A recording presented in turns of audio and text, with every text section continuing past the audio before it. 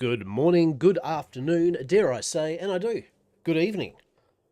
My name's Lockabar, and on this glorious beginning of the week, and by glorious, I mean it's cold. It is cold, it is very chilly, but nonetheless, it is a glorious start to the week. We're going to do a few bits and pieces, a few dabblings in the magic of Arena. We had a good bash at it yesterday. We've just got back to playing a bit of Magic again recently, so we're having a go at the old Arena, getting the old brain rewired again, and in the process, have a bit of fun. So, yeah, yesterday was really good. We had a good time. Today, we'll see how it goes. We'll see what we're doing. So basically, we're going to get some games in, try to get our daily done, get a bit of gold. So we've got 750 gold for casting 40 creature spells. Don't mind if I do. And then 250. Is that 250 per win? Or is that 250 every 15? Is it like 15 wins? Earn wins. Interesting. Maybe it's 250 per win. That seems right. We shall find out. We have got a... I got an order in for the boom arm so that we can hold the camera more appropriately. So we should be able to then finally get some down shots, better angles, and more importantly, I can actually get wide angle on it. Right, so I can actually see more than just the vertical strip. The vertical strip's still useful, but it'd be nice to be able to have a wide kind of angle for a few things. So that's coming. Also got myself a ring light. I know, right? My goodness. So I get a ring light on the way. We'll see how that goes. It's got a stand and everything. It's got a holder for a phone if I want to be able to put it in the center of it. Yada yada. So we'll see how that goes. And we've got some more... We got some more cards coming for opening ups. We have got Star Wars, The Force Within. I can't remember what it is. Anyway, the latest Star Wars Unlimited set, a booster box of that. And we also have a game I love for its artwork, and its gameplay is really cool. That's taking off a tiny bit at the moment, called Sorcery Contested Realm, or Sorcery. Very cool game, but its main thing is that they pretty much hire out some amazing artists to do proper artwork for the game, and it takes centerpiece on the cards. So we're getting a box of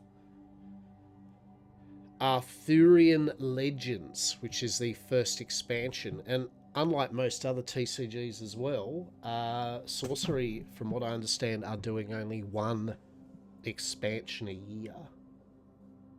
They do, I think, not including a mini set that's coming in, just a very, very small little mini set of cards. So I've got that, and I've got some 100 pages of the 9 pocket pages to be able to put the cards in, so I can get a bit of organisation happening with the cards again. And yeah, so the cards and all that will probably be... I'll be probably here in a couple of days, maybe even tomorrow. But we've still got a couple of packets of Lorcana left to open. We've got still a couple of packets of Star Wars Unlimited, and we've also got a packet of Magic Edges of Eternity. So we're good till we get some more cards in, and by then hopefully the boom arm and a few other bits will have come in as well. Yeah. So let's have a look here. First of all, gonna open up a couple of virtual card packs, right? So from what I understand, I was having a look.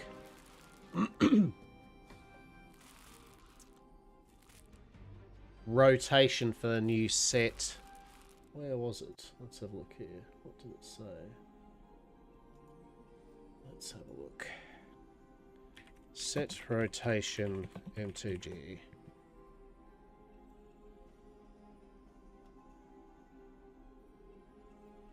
So 2024, so 2025 March of the Machine, Dominaria. Okay, so I think that's going to be going.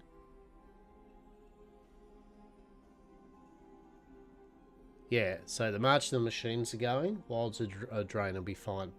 So I think from Wilds of Drain onwards is good till 2026. And then 2026 we lose what? It's basically the 4 sets. So it'll be Wilds of Drain, Lost Caverns of Ixalan, Murders at Karlov Manor, and Outlaws of Thunder Junction. So then, so to definitely make sure if I'm playing around with making some decks, all I'm getting at is basically Bloomburrow onwards, right? Is good till 2027. So yeah. So speaking of which, I want to open up a cheeky packet of Bloomburrow. Bloomburrow, loved the idea of the set. It's animals. It's excellent. I don't know what the difference between this pack is. What do we get? Agate Assault. 1 red 2, sorcery. Deals 4 damage to target creature. If that creature would die, exile it. Okay, okay. Exile target. Alright, we love an exile. We love an exile. Life Creed Duo. A bat and a bird. 1/2 flyer. Whenever another creature you control enters, you gain a life. That seems to be a big thing right lately. Whenever another creature enters, do a thing. Brave Meadow Guard. 1 red, 1 colours. A Mouse Soldier. 1/1. When this creature enters, conjure a card named Might of the Meek into your hand. Valiant. Whenever this creature becomes the target of a spell or ability you control for the first time each turn, put +1/+1 counter on it. Might of the Meek. 1 red, instant. Target creature gains trample until end of turn. It also gets +1 until end of turn if you control a mouse. Draw a card. That's pretty fancy. Starlit Soothsayer. Black and 2 colours. A Bat Cleric. 2/2. Flying. At the end of your end step, if you gained or lost life this turn, surveil 1. Yeah, so it's all this whole animal thing, right? And I just really want to make a just full straight Bloomburrow. Rat Squirrel combo. Now we know I love my squirrels. Alright. Daggerfang Duo. Death Touch. 3/2 for 3. When this creature enters, you may mill 2 cards. That's awesome. Cesar Cap's Brew. 2 instant gift a tapped fish. As an additional cost to cast this spell, discard a card. Target player draws 2 cards. If the gift was promised, target creature you control gets +2. Okay, okay. Then, Vigorous Farming, with a little mole there. An enchantment. Green and 2. Lands you control enter untapped. That's actually pretty cool for all your dual lands. At the beginning of your end step, the topmost land card in your library perpetually gains whenever this land is tapped for mana, add an additional 1 green.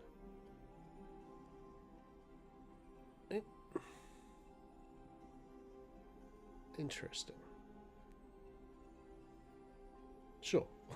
So sure. Alright. Alright.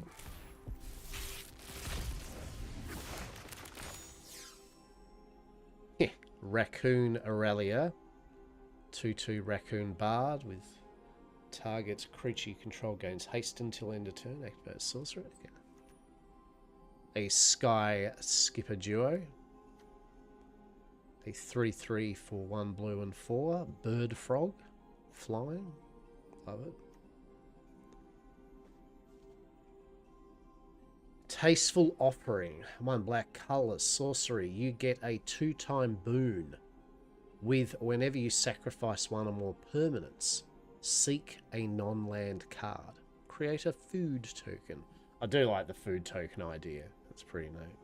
They've added, yet again, this is coming from someone that has just been so out of the loop of Magic for a very, very... If I'm looking at the sets, what... I don't even want to begin to think what sets I last played, right? It's a long time ago. So all of this is new, right? All of this. I've got so many cards and sets that I'm just like, ooh. Mechanics even, right? Baker's Bane duo. Look at that squirrel raccoon combo. Oh my god, that's amazing. The green colours 2/2. When this creature enters, create a food token. Whenever you expend 4, this creature gets +1/+1 till end turn. Expend, you expend 4 as you spend your 4th total mana to cast spells during a turn. Okay. Look how excited he is for that pie. He's like, fucking, I'm going to get that pie. The squirrel's like, hell yeah, we're going to get that pie. They're like, shit, let's go. Traverse Valley. Kicker 1 forage. Seek a non-basic land. If this spell is kicked, put that card in the battlefield tapped. Forage. To forage, exile 3 cards from your graveyard or sacrifice a food. What do we get? An Awestruck Signet. A Bird Scout. 1 white for a 2/1. Starting intensity 0. Whenever a creature you control with flying enters, if this creature is named Awestruck Signet, cards you own named Awestruck Signet intensify by 1. As long as this creature's intensity is 3 or more, it has base power and toughness 4/4, has flying, and vigilance is named Radiant Swan. Hey everyone, how's everyone doing? How are you, Koa? How are you?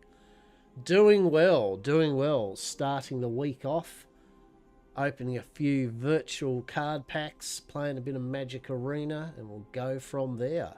Hope you are well, yes? Hope you are well. I was just saying how, although these cards are still usable and that, to make sure that up until at least 2026, I don't have to worry about it when I'm deck building. It's basically like Bloom Burrow onwards. You're good till 2026 minimum. Anything below Bloom Burrow, you can still use these. But yeah, you're having a tough time in Arena. Why? What are you having a tough time with? What's happening? Are you playing pre-constructed? Are you making your own deck? Are you using someone else's deck design? Are you playing challenge? Like, what's going on? What's happening? In about 5 games, I managed to get 2 creatures attack in total. Oh my god, what are you playing? Are you playing like ranked Diamond League? Like, what's happening? Have you just had the unluck of literally... Oh no, we've opened a Duskmourn. Oh well. Hardened Escort. 2/4, indestructible. You're playing started? Oh, so you've just been unlucky, it sounds like. Holy Lord. Holy Lord. Well, if there's anything I can, well, I'll be playing some games in a moment, so, feel free if there's anything you want to ask, or if there's some of the decks, if there's some of the decks that you're having, you're wondering about, if I'm happy to play a deck against someone and see how I go with it.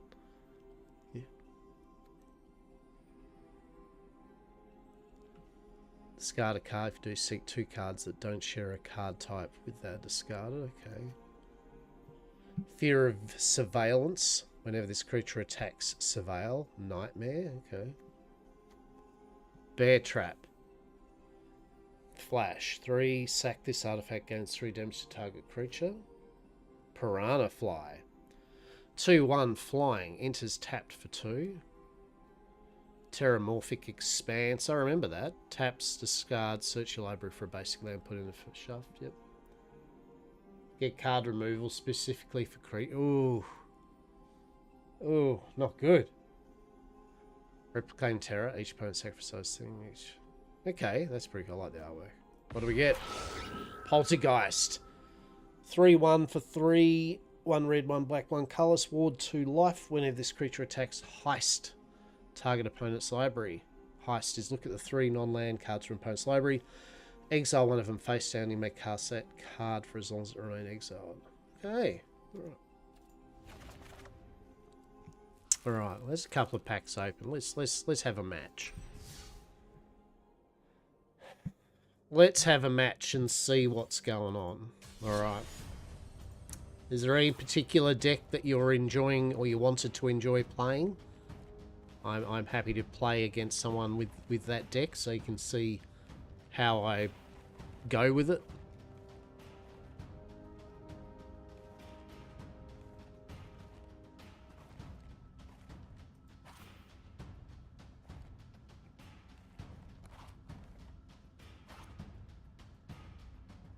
Blue-black. This one, Graveyard Gifts.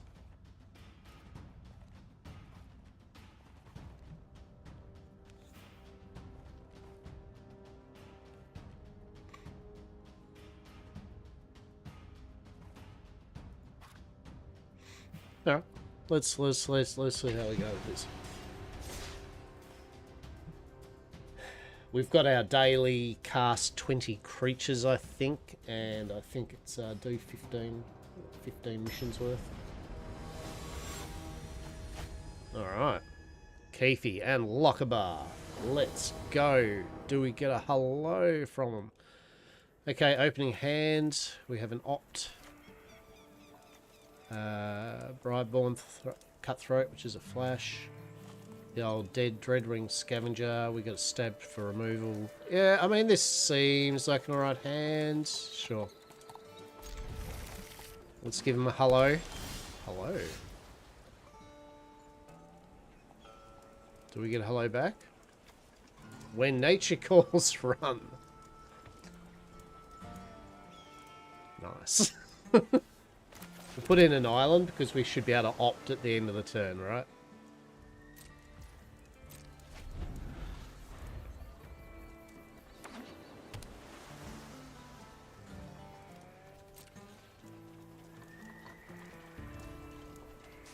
So we will go opt.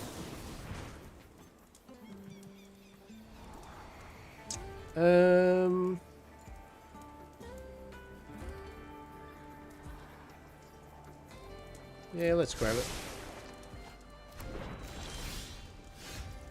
Okay, maybe we got a bit too much land happening there, but anyway.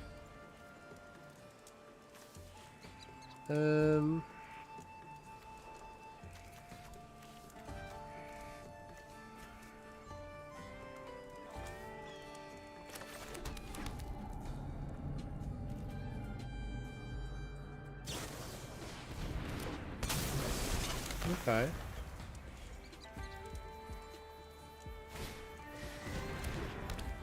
What's that do? Draw a card. You have no maximum hand size at the beginning of combat.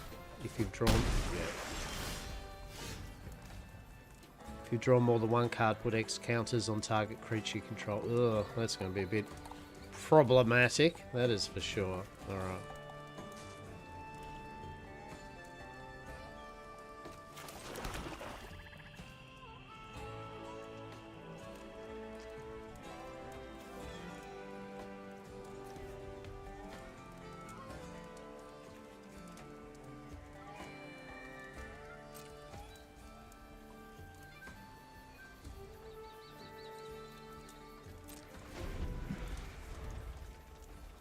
We're going to save our stab for it. We can also flash in that. Target and spells cost 1 less. Ew.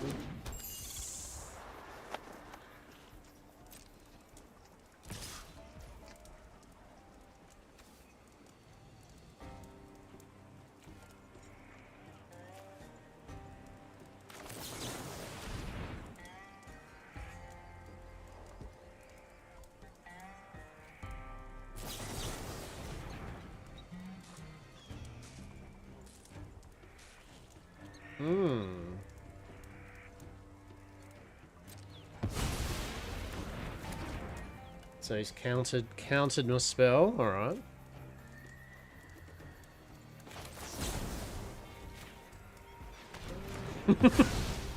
I mean, I should have saved it for the flyer, but... Diego, do you really want to go out? Bro.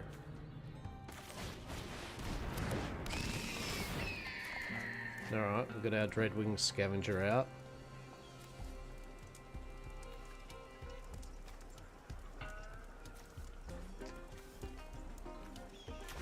Get a Demir Gate out.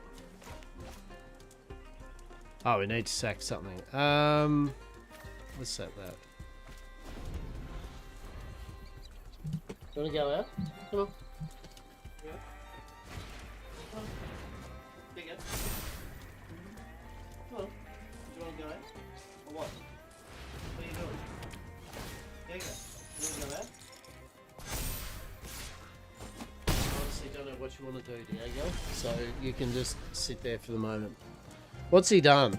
Holy shit. Okay. So he's got a 5/4 horrible thing. Okay, back to the pie. Let's get another guild gate out. And bit of chill, enchant creature when it enters tap, when it points to the graveyard, pay 1. I'm gonna baked in the pie that. While he's got no mana.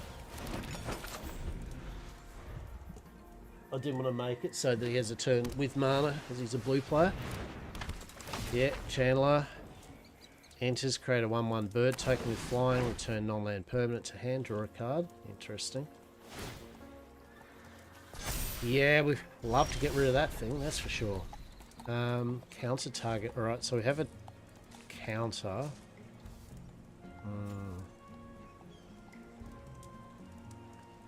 Is he flying?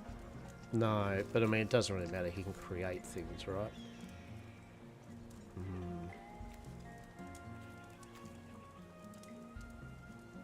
Sack a creature. Oh, if I bring that in, he's gonna counter it though, isn't he?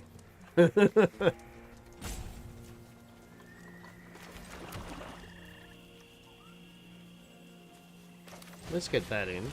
Gleaming barrier. He didn't care to bother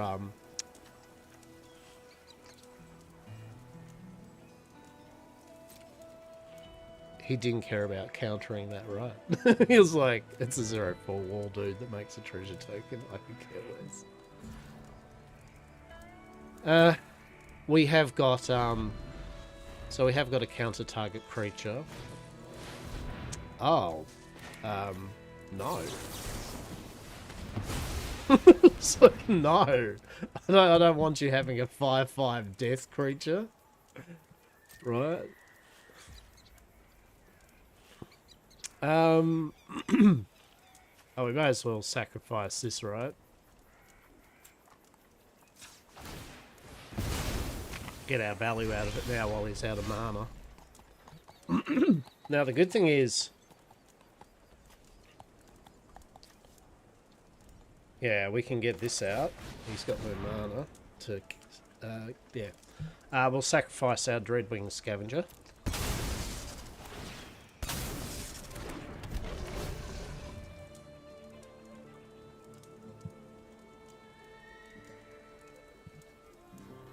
There we go. We love it. Very nice. Got a cheeky blue in. Oh, he's got another one of them. Alright. Okay. Okay. Oh, he's going to return that to our hand, and now he's got 2 mana to do a counter. Oh, brutal. Right? Ah, you tricksy. Gotta hate blue. I'm a green-red player at heart, right? So blue control shits. I just go, ugh. Rather, ooh. Right? Makes me ill.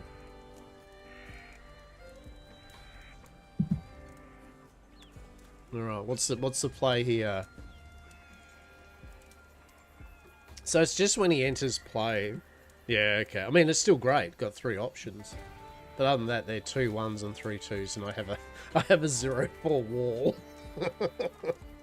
It's just the most boring thing out, but it's like, that'll stop his 3-2 at the moment.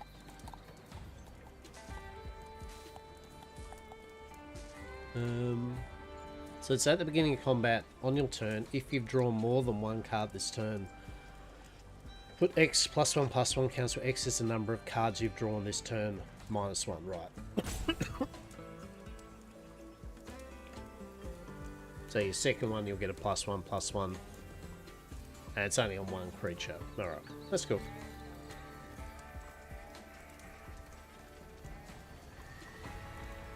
Alright, our opponent is having a good think, or they are AFCAC for a quick moment. That's right. So what's our position? So we got 1 blue, we got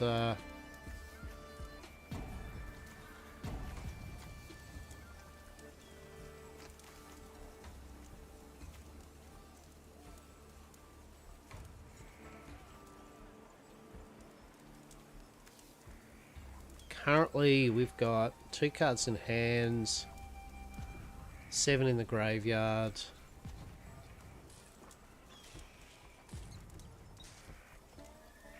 Seven mana.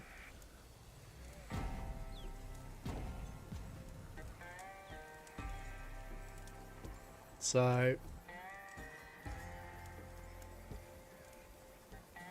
yeah, a bit of card draw would be nice. I don't really want to sacrifice the barrier just because it's already in play. It's not being countered. What's up, Diego? Zetron, you have gathered for some magic. We love it. What's happening, Diego? Do you want to go out? Okay. Do you want to go out?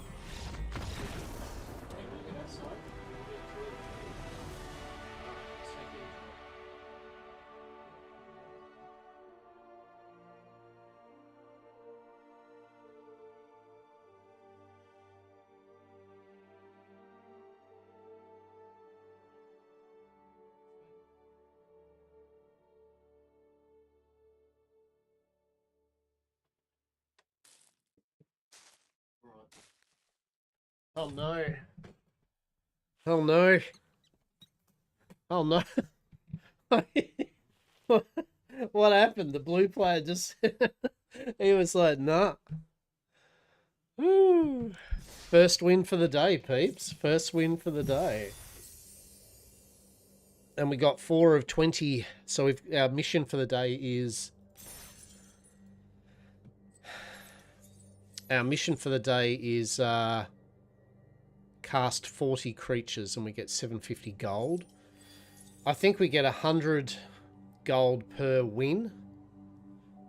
So there's 1,500 gold there. So that's 2,250 gold between that. And then, yeah. Is that right? Yeah. So I can make 2,250 gold per day if we do our dailies and the 15 matches or whatever. Alright. So that was Graveyard Gifts. I don't know if Kokoro, that was at least showing kind of an idea of it. I can certainly play another. Let's be fair. Let's go to... Actually, we'll do a thing where we'll move... We're going to do our usual thing. We're going to go with the pre-constructed. We will move along, unless you have any suggestions of any colour combination there you would like me to play, peeps. I am happy to just... Every time we win a game, we'll move on to the next deck. We're just using pre-constructed decks.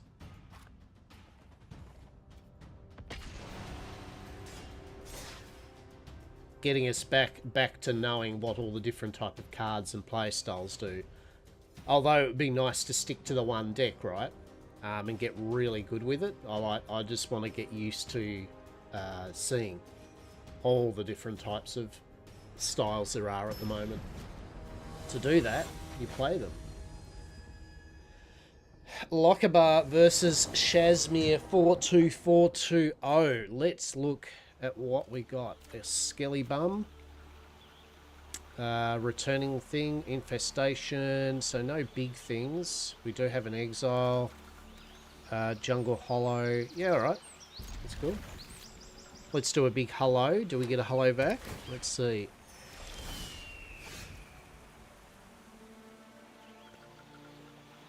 Alright, we're going to go Swamp into Infestation Sage. He's a 1-1 that when he dies, we get a 1-1 green-black flyer. Just played white-blue, and I'm either very unlucky or I'm just bad at this game or both. No, you learn. You learn, and as I said, matey, it's a game where you just play bit by bit and you learn ways of doing things, right? And sometimes you'll lose. Even the best players will always lose. But if there's anything I can help to assist learning, then I will offer that. 1-1 flyer.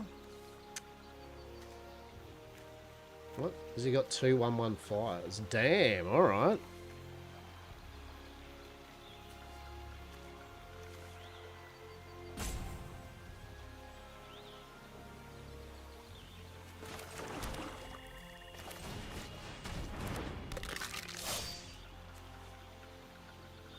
Alright, we're just gonna get in there with our Infestation Sage because he's got 2 flyers. I can't block the flyers yet. If that dies, it becomes a flyer. I get a flyer to be able to block.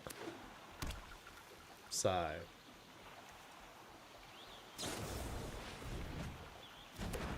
okay, he's playing pretty defensively. He's getting his 2 damage in.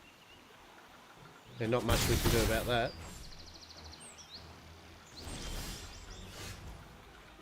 Not much we can do about that. Alright, so what do we got? We've got no green. That doesn't really help us. It's an additional cost, sack a creature, exile target creature. We don't want to blow that on that. So what I reckon we're going to do is we'll take it easy. We'll get a bit of green out. We do get a life. So that takes 1 of that damage he did to us back off. Then we're going to go to combat. We're going to get our 2 damage in as he attacked us and he can't block, so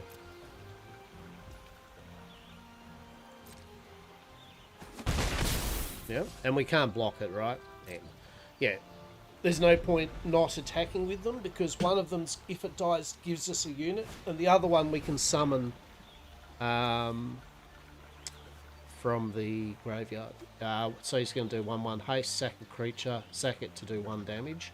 He'll use that to kill probably a skeleton or something.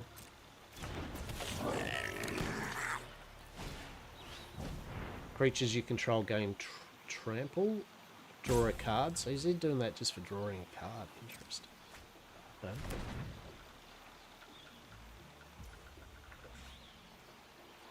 Cool. So we'll pass that. Alright, so he's going to do 3 to us. I mean, it is what it is.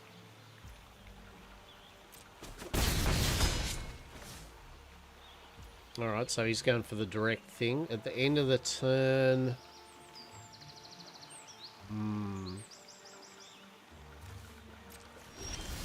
Let's see how we go. What do we got? So, well, that's going to cost way too much. We'll get our guild... Golgari Guildgate in. So let's get the... We can get this in. Wary Thespian. It's going to let us surveil.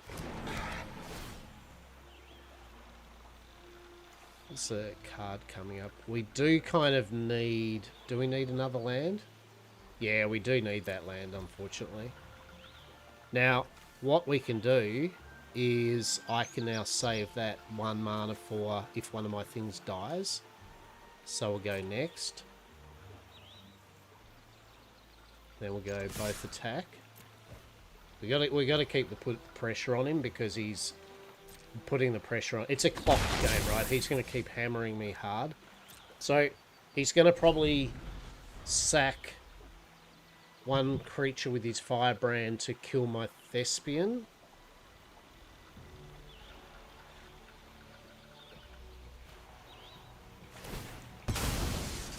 Yep.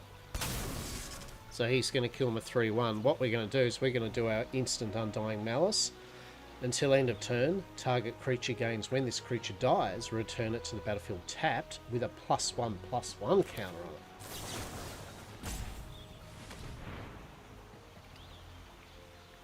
So now it's going to die.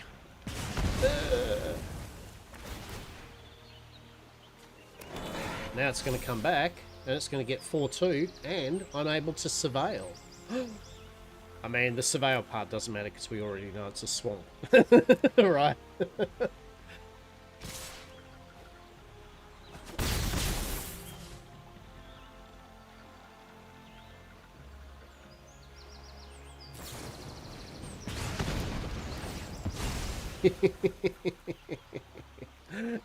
He was having none of that, right? He still cooked it though. But we're making him use all of his spells on it, right? So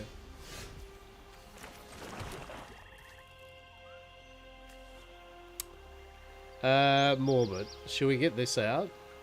I mean, at the beginning of your end step, if a creature died this turn, put 2/1/1 counters on it. Yeah, I think we will. We'll go for gold, right? He still probably has an answer for it. But at the end of the day, this is one of those games where it's all in, right? Just all in it. He's all in on me. He's playing red burst damage, right? He's going very aggressive. Okay, so if I stop for a moment... Oh, touche. Okay, returning something to my hand. He's going to get 2 more damage in. Oh, 5/5. Very nice. Now, Tragic Banshee. When this creature enters, target creature an opponent controls gets -1/-1.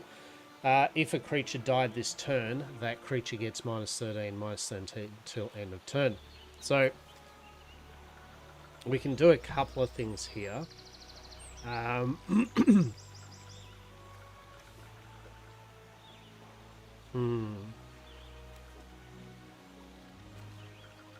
I think we'll go Eaten Alive. And we'll actually pay the mana. And we'll get rid of...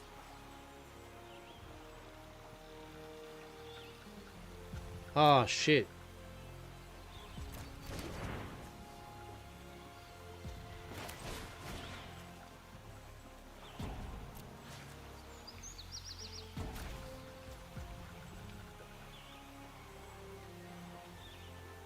Oh, fuck, I'm always bad with this. Hang on. This. Choose an additional cost. Sacrifice. Target the creature that... Wait, what? Are you on game? Hang on. Sacrifice that. I want to pay by sacrificing a creature.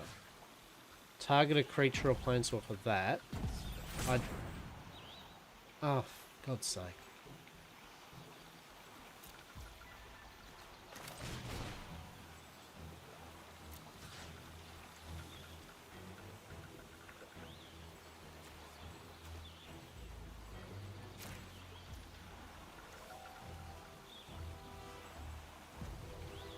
I don't... Wait.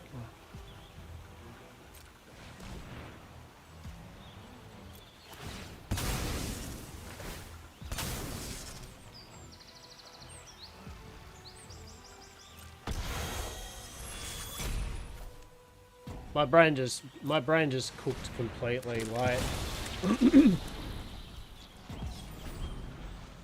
I That was stupid. That was a horrible turn on my behalf. I'm trying to work out how it, what's the word for it?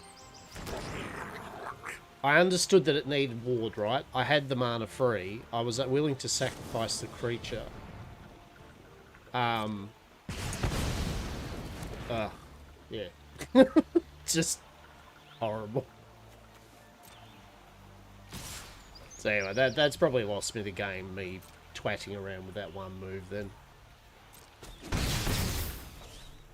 But we'll see. We keep playing.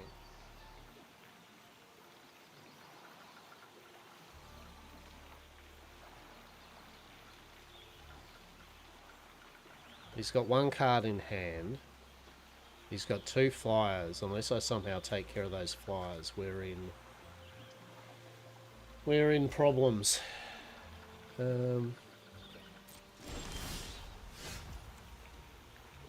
Yeah, we're in problem land.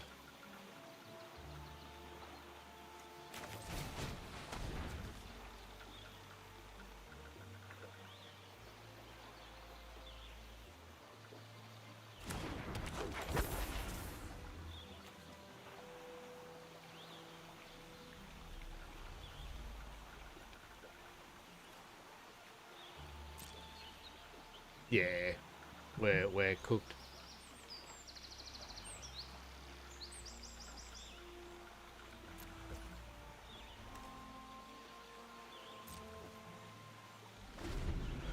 Really, what I should have done is played Need a Tooth Pack. Yeah, so now he's got three 1/1 flyers. I don't have any way of wiping those 1/1s, I don't think.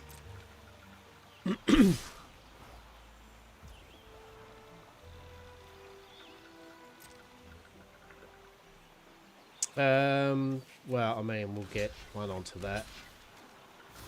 One onto that, right?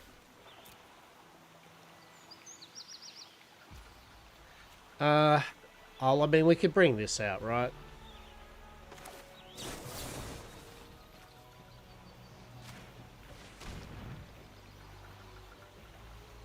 At least we're going to get it back and we'll get a 1/1 token.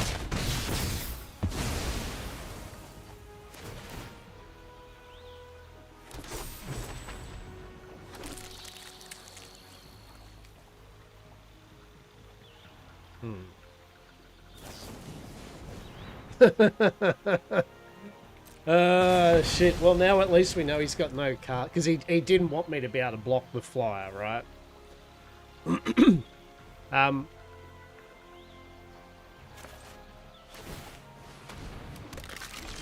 Good news, though. We can return that back. Now. We can Tragic Banshee one of his flyers, right?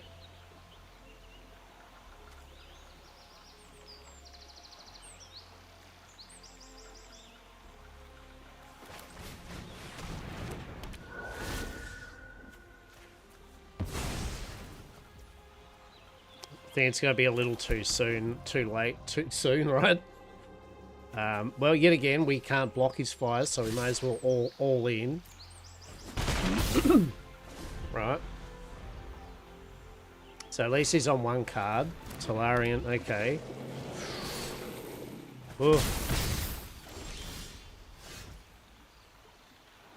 Alright.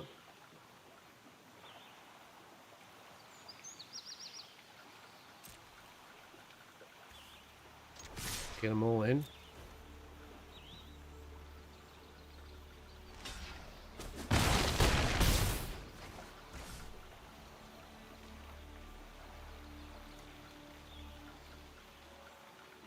Alright, so we can get this out.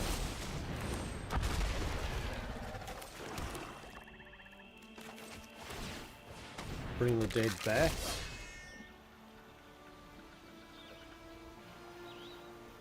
Target creature you control. We'll go...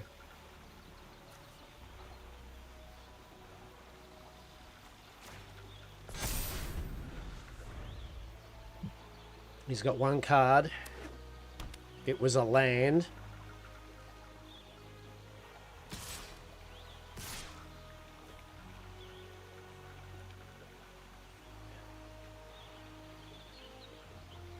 I think we've got him.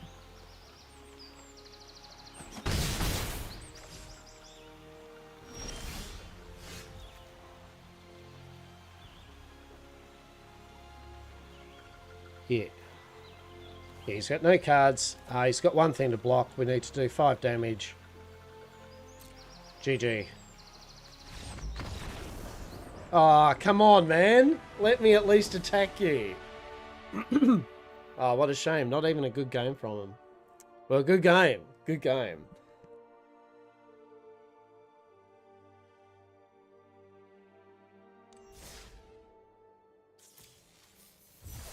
All right, we won that one.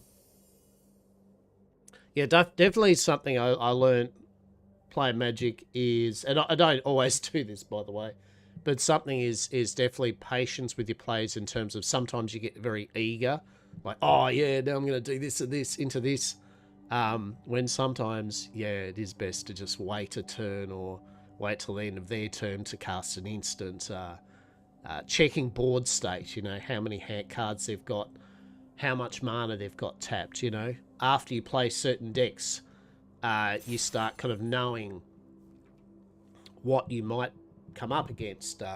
If you've seen that they've used already their 2 big death spells that they've only got in the deck, well, you know that you're pretty safe from that then. But it's all part of playing the game, right? You don't learn Magic or any card. This is any card game, right? Any card game. You don't learn until you just keep playing it. I don't have... Some people are naturally very good with memory, you know, so they know exactly what's in a deck. They can memorize what cards have come out, you know, like just as anyone can count cards, right? There are people that are mathematical geniuses that can very quickly tally up the exact amount of damage that is possible at a given time, right? I'm neither of those. I'm not a very smart man, and I'm not a card counter, and so I just wing it, right? Like I wing it, and I use the rules that I've learnt of the games to see how it goes, right? With what I do and play, and more importantly, and it sounds kish, but you try to have as much fun as you can doing it, because if not, well, what's the point?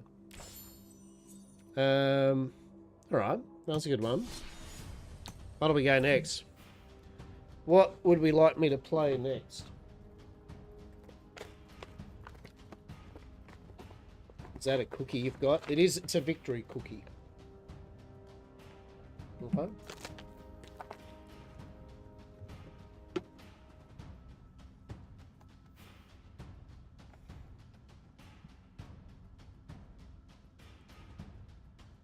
We do love a good victory cookie. Mm-mm. Mm-mm.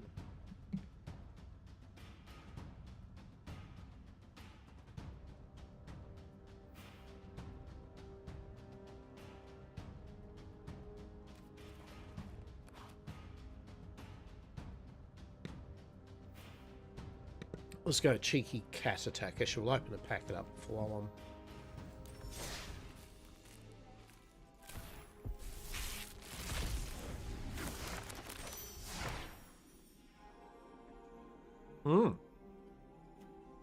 Nice.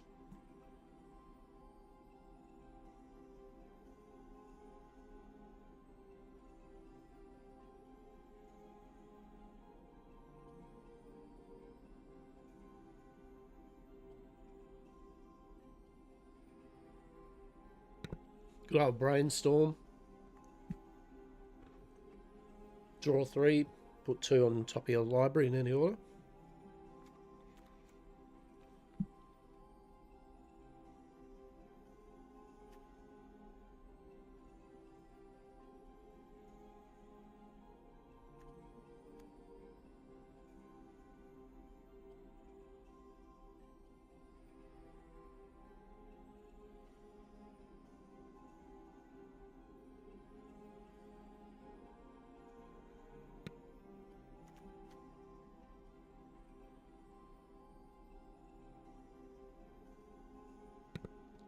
Haste magic. Target creature gets +3/+1, gains haste Till end of turn, exile the top card of your library. You may play it until your next end step. It's pretty cool. I love the rat deck I played as some opponent last night. That was amazing. There was so many rats that I didn't realise there were. King of the Dwarfs. 1/1 double strike. You another dwarf you control enters, and whenever an equipment you control enters, you may discard a card and to draw a card. Hey, the Regalia. Alright. Final Fantasy 15. A 4/4 artifact vehicle haste. Whenever the Regalia attacks, reveal cards from the top of your library until you reveal a land card. Put that card onto the battlefield tapped and the rest of the bottom of your library in order. Crew 1. Tap any number of other creatures you control with a total power 1 or more. This vehicle becomes an artifact creature until end of turn. That is pretty damn cool. By goodness, the card design and card space that people are making these days is pretty damn neat. Alright, let's give it a go. It's rule. Let's rock and roll. So we'll go, cats. Yes? Cat attack.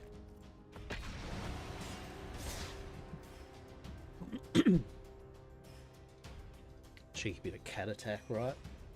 This deck is all about cats.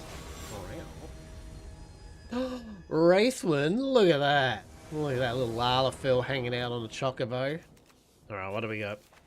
Forest Wide, a Temple of Plenty. Alright, well, that's 3 colours. We got a nice 1-drop into a 2-drop. Yeah, look, I'm fine with that. Let's give you a big hello. Temple of Malice. Alright. Oh, we got a hello back. 10 out of 10. Wraithwind, thank you. We appreciate it. Chuck a planes in. I reckon we'll get this little cheeky 2/1 Savannah Lions down. Ow.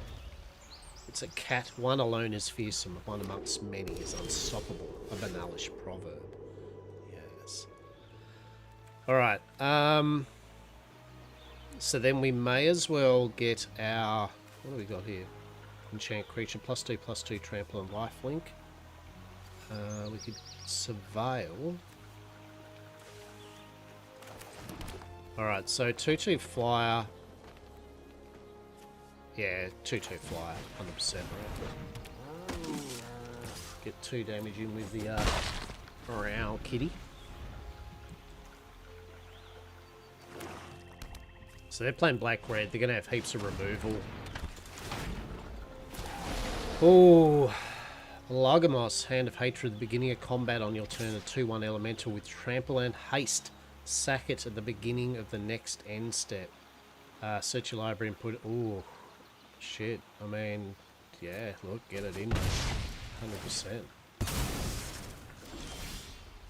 Right, he's 1/3. Okay, okay. What do we got happening here? We could Giant Growtheth.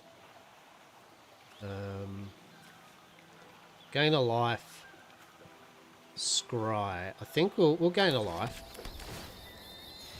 That takes the edge off. It gives us 1 green to Giant Growth if we need.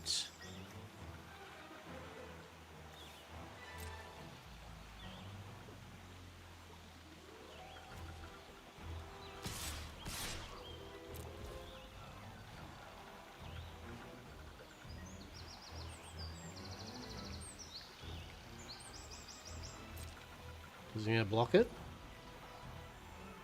No.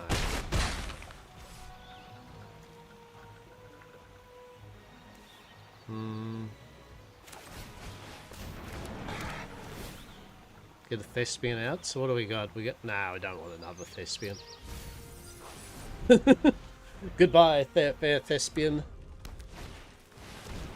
Ooh, 4/4. Choose a creature type. This creature is a chosen type in addition to other types. Oh no. If it's triggered, ability of another creature you control of the chosen type triggers. Oh no, so now he's got a Logamos. It's a Logamos. At the end he's going to get... Oh. Oh.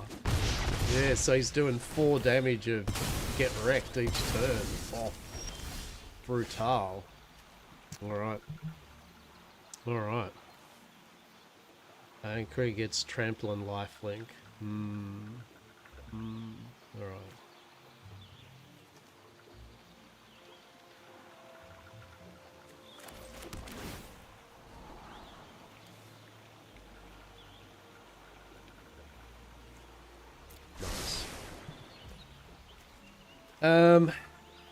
Alright, so it's got 1, 3 and a 4, 4.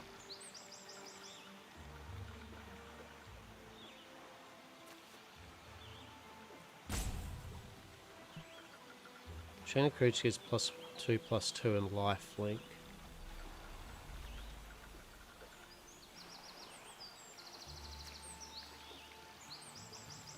And trample. I mean, the trample's a bit of a...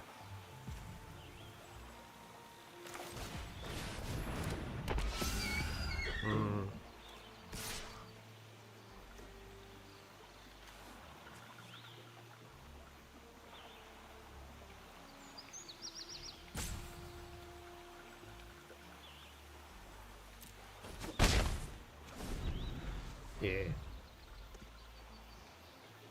Dunno. Don't know what... Oh, no! He's got 3. He's going to create 3 of those things. Nice. Oh, mate. That's brutal, right? Wow. Oh, that's amazing.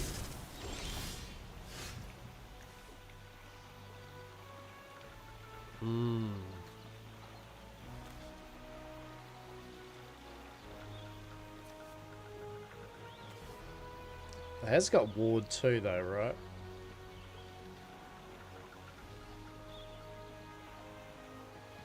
Oh, we just need to get rid of that, actually, don't we? Yeah.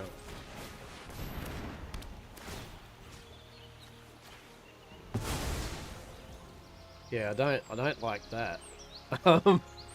We have got a giant growth. So we'll get that in.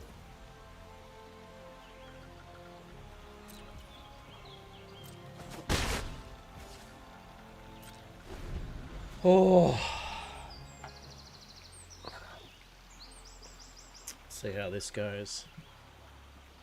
That was my only play because those are he chose the creature type Logamos, but they don't actually do what Logamos does. So until he gets another Logamos out, it doesn't matter. Oh shit! Yeah, all right. Destroy target creature. Yeah, there's not much I can do there. That's a fair call. Get rid of the flyer for sure.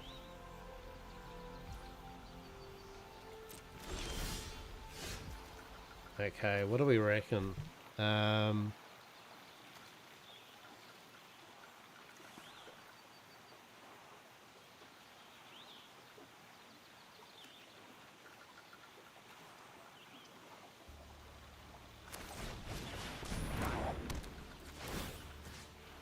Put one on that. And we'll put one on that. Alright. Yeah, we'll get in with one of these, right?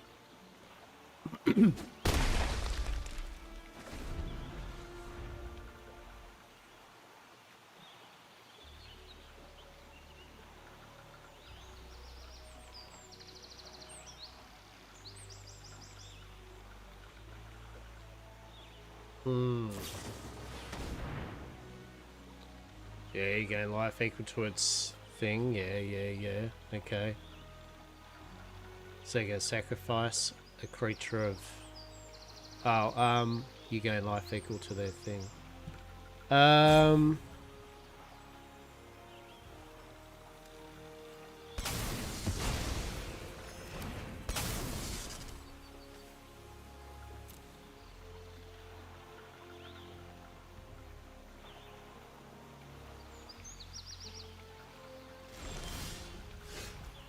Okay. Creatures you control get +1/+1.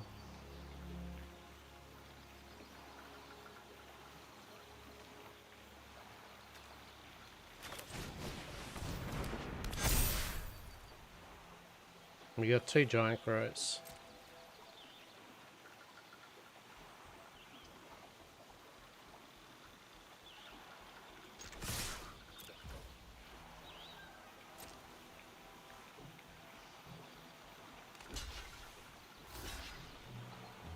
Okay.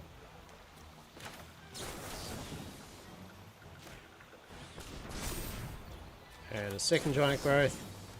Hey, there we go. Good game. Hey, so we got the giant growth. So that's more my style, right? Like I'm a big stompy. I even mono green. Like I like generating mana, get some creatures out, hit my opponent in the face, hit my opponent some more, buff my creatures up and hit them some more, right? I'm a simple person when it comes to it. I'm very simple. I'm not a tricksy, recursive, counter-spelly type of player. I just like... I like hitting things. And choosing when to hit things. That was good fun. That was a good one. I'll have another go. So, 16 of 40 of our creatures. So obviously we want to play decks that actually have creatures. Let's go again. I think I liked their the Logos thing, creature that was summoning his hasted elemental things. That was excellent, and having that creature that makes multiple of them is excellent.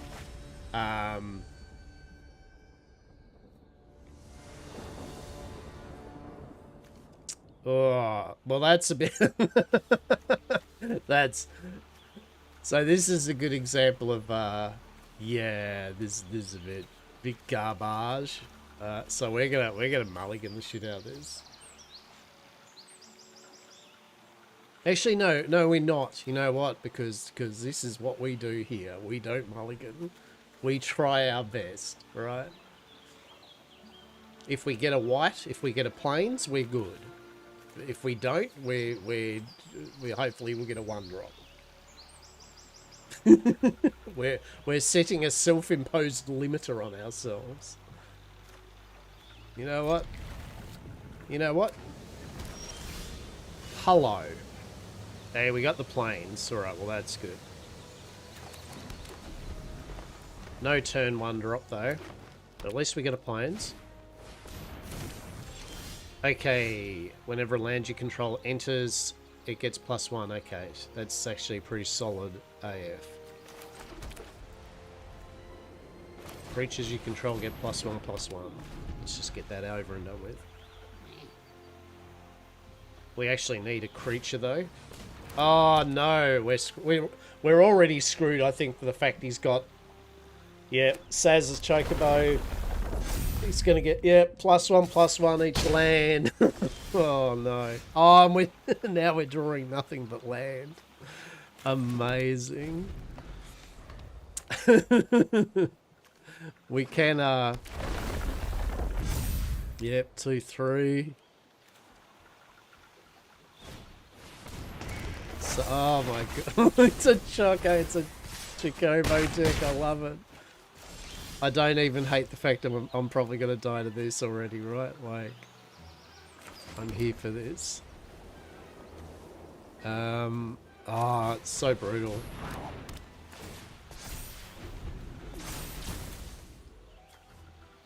Look at this 3/3, 3/3, 3/3. Other creatures you get +1. Oh my god. Mate. Yeah. Oh, they're already at the screw you. It's just good game. Look at that. Oh, I want that deck. Yes. Bravo. I've never been happier losing. That's how a green deck should go. Look how neat was that. Right? Little Chocobo next turn. Little Chocobo that went bigger Chocobo next turn. All the Chocobos get tougher, more bigger Chocobo. How delightful. I am gonna make that deck. That is a me deck. I'm here for it. I like that. Yes. How exquisite. I'm happy that I found that opponent and I was brutalized by chocobos. That was delicious. It was so on point. Like, it was like just every drop. Turn 1, you know, the little chocobo. Turn 2, the other chocobo. Turn 3, the saga. Turn 4, big chocobo. And meanwhile, the other chocobos are getting more and more tough. Good. Well, at least we got the Savannah Lion out. We've got a... I don't like those two things in my hand early. That's going to be useless to us. Turn 3 drop, which will help us a bit, but yeah. Hello. How are we? Oh no, looks like we're about to get balked again. Let's go.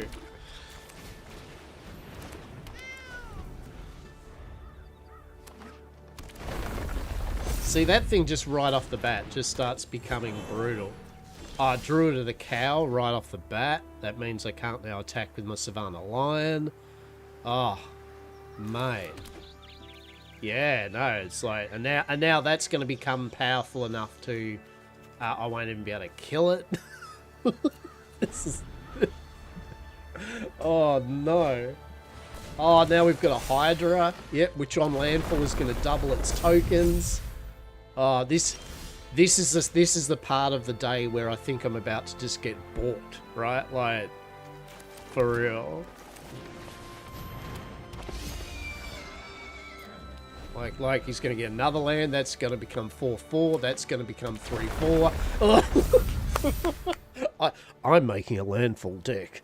Oh yeah, I'm going to make this landfall deck. That's what I'm going to do.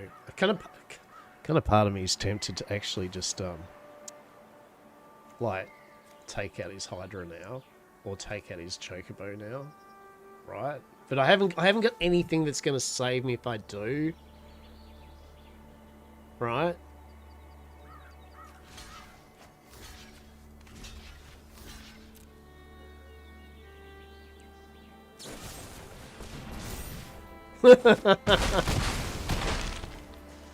Good game. I got nothing. Got no gas, peeps.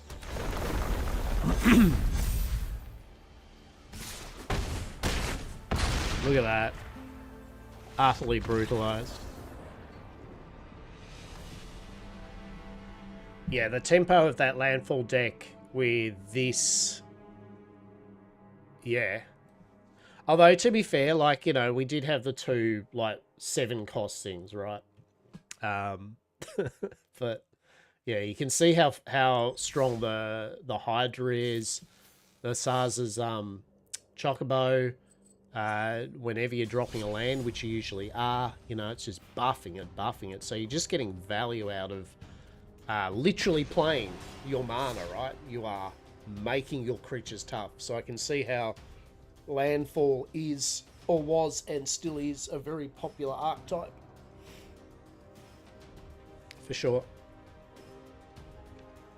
Now, against black and a few other things, like if you've got some things that can do, you know, like a red, you know, damage early, if you can kill those creatures, if you can respond to those threats, threat for threat, then I think he starts to run out of a bit of gas.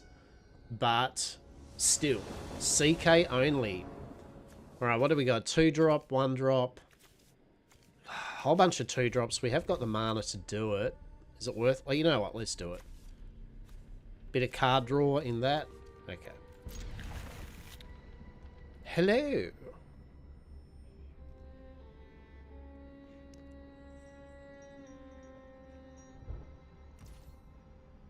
Spooky board.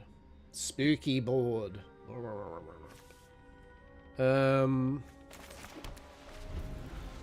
We didn't get a hello back though.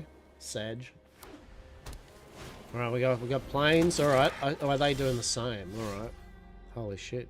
Okay, let's go. I'm here for it. Helpful cat. Draw a card. We got another helpful... Okay, we got giant growth. Okay, okay. We can exile a permanent.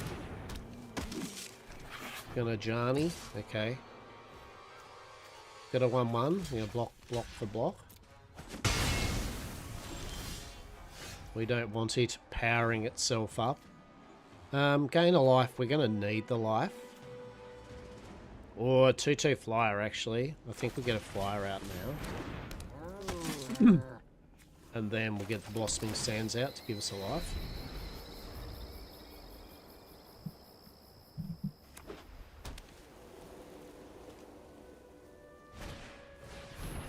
Nice. Oh, so he's playing the same. Yeah, right. Very cool. Did he get a 1-drop? Did he get a 1-drop out of it? He did not. Okay. Yeah, I'm not going to block that, mate. Nope.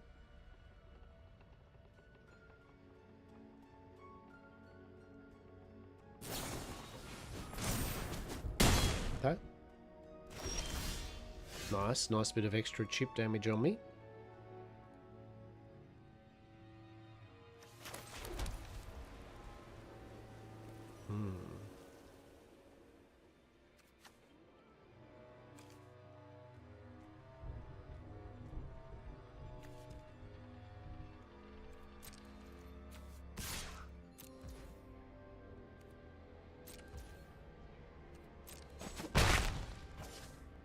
Okay, then we'll get a Wary Thespian out. Cheeky little Surveil. So it's going to be a forest coming up. Do I want a forest? Yeah, we'll keep it. We'll keep it. That's fine. And actually, hell, let's just go for gold. He's probably going to play aggressive as well. So we want to play a bit aggressive too. If we don't, you know, we lose, in essence. Right. Nice, he's going to Banishing Light our flyer. Very good, very good.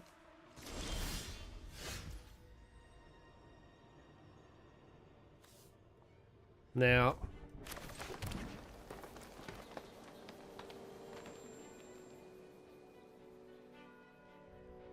what's interesting, we could technically...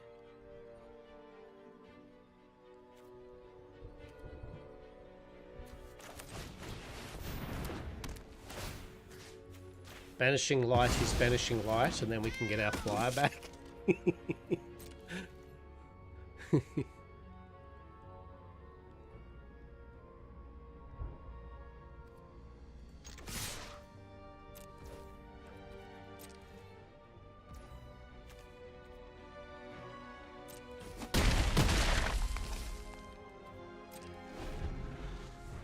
Bit of Banishing Light on Banishing Light action, right? Oh shit! Yeah, other cat you control get +1 lifelink when it enters create. Oh, should have saved my Banishing Light for that, right? I didn't realize we had that in the deck. Shit. Oh no. Yep. She's not going to be good, peeps.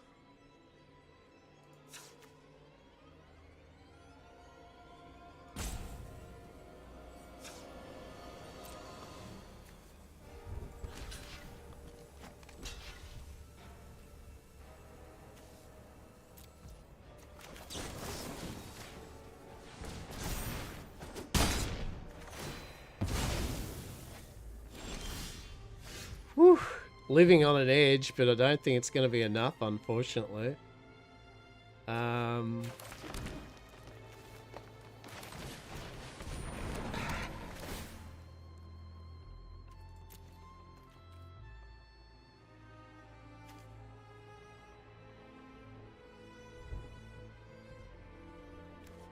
Grease get control, get +1/+1 till end of turn. I mean...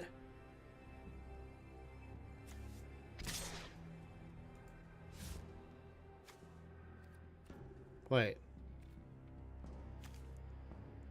Can I use its ability?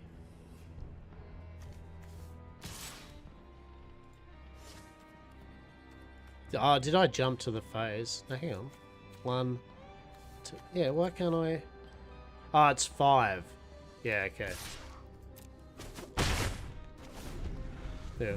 I was like, why can't I buff my creatures? Because you didn't have 5 mana to do it, dude. Yeah, we are about to lose though, I might say, like very badly, because they can now just get a lot of life.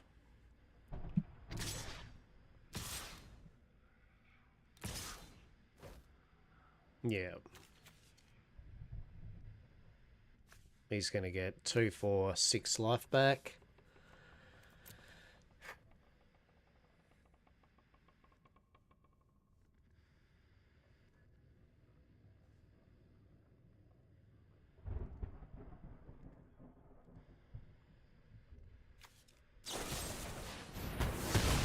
Yeah, nice. That's gonna the finisher for me, unfortunately. Yeah, we bring that in. That's not gonna save us. One onto you. One onto you? Sure. I'll just go all. We're done. We're cooked, peeps. Good game. Good game. Yeah, the pivotal moment for that game, simply Regal, now that I know that's a card. Yeah, like that cannot be, right? Like that card you cannot have stay in play.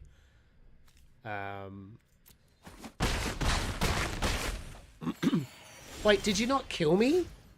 Oh, brother. Sister. What the hell?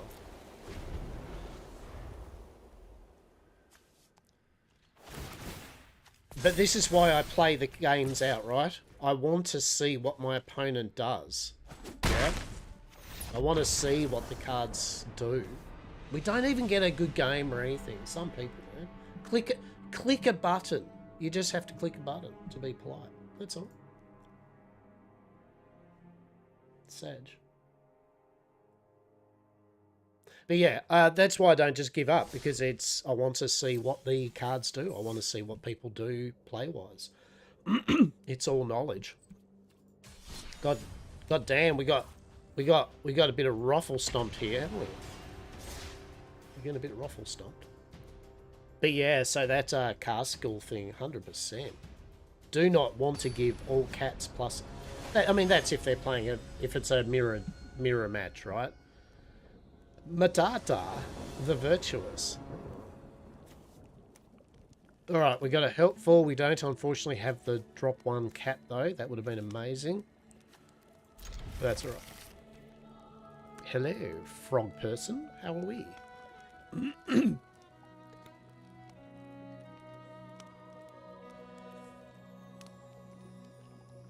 on, Froggo. Give us a hello. We appreciate you. Alright, yeah, it doesn't really matter. We'll do a turn 2 helpful hunter. Draw in something.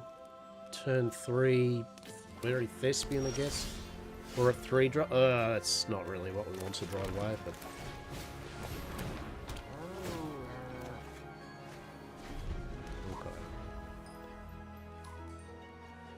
We may as well play that next turn because we haven't got a 3 drop. So we'll drop the. Already he's got a 1/1 healer out. Brutal. Oh, geez, we are getting nothing but oops all land, aren't we? Okay, we'll get a land out.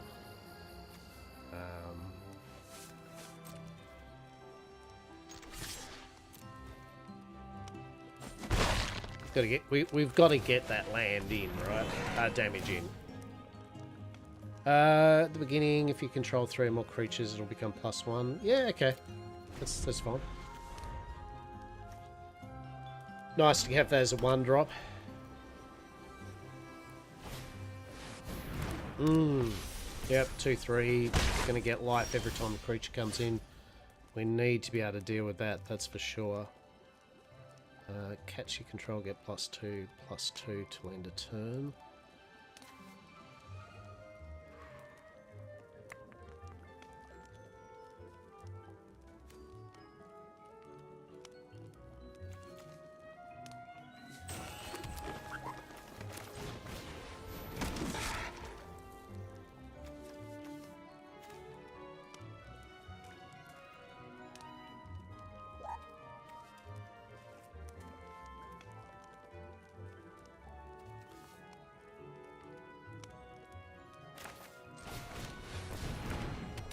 I feel Banishing Light's a bit weak to have used it on that, but I just don't want him gaining a life early game, right?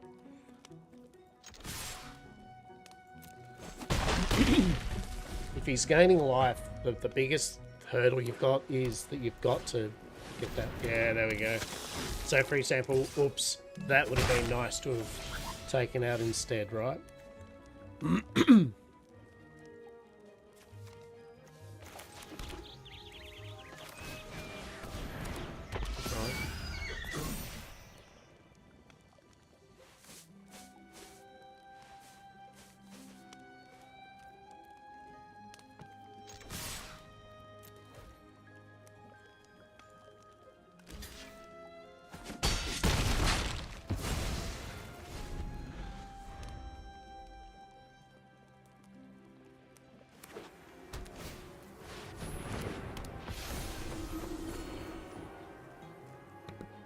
Inspiring, yes.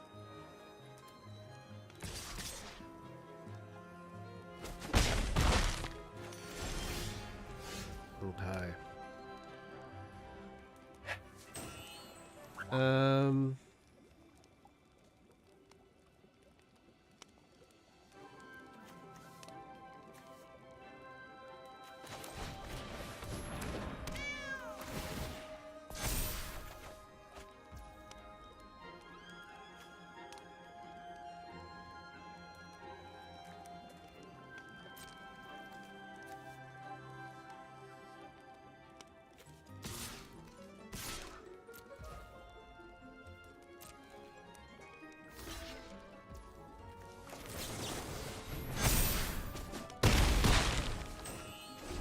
Totally not a good use of the card, but I'm testing things. Yeah, I'm testing what the cards do when they come out. Oh god, I hate those Vampire Nighthawks, man.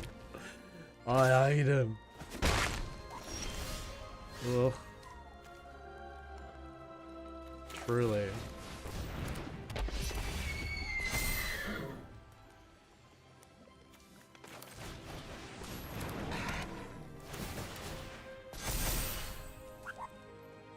Yeah, get rid of that. So he's got 2/3, 2/3. See, literally, they just stop you, right? Like they truly just stop you. I mean, I guess we should throw that at him anyway, right? Because at the end of the day, he's got Death Touch anyway, right? So either he trade for trade and we get rid of the Vampire Nighthawk, or we don't. Yeah. Two parts this, two part the other, unfortunately.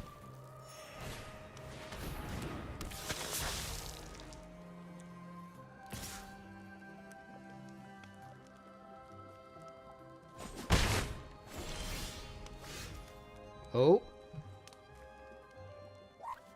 Oh, we got Arbo, actually. Oh, big Arbo. Oh. Oh. Alright. Alright.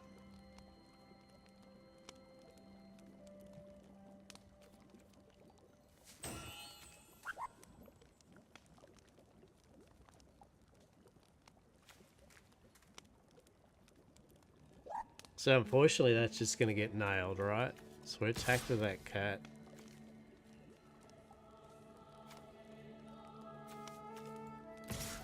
Attack with that. Attack with that. Because at the end of the day, right, like, I need to force the damage.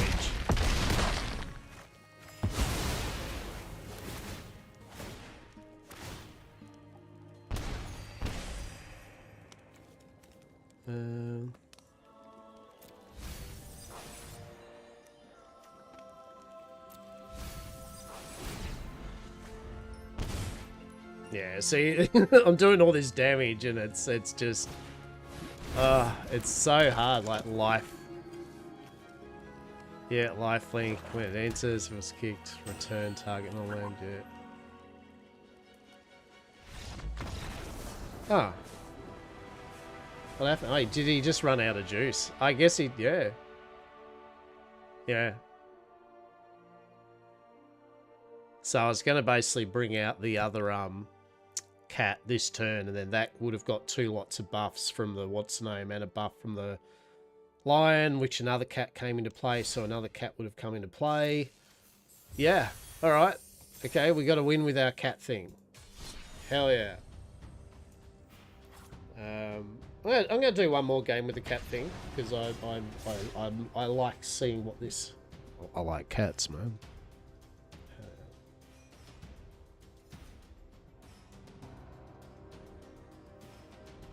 Plus, it's a good one to do the cast 40 creatures achievement, right? So, Vox. It's a nice simple name, just Vox. We like it. Oh, look, where's our like turn 1 drop, turn 2 drop magic, right? Let's just keep it. Let's say hello.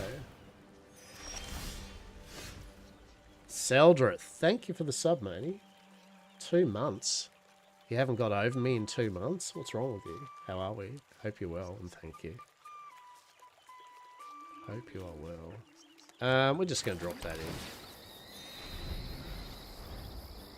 Hey there. Ready for a bit of hot Magic the Gathering action? Yeah?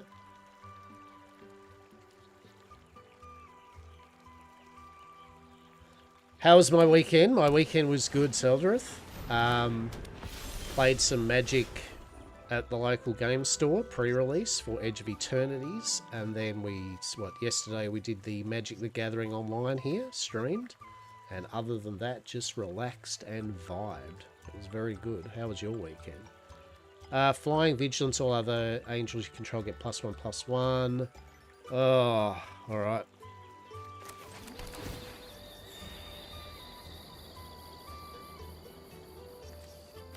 Might as well get a 2/1 lining. Oh, so you get 3... Yeah, this... Oh, Gilda. Early game Gilda. That's going to be pretty brutal.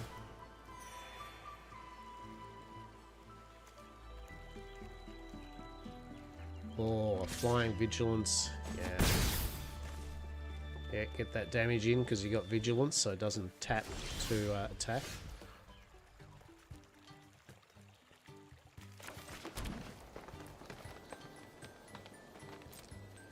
Get cheeky attacking.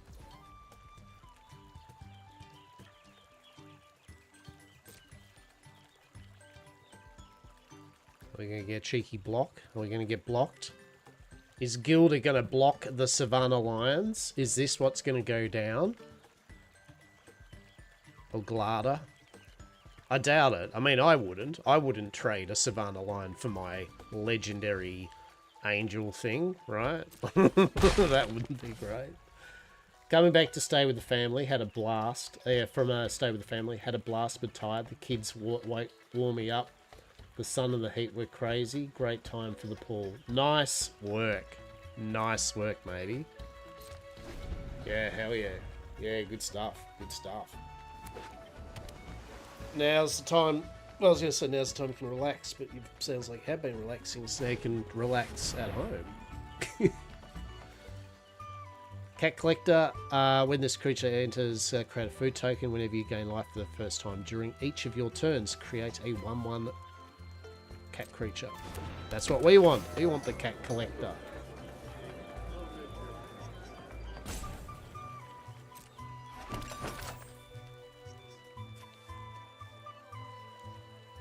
He's created some food.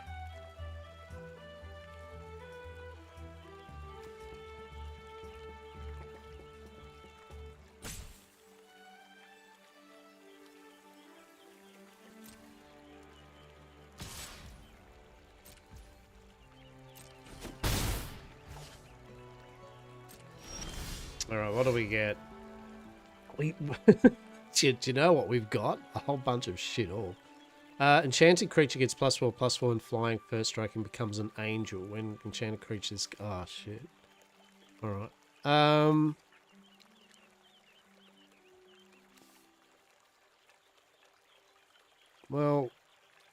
Might as well get that into play. Get the Wary Thespian in. Surveil. We've got Claws out. Literally don't want that. And then attack with the Savannah Lions.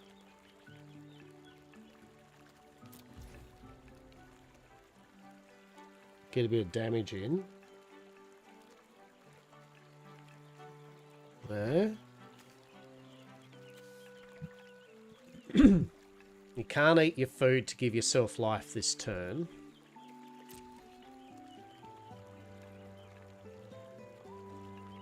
I've got to remember that when it goes to this to pass, to kind of get to blockers and attackers and defenders and all that.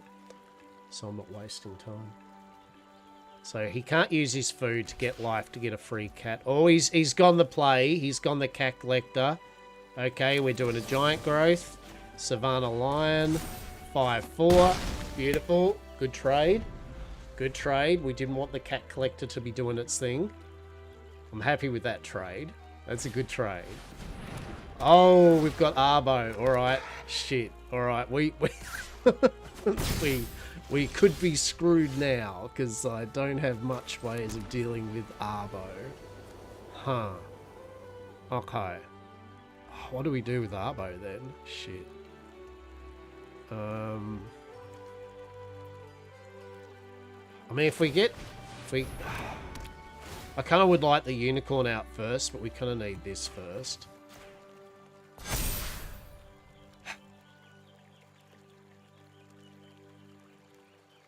See, if we trade for trade, I really don't want to trade for trade his silly ass cat. But, like...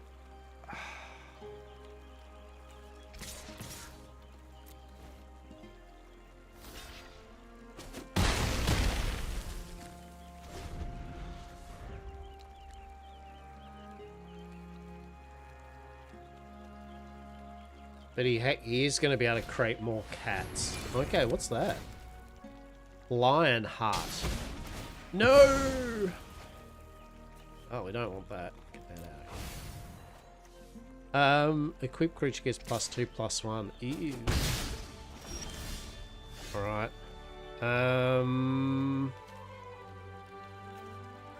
I mean, we could make that a 6/7...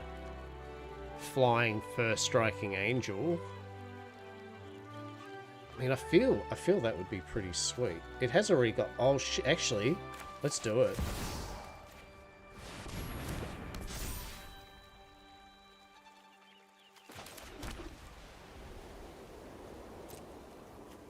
Yeah. Yeah. Yeah, Gilda. Oh, yeah. Yeah. I mean, it might only last one turn, but hey, at least it gave us another turn or so to deal with something. Exile, there it is. Look at we had one go of our fancy toy, right? And I don't think we're going to be able to recover from that, unfortunately. We'll see. We'll see. We'll fight the good fight. We don't want a planes. We definitely need a card. Played a cool game of phone called Monster Train, very similar to Slay the Spire. Yeah, I've seen Monster Train. It's pretty cool. It's very cool. We'll try to make them think we've got a giant growth. Mind games. Oh, and we're screwed.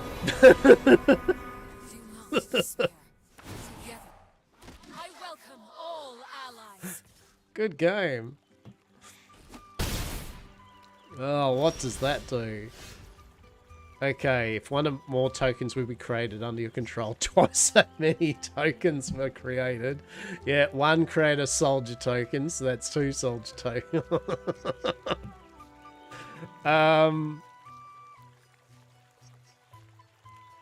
Well, what do we do? Do we get rid of... Do we get rid of Elspeth? I mean, I don't I don't think any situation here is good, right? Like 4-3 flying vigilant bullshit's not good, but now that's gonna kill me. That's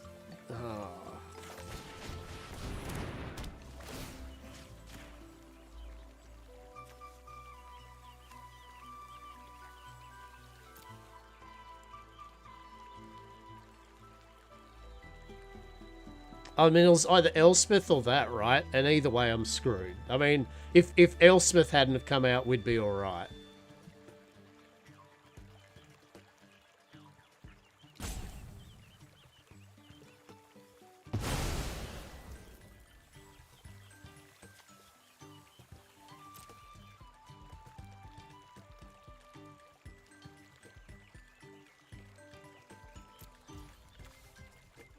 Problem is he can just generate tokens now, right? Like, you know what I mean? It doesn't matter. He's going to create a 1/1 token.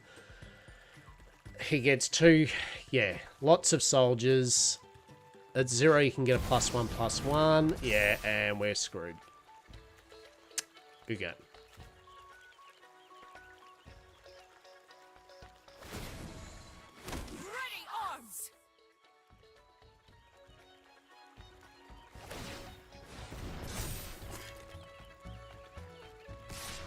That's enough, isn't it? 8, 9, 10. Why? You had me at lethal, old boy.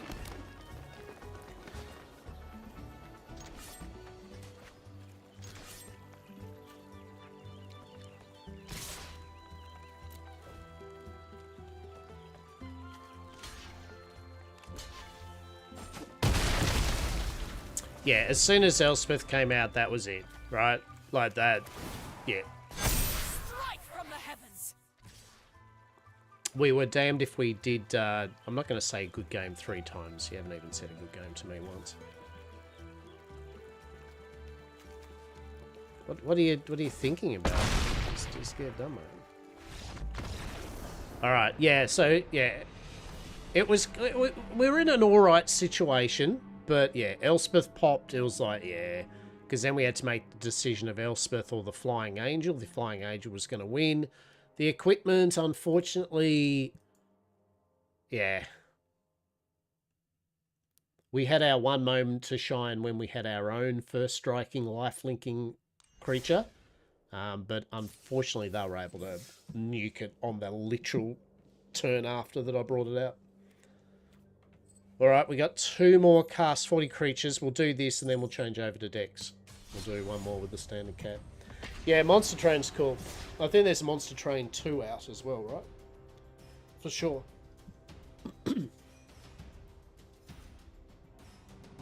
After this match, I think we'll open a packet of cards.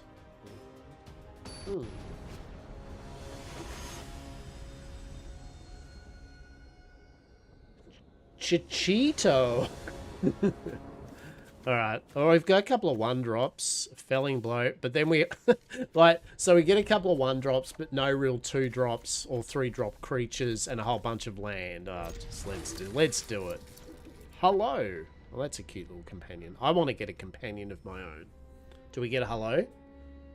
Let's see. Do we get a hello back?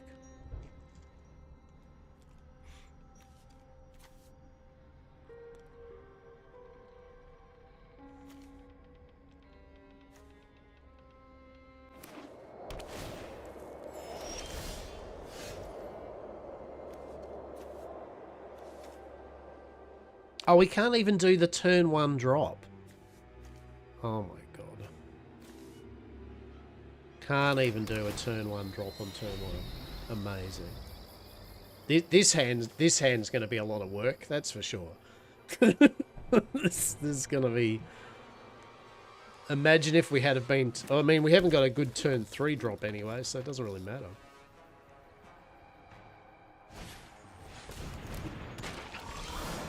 Two, 3 Frog Druid. Whenever this creature or another creature you control leaves the battlefield without dying, put a +1 on it. I like it.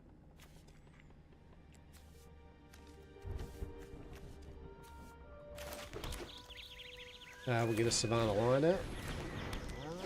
2-3, that's a magic number, right? Like, that's just solid because it stuffs things up like a Savannah Lion, for example, right? Alright. Oh, we've already got shenanigans. Yeah. Yeah, this is a shenanigan. Oh, God, it's Frog Druids. What do these even do? When it enters, put a +1/+1 counter on target creature and you gain a life? No. Oh, horrific. He's already got a 4/5. Giant frog. I love it. I'm here for this. I love theme decks. Yes, please. How delightful. Alright. So...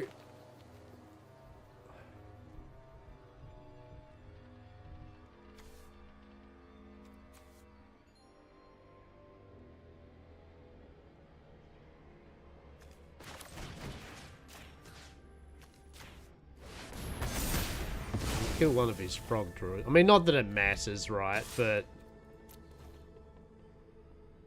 he's already got his value out of it.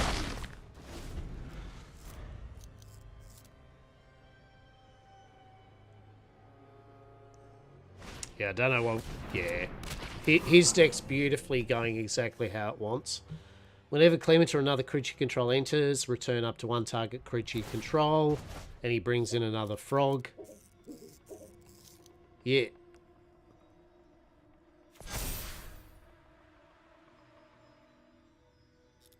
Oh, he tapped for a green or a blue, but only for creatures' vigilance. Oh my God, so he's going to bring out another one of his frog druids. That's amazing. We are so screwed, by the way. Look at the garbage we have in hand. We've got nothing. We got nothing, peeps. He has a 4/5 and a 4/4.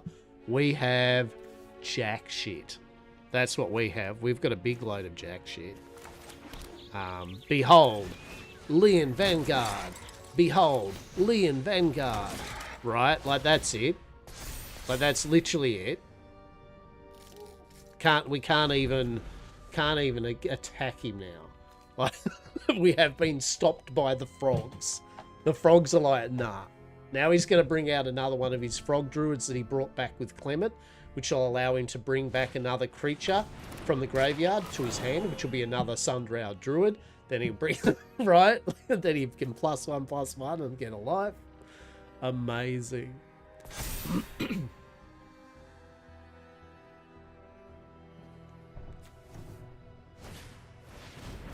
Oh no. So what's this? Green and blue, whenever one or more creatures you control leave the battlefield without dying yet, draw a card. Return target creature you control to its owner's hand. So now he can recurse the frog druid to his hand, bring it out. +1/+1 token. My God, that is beautiful. I'm here for this. Beat me with your frog druids. Yes. Yes. 7/7 Clement the Worrywart. Look at Clement the Worrywart. Amazing. Splash portal, what does that do? Exile target creature you control. Ah, even more even more Sunshine Druids. Yep, he's activating things, he's getting +1s, he's bringing shit back from the dead. Oh, yes, hit me with your 9/9. I'm not even gonna block this. I need to be taken away by the frogs. Yeah, what what do you even do? Wait. A frog warrior. Valley Might Caller. Trample. Whenever another frog, rabbit, raccoon, or squirrel enters, put a +1/+. Oh, what a delightful deck. Oh, I wish there was, nice. That's all I can say is just nice. Right? Right? And all I can do is this. Helpful hunter. Right? Helpful hunter. Savannah Lions. That's it. That's it. That's all I can do, peeps.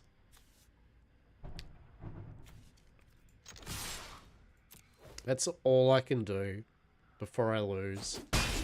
He's like, I will let you do some damage before I do a 20 frog combo on your ass, right?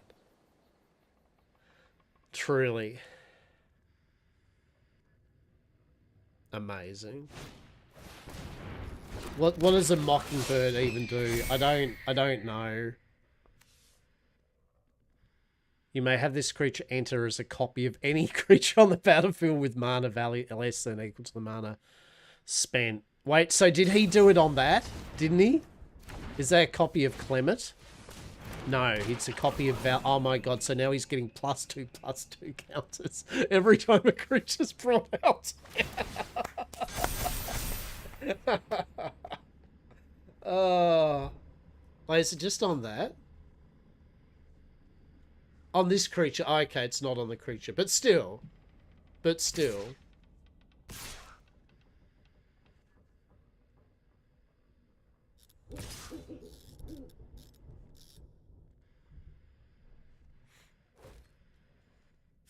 Alright.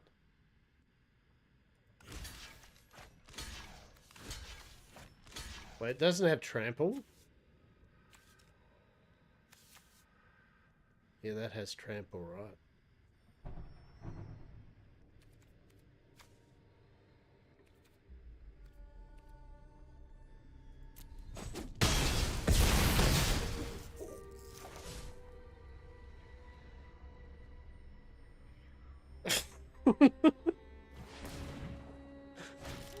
I don't think we're winning this one, peeps. Cactor, there we go.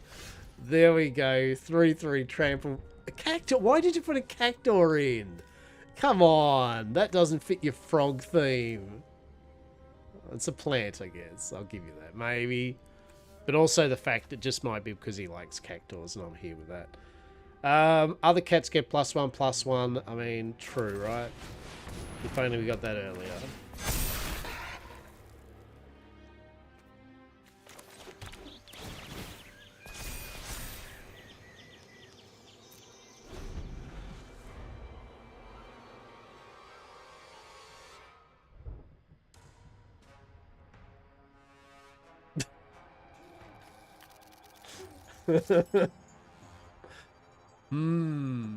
I mean, I've lost, but what a cool way to lose, by frogs.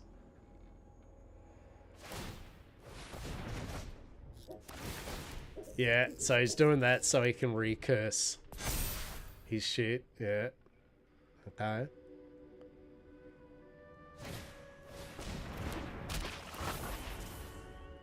Another Clement. Love it. Yeah, Pally. Yep. Yep, yep. Yep. Because he wants the thing with trample, right? Like...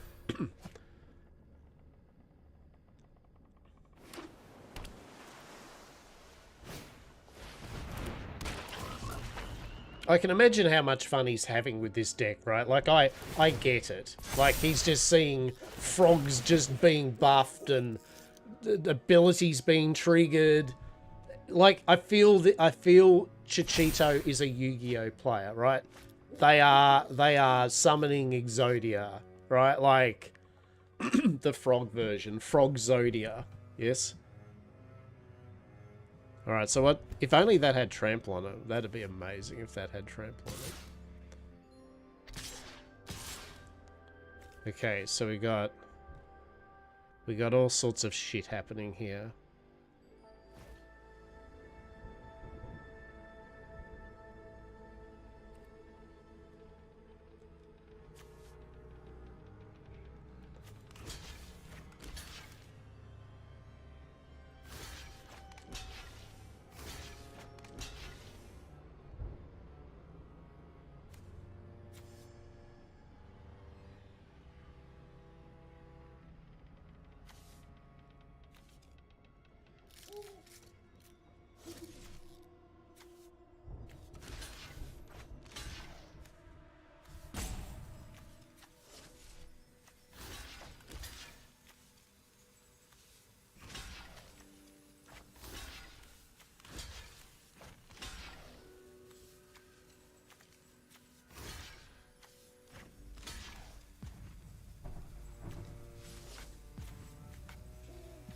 Ah, fuck. I fucked that up.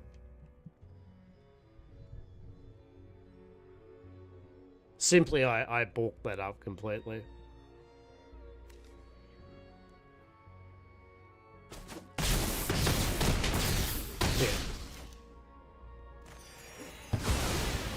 Yeah.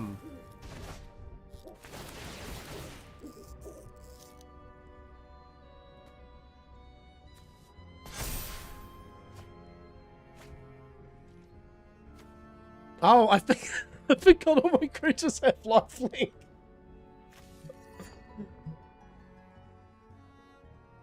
I forgot that I had the lifelink. But yeah, like I could have actually taken out the one of the other things, but yeah, the frog dude. But still, right? Like it doesn't matter. This hasn't won me the game or anything, unfortunately. Sure.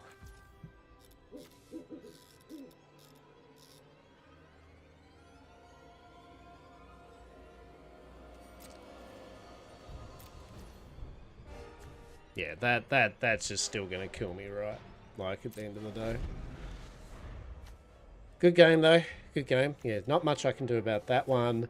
I would have to kill that. We get 4.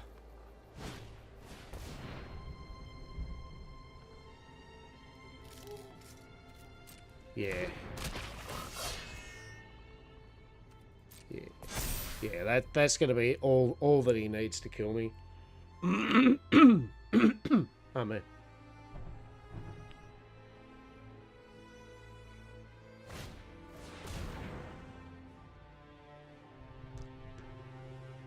Oh. Still, pretty fun game. We got to see what this frog deck does, right? Oh yeah. I keep forgetting that I've got to resolve his things. I know there's a way that we can... Yeah, there's nothing I can do about this. Yep.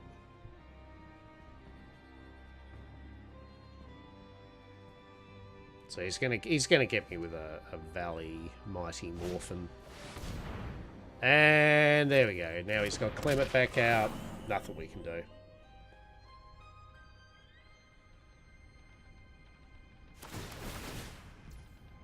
Ugh. Yeah, 11's the amount that he needed to kill me. So we're done, unfortunately. I did have a chance for a second there to have stopped his bullshit. But he's now well surpassed what I can even remotely stop damage-wise with a few creatures I have out. At 10, I was able to kill him with that and that and that. But now he's just triggered his 20,000 combo of frogs. And we're balked, peeps. We are balked. I thought we'd have one more go. Oh my god, it's still going. He is a Yu-Gi-Oh player. Or they, whatever. They are a Yu-Gi-Oh player. And a Cactuar, sure. Do you think they just now want to just eradicate me? Like they're annoyed about the fact that they didn't kill me earlier? So now they're just going to do a 5,000 points of damage kill. Yeah, see, 14-14 with trample, right? Nothing I can do.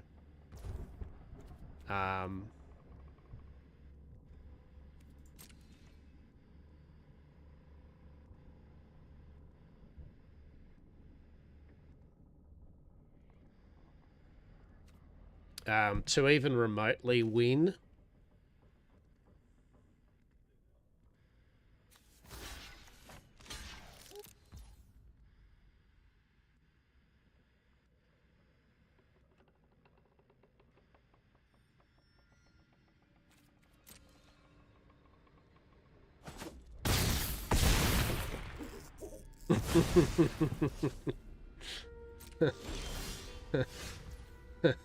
I just wanted one more turn. You never know. You never know what you can get with one more turn, right? It's, you know what you can get? Fucking nothing.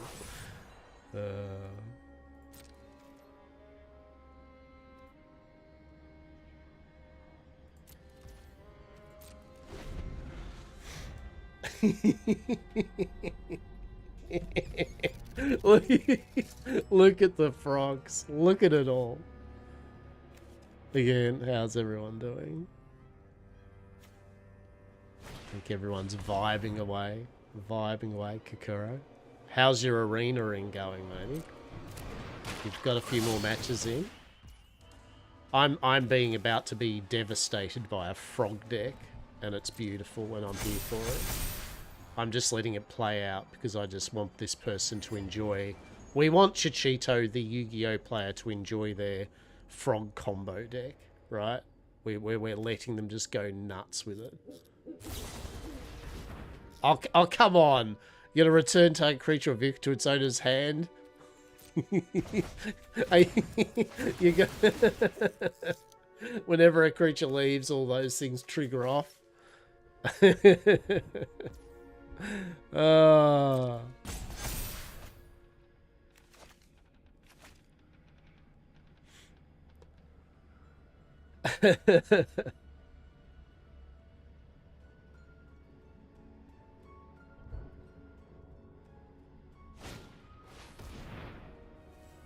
What's that? Exile target creature you control return. What?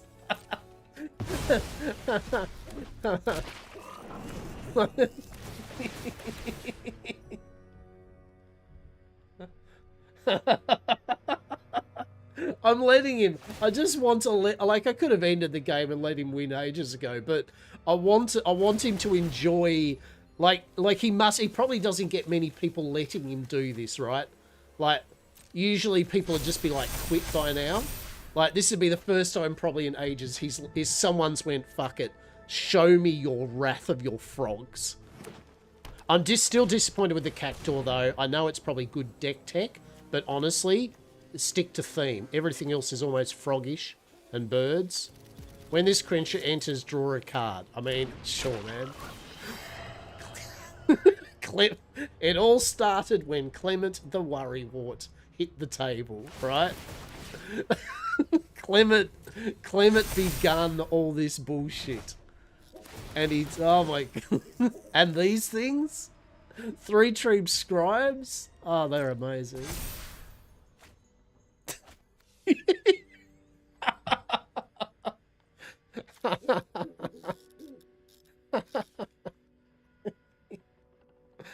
Oh.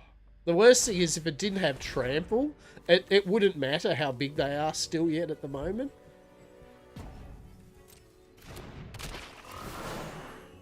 And if I had have got a good flyer out, we would have been in maybe an alright situation.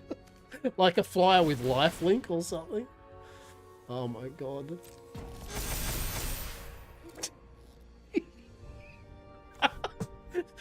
Imagine if he decked himself without realizing, right? Imagine if he literally decked himself. Ran out of, how many cards does he have? He has 22 cards in his deck.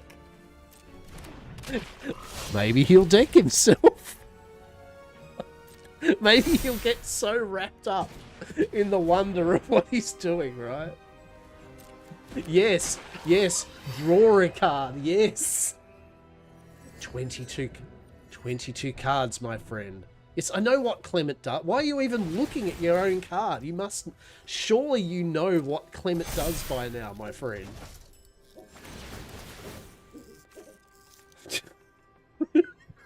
I think that's the least of my concerns. You know what I mean? Like in the scheme of things.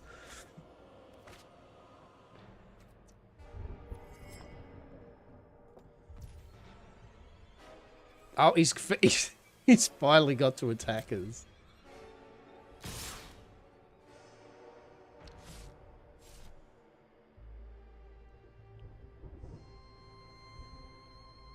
Yeah, he's still playing sensible, right? Because he doesn't know. He's like, maybe this dude has got something that'll on attack, you know, like, but probably not. To blockers. All right, what are we gonna block? We get +2/+2.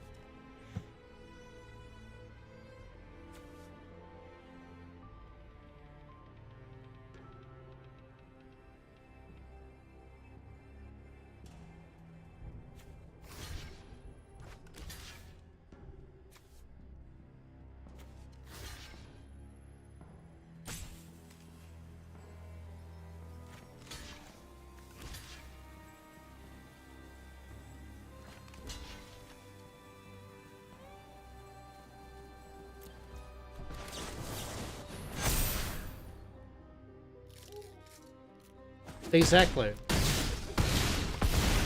The helpful cat still survived along with the regal caracal, right?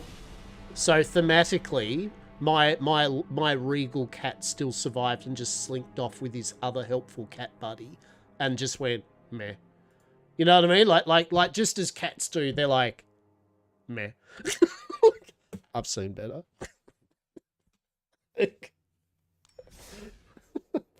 Frogs, am I right? Oh my goodness. Oh well.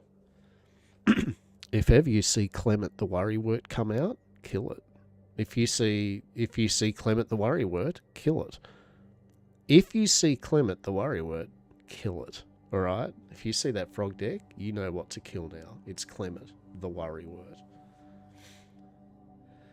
But yeah, that look, that was a bit of fun. As I said, the game would have ended with him killing me ages ago if I hadn't have twatted around or something. I'm thinking, you know, jokes aside, was there anything I could have done? I think so.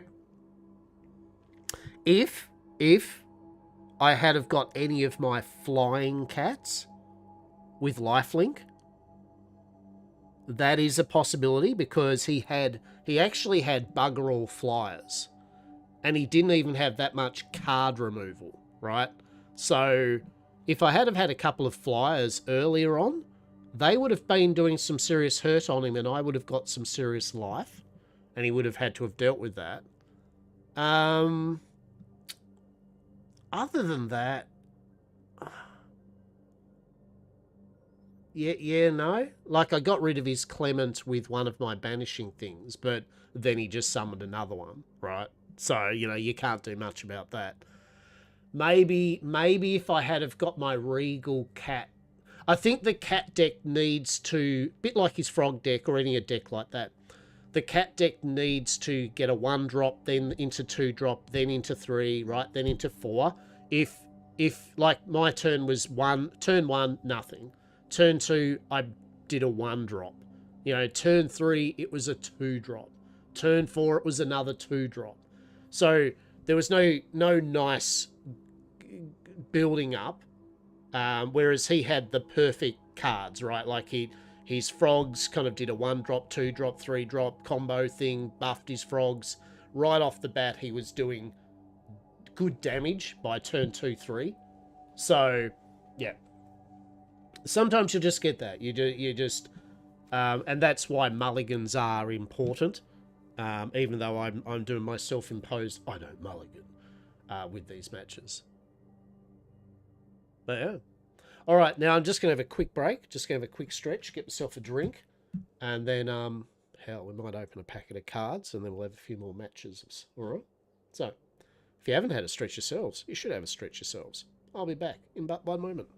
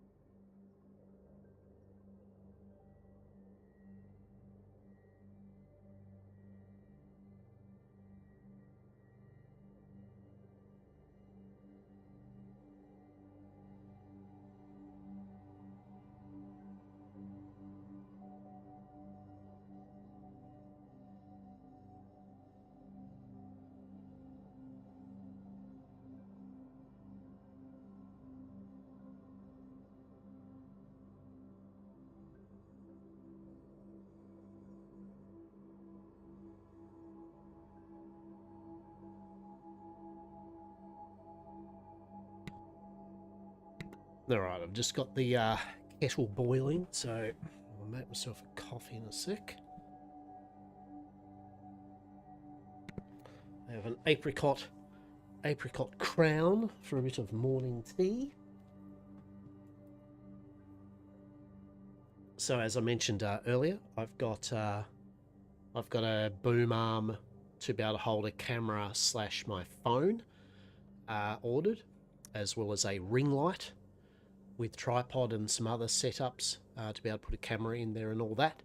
So hopefully we are beginning, peeps. We're trying to be a bit more professional with our streaming, as in very minimal. But hey, at least we'll get some better lighting, and I'll be able to get some better overhead views, yeah, with the camera. And it's actually the ring light one, where it holds the camera, actually has got a USB hub in the ring light part, so I can basically have the phone connected, yeah, while I'm doing the filming. So, you know, we're not going to run out of battery and all that real quick, and we'll be able to get the wider angle. So, yeah, so lighting that. So we're starting this year, like bit by bit. Each month I'll try to get myself a new bit of kit. Nothing extravagant, but just another light. Get a stream deck.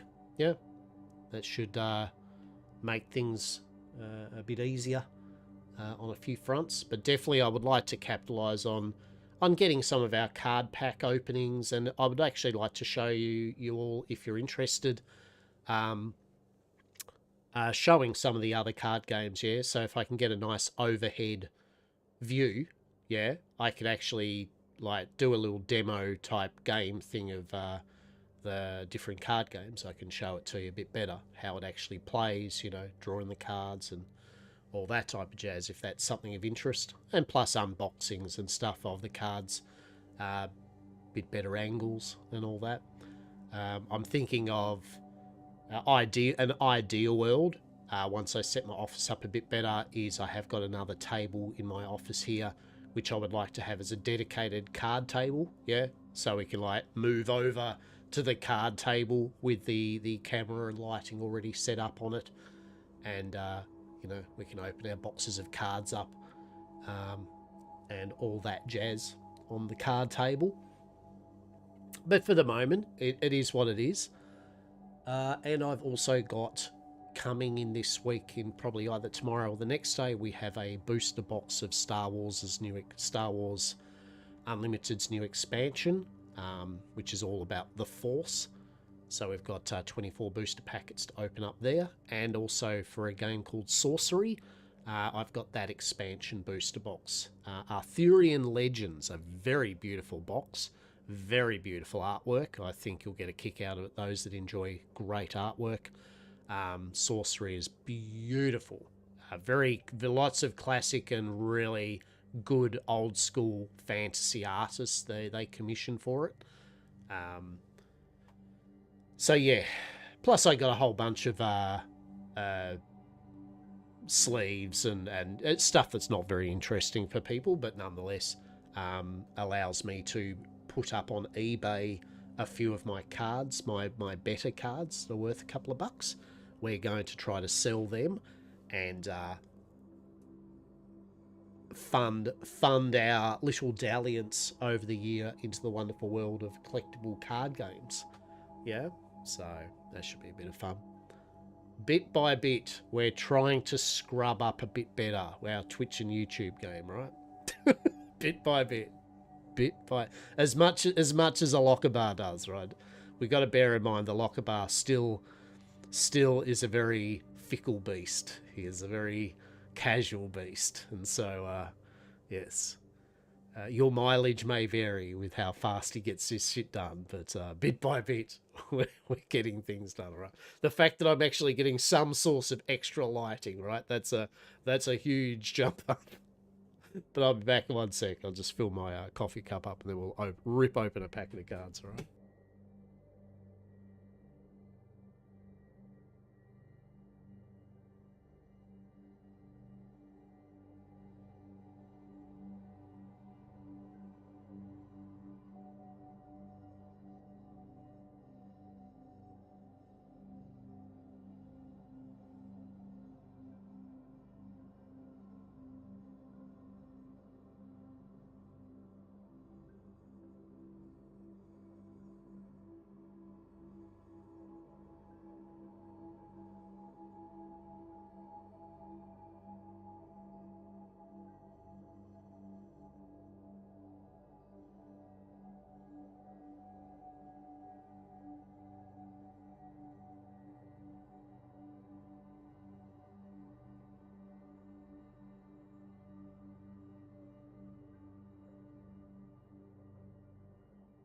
All right.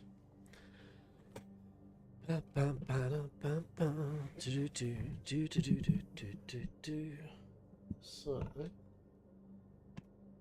what got happening here?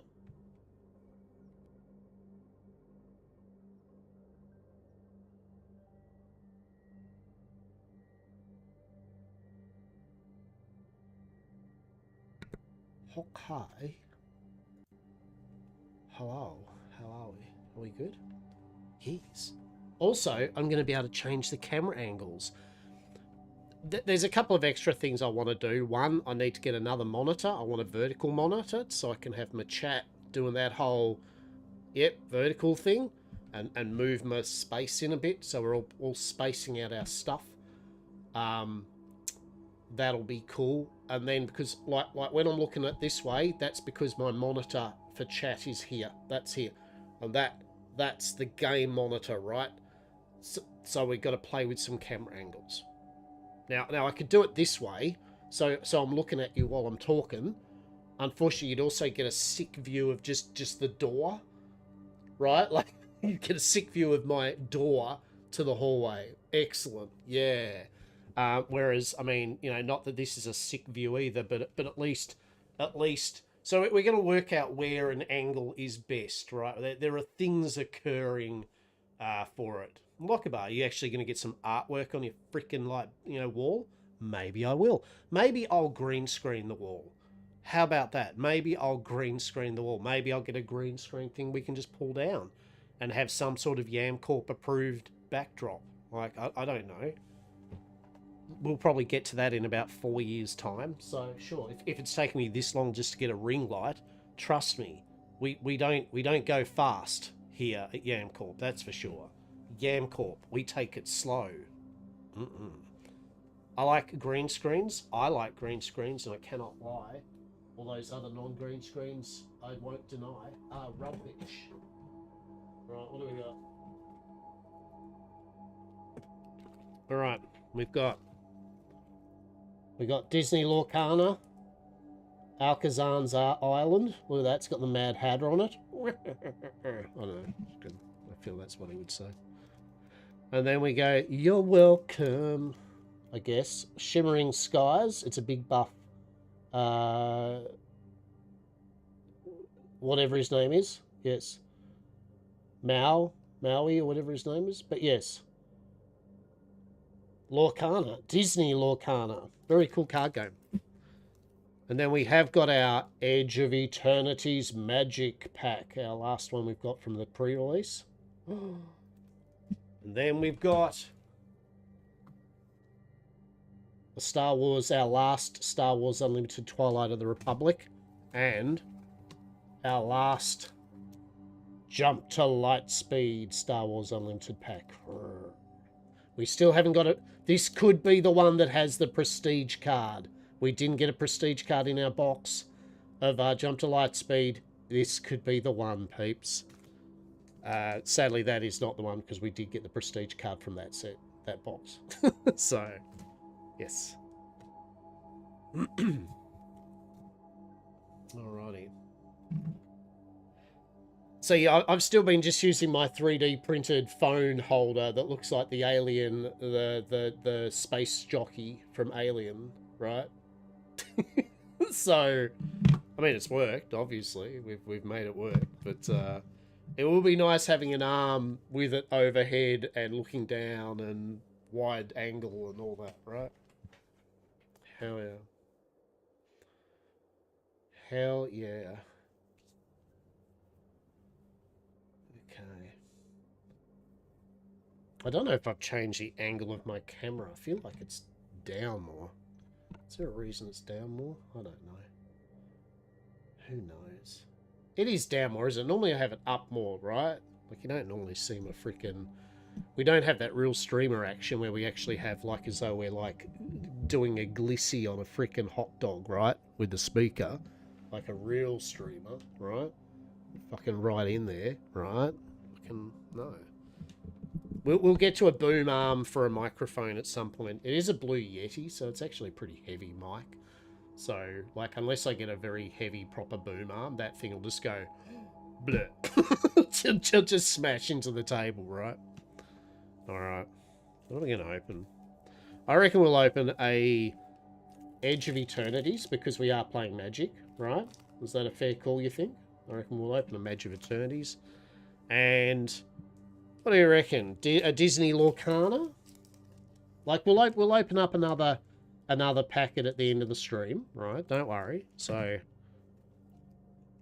I still want to eke it out for us, right? What do you reckon? Let's go.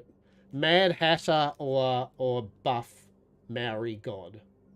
Or Tiki God. I can't remember what Maui is, but anyway. We'll definitely go Edge of Eternities. Let's go Buff Tiki God. Hell yeah.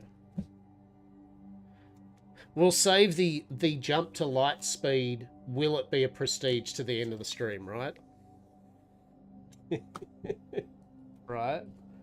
We're going to save something. I don't know when my new packets of cards are coming in. Whether they're already on their way, but they'll probably arrive tomorrow. Well, actually, it doesn't matter because we're not streaming till Wednesday. So, yeah, we will have packets of cards before then. So, maybe we'll do this. Yeah, we'll do 2 at the moment. Do 2 packs. Cool. All right.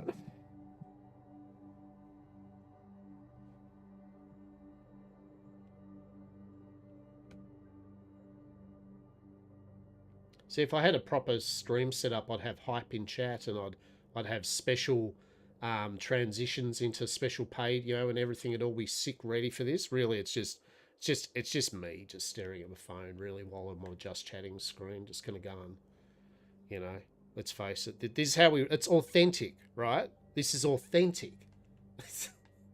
That's the word for it when you're being lazy. This is really authentic streaming, right? At its best. Yes. Do you know what else is authentic? This. Yes. Welcome to YamCorp. Yes. The 100% safe and legal TM provider of TCG card pack openings to all on the internet. YamCorp. Yes.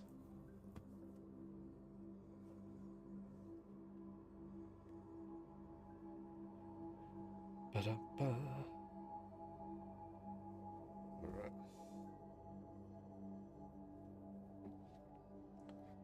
We got our signal.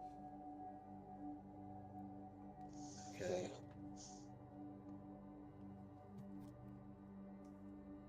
Alrighty.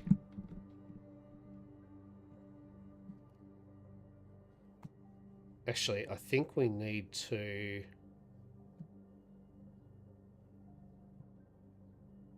Hang on. Sorry about this for one sec. I think we need to turn the light on a bit more. This would be good if I had a ring light, wouldn't it? There we go.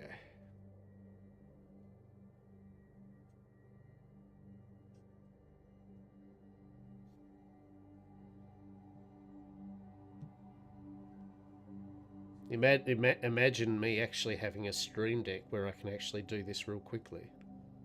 Wouldn't that be amazing? Holy shit! Let's face it, y'all aren't in tuned in. For me being the most professional of streamers, right? You're tuned in because I don't know, you've made poor life choices or something probably, but it's always appreciative. Disney Lorcana. Actually, let's go. No, hell, let's go them Edge of Eternities first. It's Magic's new set. It's Space Magic. What are we looking for? I don't know. Space Magic cards, right? Who knows?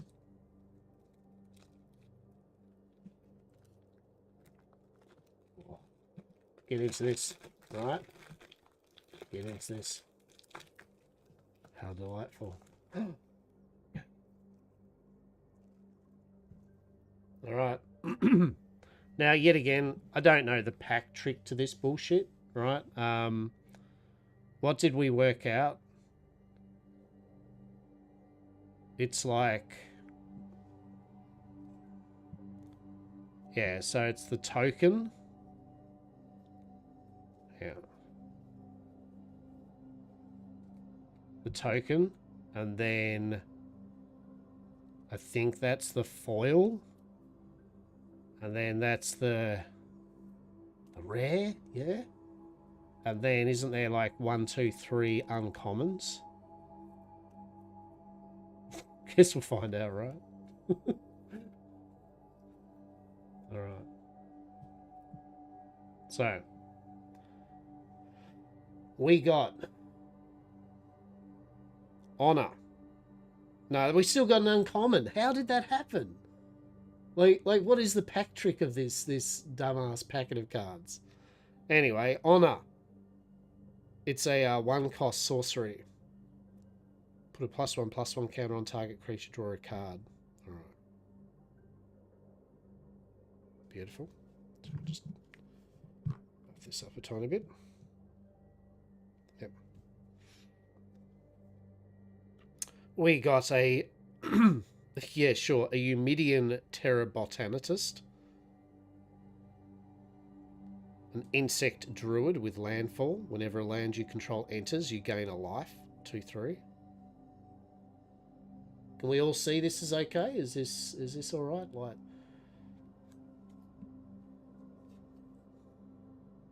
zealous display.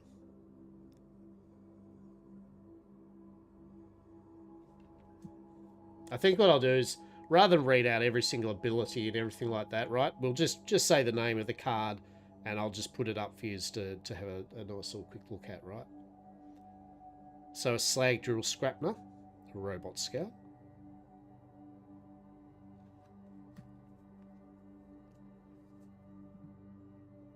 A Cav Land Speaker, Land Seeker.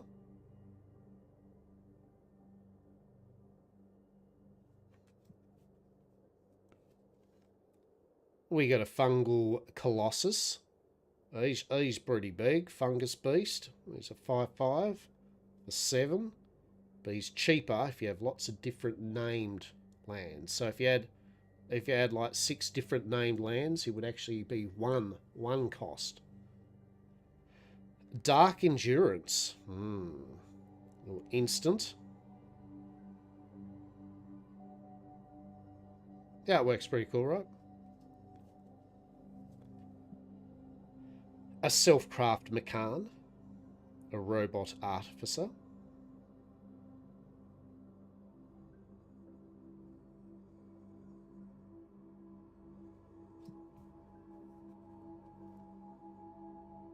A Starfighter Pilot. 2/2 for 2. Whenever this creature becomes tapped, you surveil 1. Very cool. Okay, we got... Okay, so this is our token, a Lander token. Lander's new for the set, right? In essence, it's an artifact that for 2 mana and tap, sacrifice it to search your library for a basic land card, put it on the battlefield, tap, then shuffle, right? So it's another find a land card token that some of the cards and units bring out. And I think on the other pass side, it's a robot token. 2/2 artifact creature, robot. And then we got our planes. So our foil that we got is Gravpack Mononist. A 3-cost 2/1 flying human scout that when it dies you create a 2/2 colorless robot artifact creature.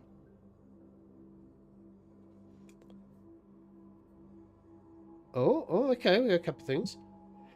So it looks like we got a rare, the Infinite Guideline Station. Well, that looks freaking... Yeah, look at this shit.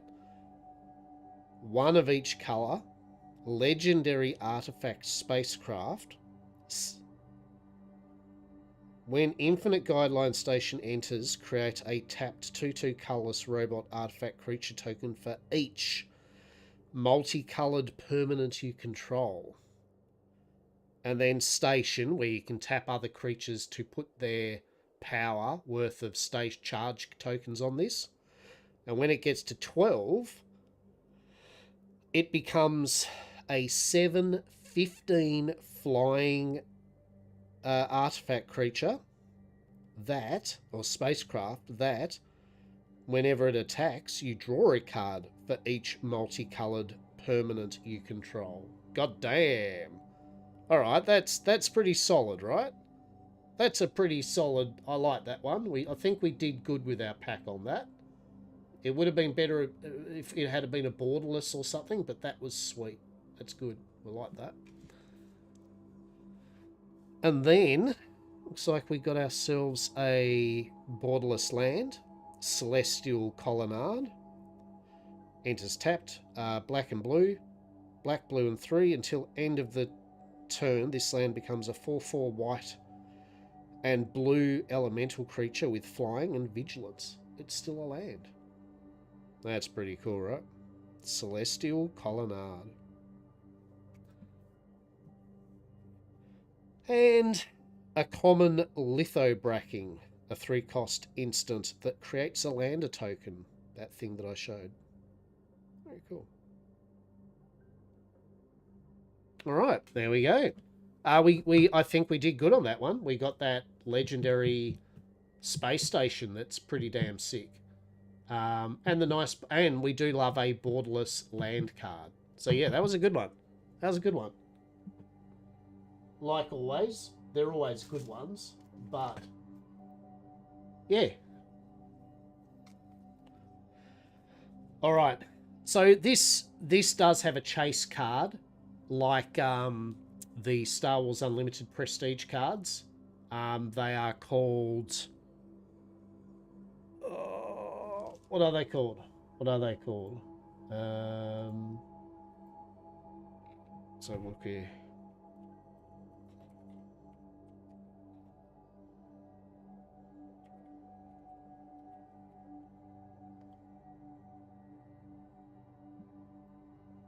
They are called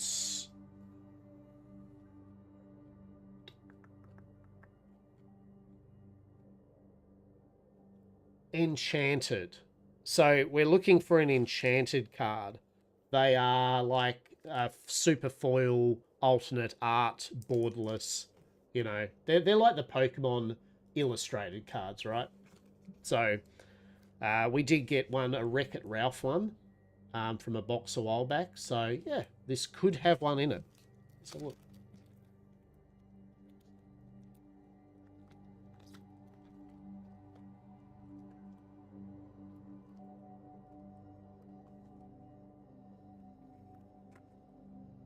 All right. So we got Banzai. By the way, I do like Disney stuff, and I think the artwork's pretty fucking cool. Banzai, taunting hyena. Here, kitty, kitty, kitty, kitty. When you play this character, you may exert chosen damaged character. What we got here? A little snack pack? Love it. A 2/2 for 2 that exhausts a damaged unit. And it has a lore token on the side here, so you can generate lore. And for those that don't know, the game with Disney Lorcana is you're trying to get 20 lore. That's how you win the game, not by defeating your opponent's health or anything. Evil comes prepared. Scar, no. Ready chosen character of yours. They can't quest for the rest of the turn. If a villain character is chosen, gain 1 lore. Ooh, look at him, little shitlord. Bloody Scar.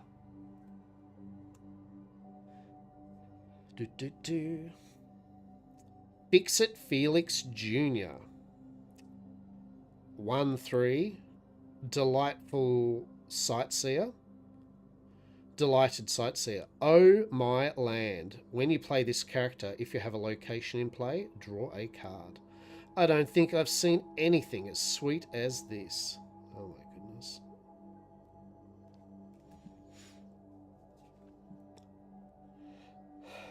The Knock. Mythical Spirit. Turning Tides. When you play this character, you may move up to 2 damage counters from chosen character to chosen opposing character. 5/5 for 6. Generates a lore. It's a story-born creature and an ally. Love it. It's pretty cool.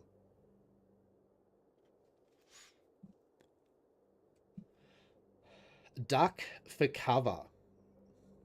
With a bloody... Look at him. Look at the freaking... Donald's freaking nephews. Chosen character gains resist +1 and evasive this turn. Come on. Like even in a world of the world we live in these days, it's nice to see just some light-hearted, humorous bullshit, right? A simpler time. The Queen. The cruelest of all. A 2-cost 0/4 with Ward. Opponents can't choose this character except to challenge. So in essence, it's got hexproof, right? From Magic, pretty much. And she generates a lore. She's a villain, a queen, a sorcerer, and a storyborn. Magical Aid. There's old Genie. Chosen character gains Challenger +3, which is basically a power or attack in Magic, right? When this character is banished in a challenge, return this card to your hand this turn. Very cool. So it's basically like a giant growth for power. And then if it dies, it loses the challenge, it returns.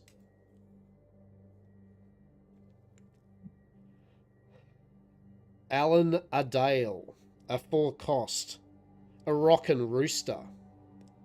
2/3 generates 2 lore. Fan favourite. Whenever you play a song, gain 1 lore.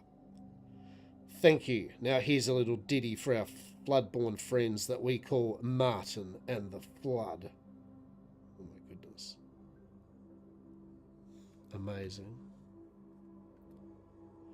A Tipo. A 2-cost 1/2. Growing Sun. Measure Me Again. When you play this character, you may put a card from your hand into your inkwell face down and exert it. My mum, I think I'm still growing. So your inkwell is your resource region, right? So when you play Tipo, you can grab a card from your hand and get an extra resource. So it's mana ramp, right? It's resource ramp. So that was, sorry, they were uncommons. We've got a rare, Prince John's Mirror. A 3-cost item. A You Look Regal. If you have a character named Prince John in play, you pay 1 ink less to play this item, so it only costs you 2. A Feeling of Power. At the end of each opponent's turn, if they have more than 3 cards in their hand, they discard until they have 3 cards.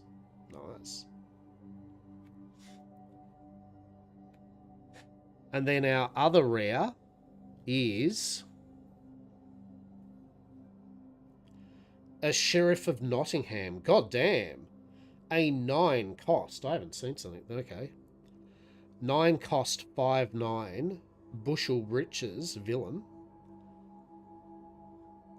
Generates 4 lore. Every little bit helps. For each item you have in play, you pay 1 less to play him.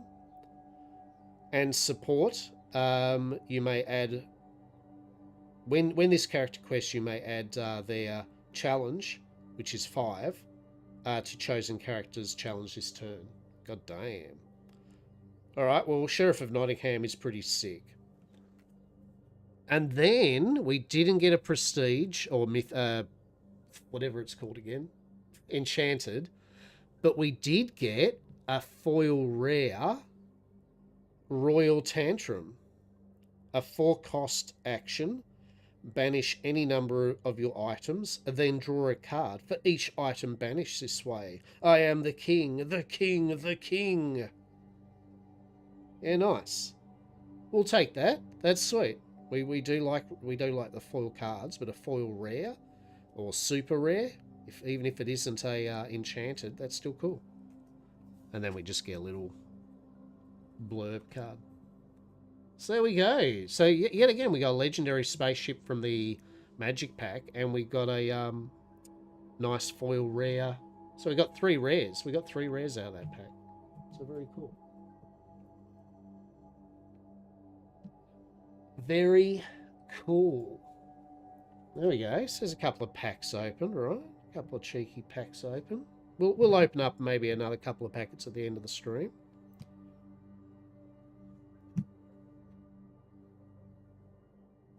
Hell yeah. Hell yeah, everybody. Hell yeah. So now, what I'm going to do is put a charger on the phone. Also, I'm going to eat this apricot Danish.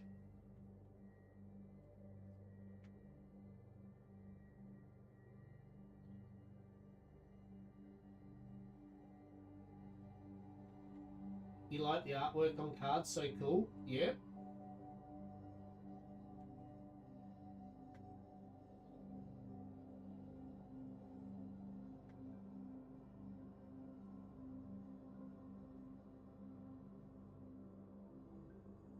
I think you'll like the artwork for the sorcery game. Yeah, sorcery, beautiful artwork. Yeah, I think you'll enjoy looking at the sorcery stuff, for sure. It's real traditional artwork, like you know, by I mean fantasy, kind of old fantasy artist type thing, and it takes up most of the card. It's good. Hey, while we're eating this apricot Danish, how about, hear me out, we open up some virtual card packs.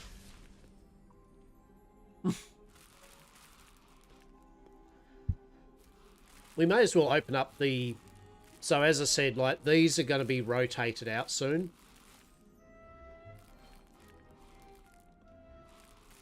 Particularly these two. So let's just open them up now and just have a look at what we got. Right.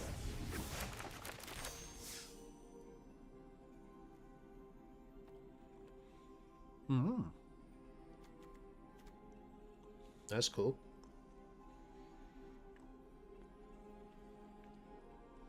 Nice artwork.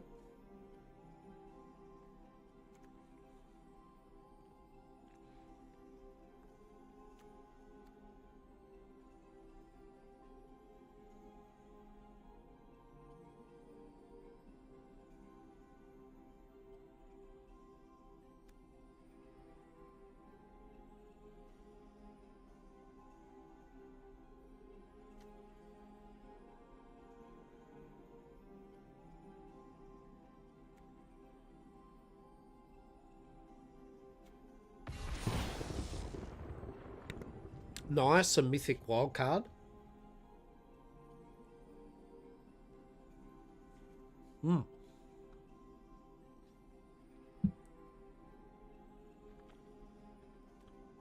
They're kind of what you want, in a way, especially with the older rotated out sets, because we can use that for a new set, right?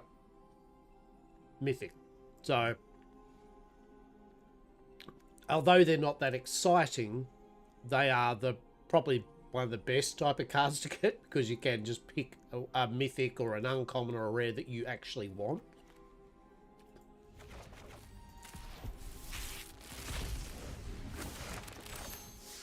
And even though these cards are rotated out in standard, doesn't mean that but they do have enough other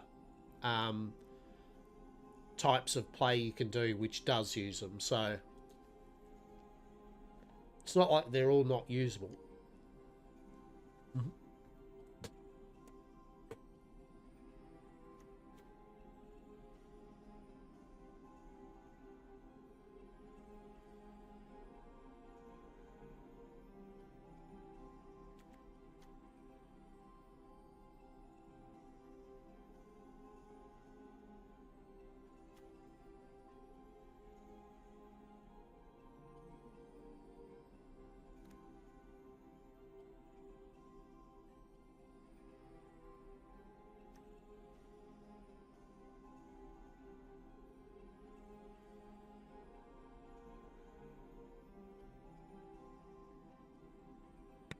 I love the flavor text on many of these games. "No, I have a reckless idea," Koth offered. Chandra grinned and cracked her knuckles. Right? Love it. Just gonna chuck. I'm gonna help you, Chandra. I'm gonna throw you like a freaking meteor at the Phyrexians, right? Like, let's go. Love it. The storylines for the traditional kind of like lore is pretty solid, right? Like, if you look into it all, it's pretty cool.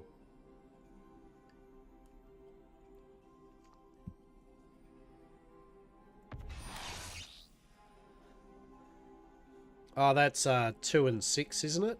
I think that's what they called the Dryad.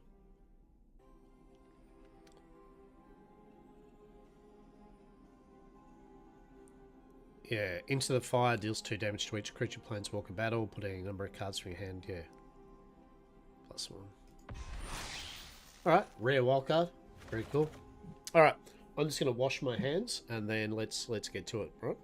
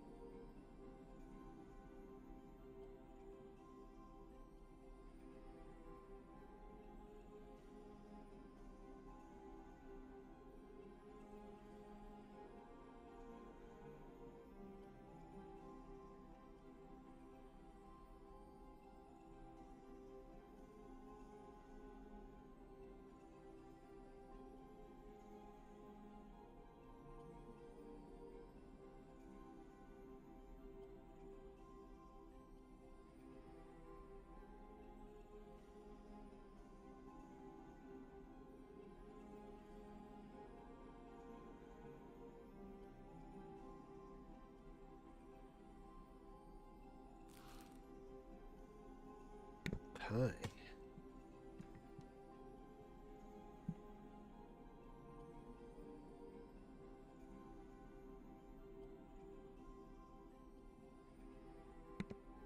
Oh yeah, I was gonna say, so yeah, just quickly. Just an example, what I like about this sorcery game. I'm gonna probably wank on about this because it's a beautiful game. Very different. They've, as I said, they've done a few different things than other card games. One, they're pretty much, as I said, doing one set a year, whereas most card games do 4, 8, 12 sets a year, right? They're like one a year, so they can be consistently good with commissioning artists. As said, traditional artwork, and they do a very minimalistic approach to their cards. There's this cool way that they explain what the card is, its rarity, its taglines, all very succinct. It's, yeah, so for example, something like that. Well, next time I'll show it better with the camera. But like up the top right, there's just, they have a damage number / its health number. It's just a number. The cost up the top, how much mana of a certain like earth, wind, fire, you know, air. And then it will have like a little tagline thing, or like unland angler, an elite beast lurks and lures.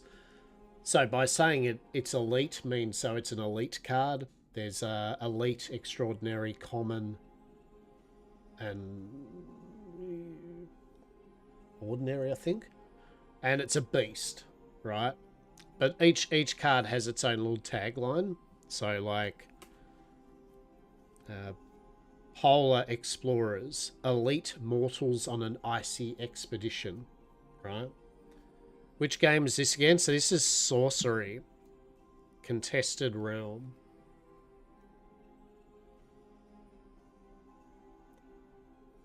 Yeah, they do these. All the cards are like this. They're just big full art.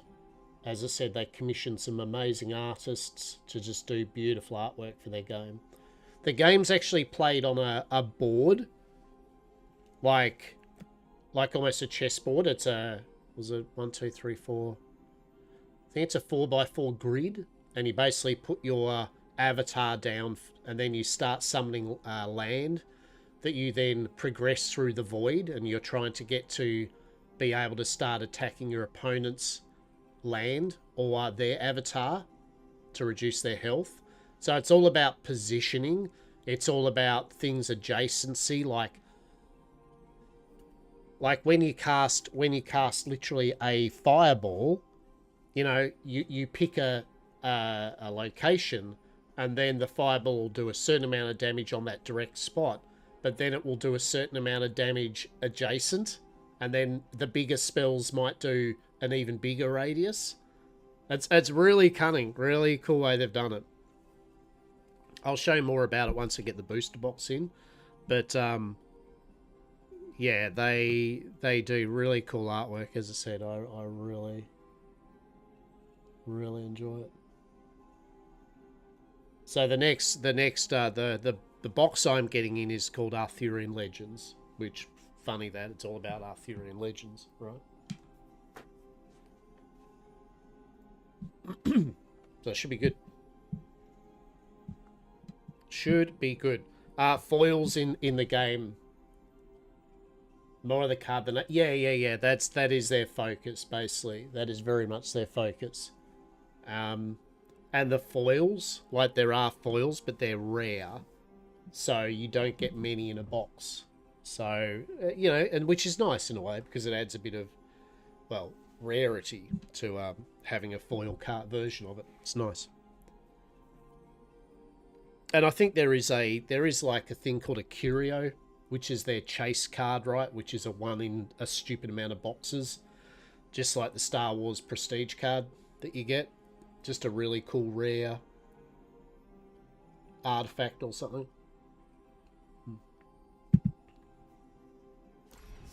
Okay. We don't want to see frogs. We don't want to see frogs. As much as I love the frogs. Now, we've already played Cat Attack quite a few games, so what do we do? What do we do? What do we do? We've done green-white a bit.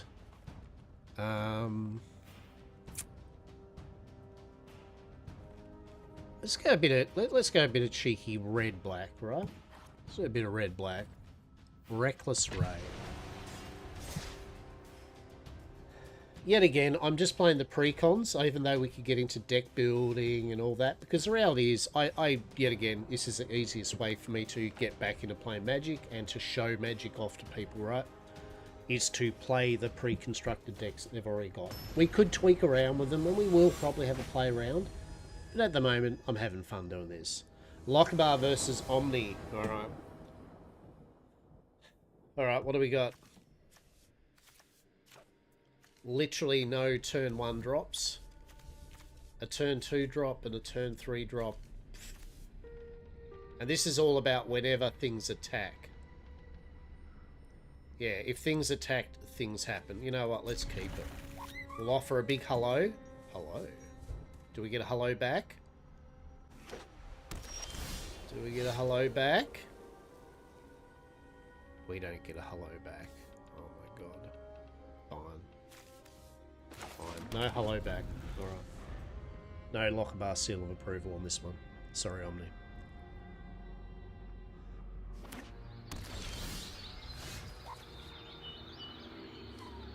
Alright, so I guess we're going to a vampire gourmand, right?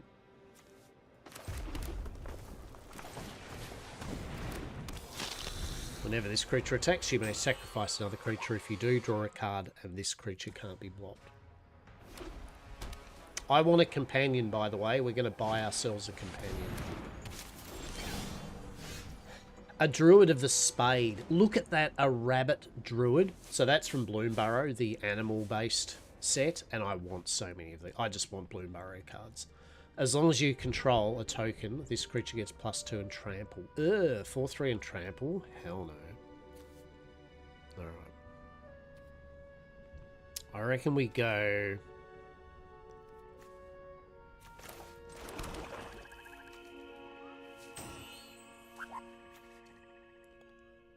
Let's get Alicia out, right?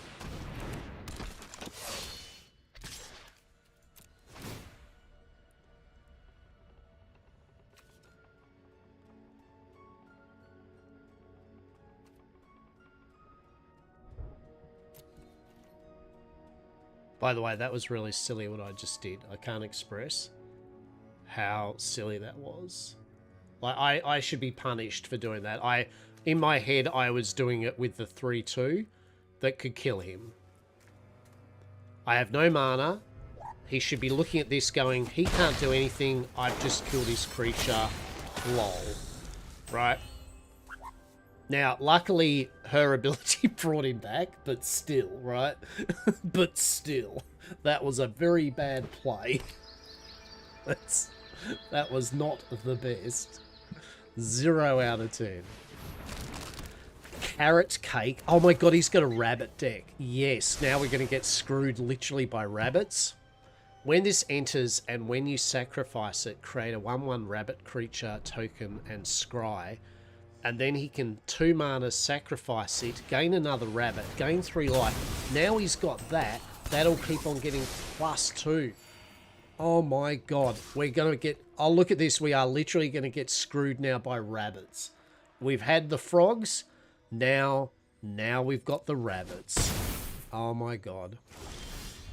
Alright. Okay. This is brutal. We got a 3 cost. Right?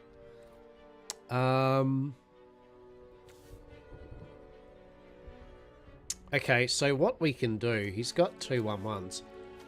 If I attack with that, I think he will... Actually, it won't matter. It won't matter. We can do this. Right, we can do this. Go to combat. We can attack with that and that. If he does that, he does first strike, right? We are not sacrificing Alicia.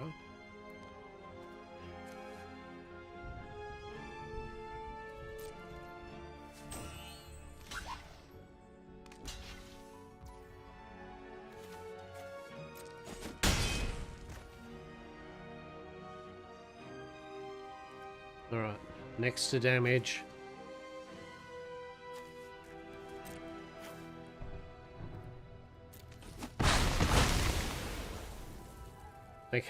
Okay, so now what we can do is if we bring him in, he'll get +1/+1 because we attacked this round. And then we may as well get that in now. And then she'll bring back our Vampire Gourmand. Yay! Yay, yay, yay.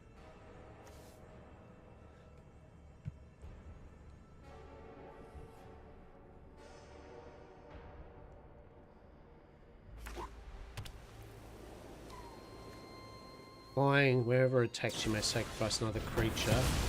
Ah, oh, boo.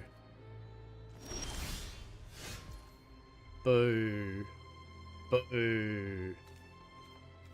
Boo.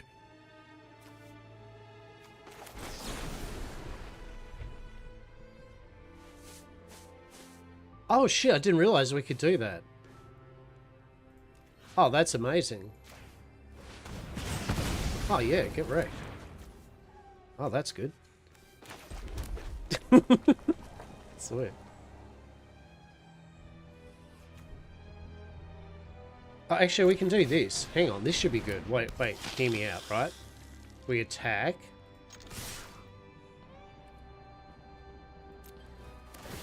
Right, now. Sacrifice another creature. yes. Right? Because then she's going to bring him back. Oh, shit, we can bring... Ooh. We'll do this because it should get a +1/+1 because... Yes, I like this deck. This is a fun deck.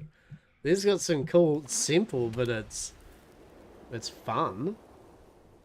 Isn't that cool?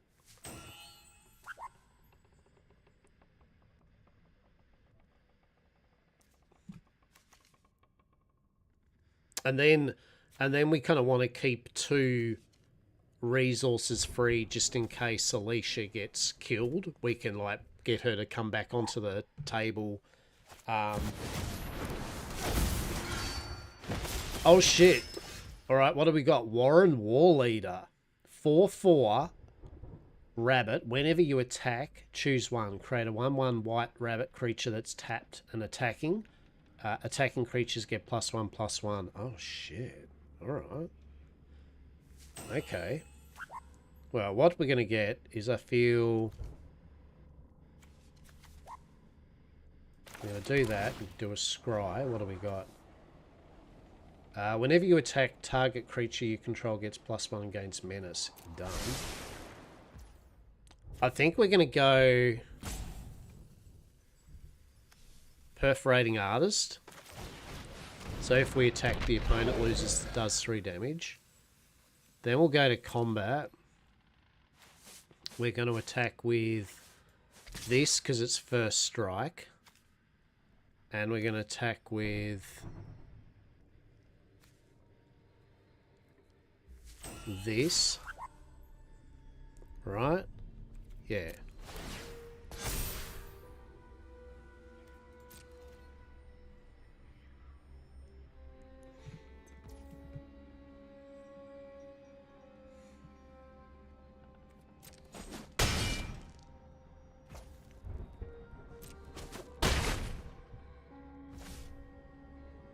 And then Perforating Artist works, does 3 damage to him. Unless they sacrifice a non-land permanent of their choice. Which they'll sacrifice their token, right?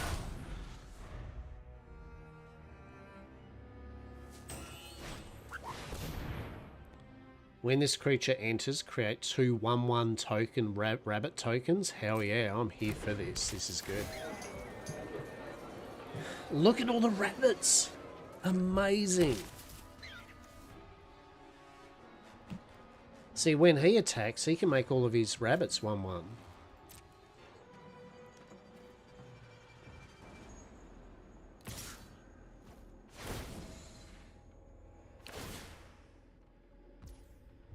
Create a 1/1 creature that's token, right? Okay.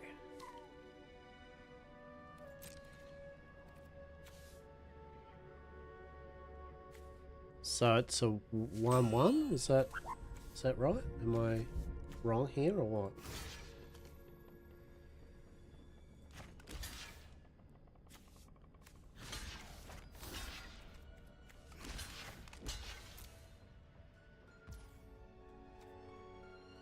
I'm confused. Has he buffed him up or something? Like what's...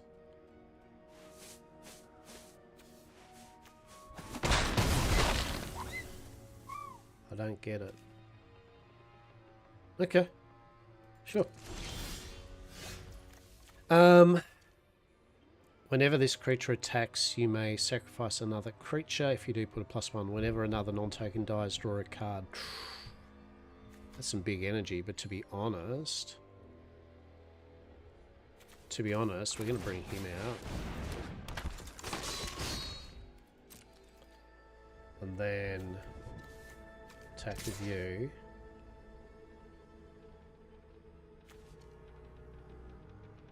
I'll attack with you.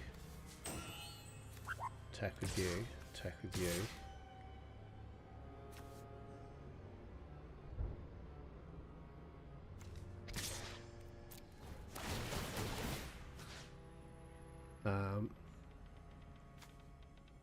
So it needs to be blocked by at least 2 creatures. We will decline. We will decline. Yes.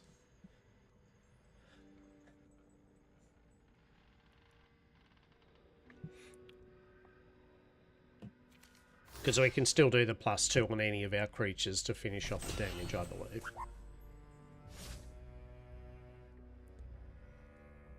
So the menacing needs 2 of his tokens. Yeah, I think we've got it. I could be calculating this, but I feel we're okay.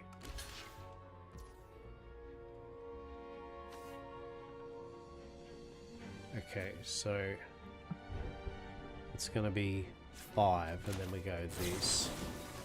Put it on that. No, no, no! Oh! Oh, what was... I was meant to be on that one. Not that matter, but I was going to kill his Warren leader. Kills a bunny instead. Oh.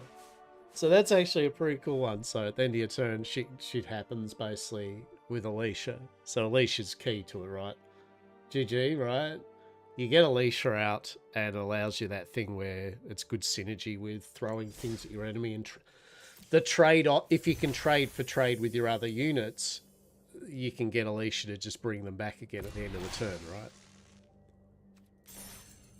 How are we going? We've got 5.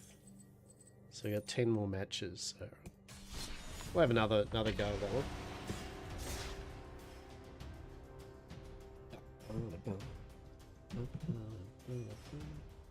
But yeah, as I said, this is a really good way, especially for new players to Magic, to see how the interactions work. And hopefully I'm explaining it as I go along with a bit of flavour, but at the same time clearly giving some rationale as to where my mindset is for both my good points and my bad points. So here, I mean, we're going to keep it because we've got Alicia, but we don't have any good 1 or 2 drops. So this is going to be rough as guts, right? Asian Doom 45. Hello. Do we get a hello? Let's see, do we get a hello?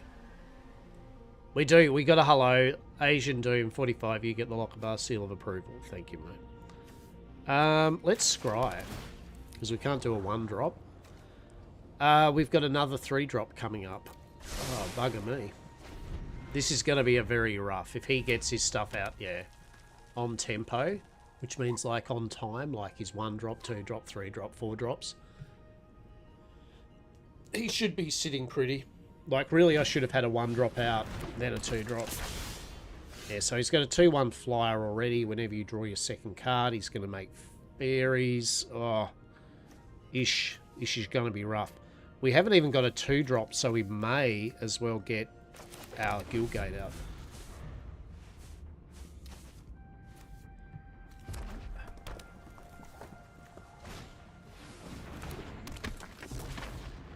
Yeah, as long as they're 2 more instants, he's going to become 2/2. Yep, gets that chip damage in. Nice. Yep. Yeah, this is going to be like draw cards. Yep, fairies. It's already going off its.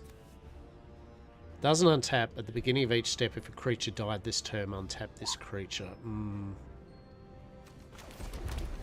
I mean, we may as well get, as he's got no mana, we may as well get Alicia out now. But we need a second creature to be able to kind of start recursing, bringing it back, throwing things at him.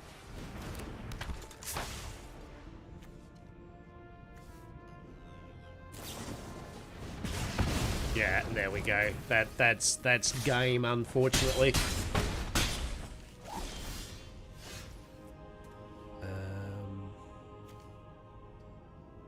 Yeah.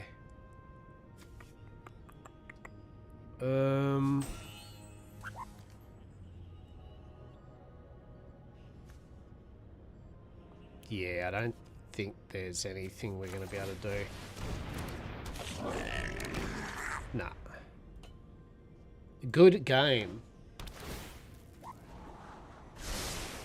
2, 3. He's going to do 3 damage to me there. There he goes. He's got a flying get bonuses when attacking. You know what I mean? He's just going to kill me from fire damage. Yep. There ain't nothing we can do, unfortunately, peeps.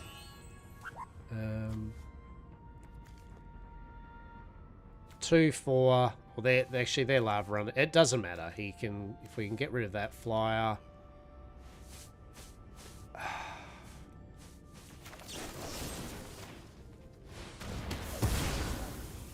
Yeah, it didn't save us, unfortunately.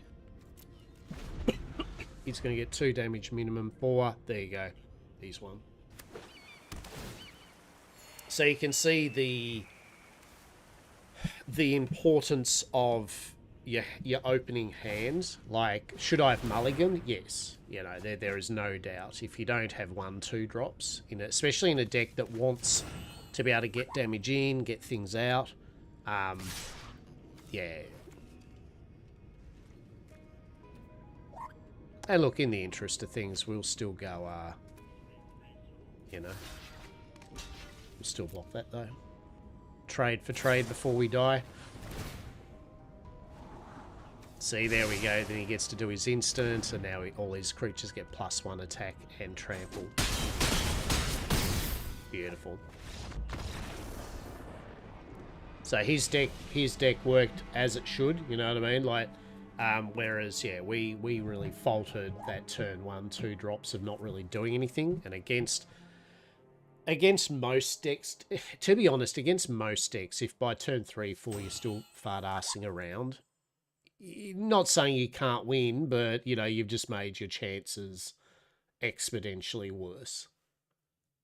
But, yet again, we're doing a kind of thing where we're trying to make it so we're not mulligan.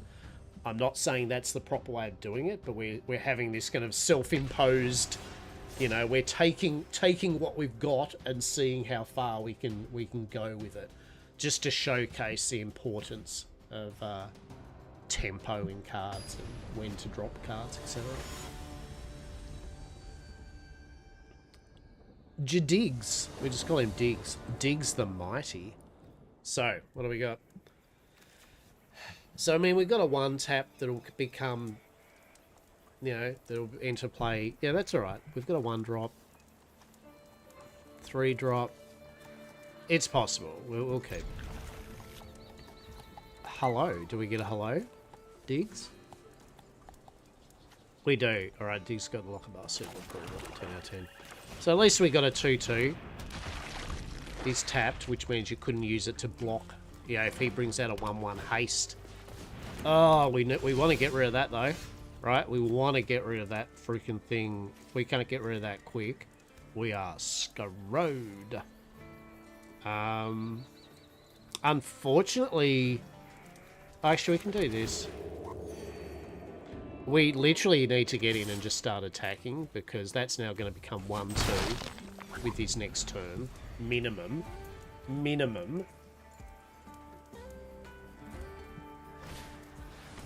Oh, shit, a dick. No. Oh, we don't want to... Oh. Oh, no. Here it goes. Now he's going to put a land in, gets land. Look, see how quick that goes? Look at... And already he's out of death range, right? My zombie can't now trade for trade him already. So now he can block and kill my zombie. The tempo has just literally just done a big resounding FU. Alicia with first strike. She's not going to be able to kill them. Oh, actually, she will, but only for 1 turn.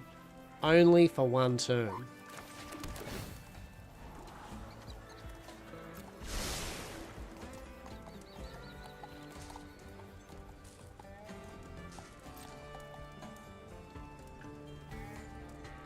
I mean, actually, here.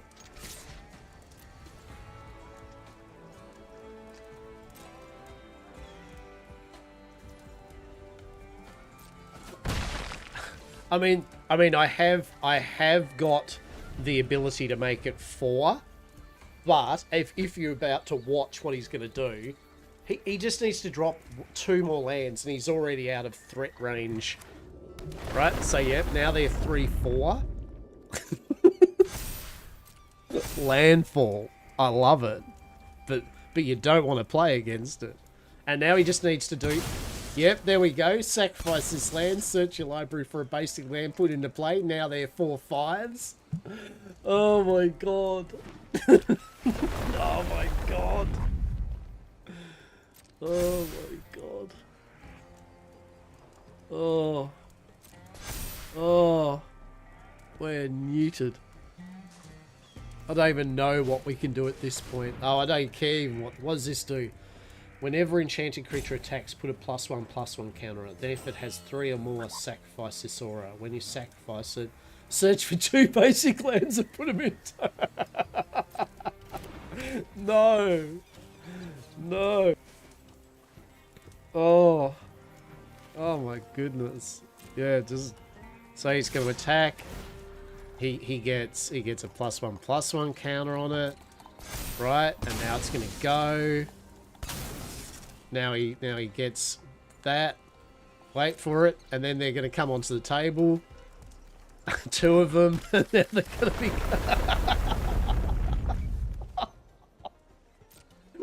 Oh, look at that 7/8 and a 6/6. We didn't even. We were dead. We were dead, and we didn't even know it. Right? You know what I mean? Like we were dead, and we didn't even know it. Whoop-de-doo. Was it really, though, a good game? I mean, for you it was, and I will give you that.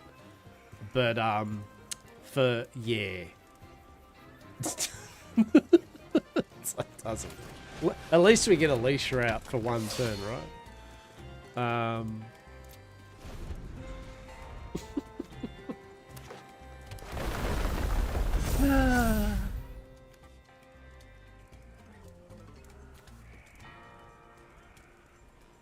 Obviously, if we had any form of removal... Yeah, there we go. Now he's got 2.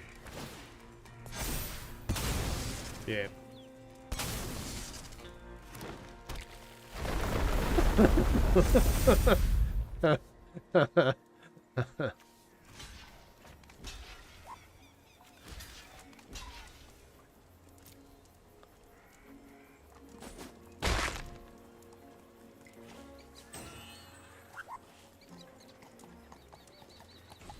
They are some thick chocobos, right? Now, real talk. If I had 1 more mana, if I had 1 more freaking mana, we could have held off for 1 more turn. Oh, that sucks. We nearly had it, peeps. We nearly had it.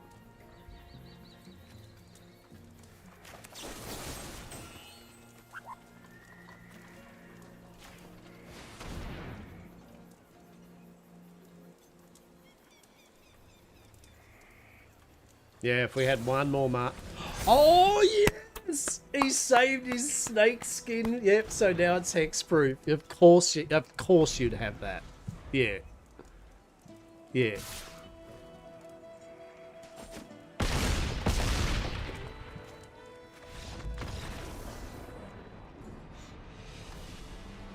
For those who didn't see that, it's basically an instant that gives you +1/+1 or something, and more importantly, hexproof.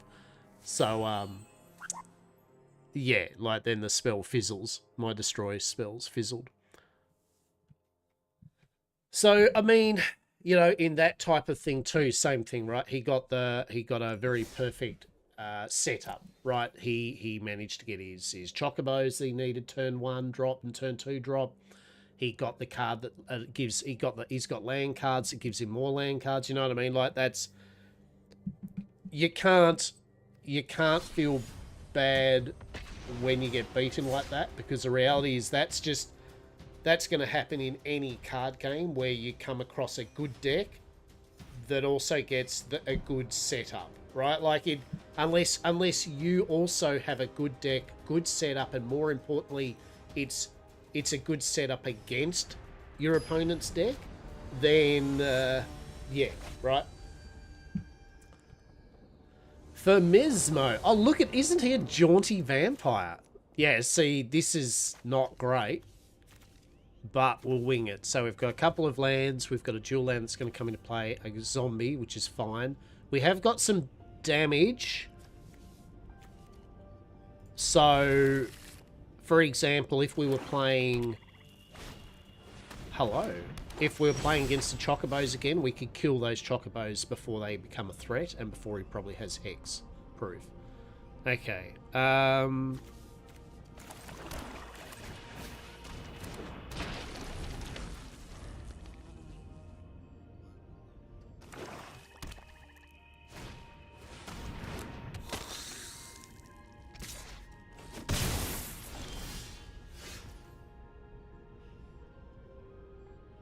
We got 2-drop. We do have a 2-drop, and I think we'll go Slumbering Cerebus. At the beginning of each step, we'll send you in.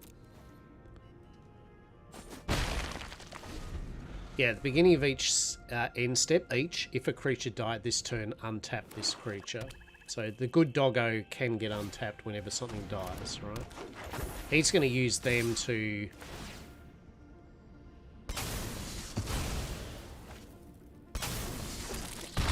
get insects. Alright.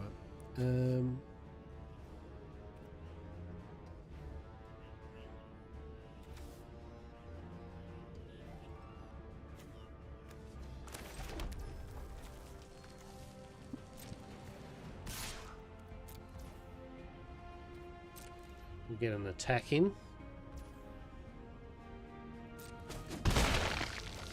Now we'll get them in. They come in with a +1/+1.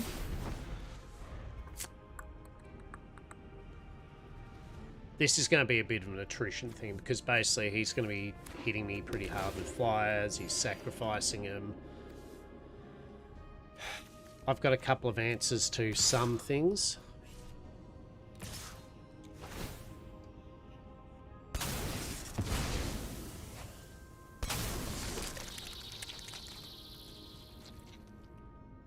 No, yet again, I can't block that now that he's sacked that creature. That does become untapped though now, which is nice. That is actually pretty solid.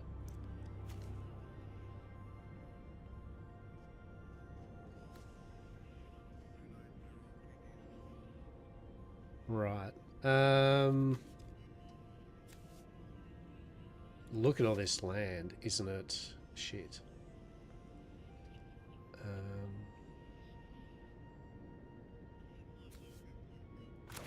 We'll get that in because it gives us a life. That just takes one of those things out of the equation. And then...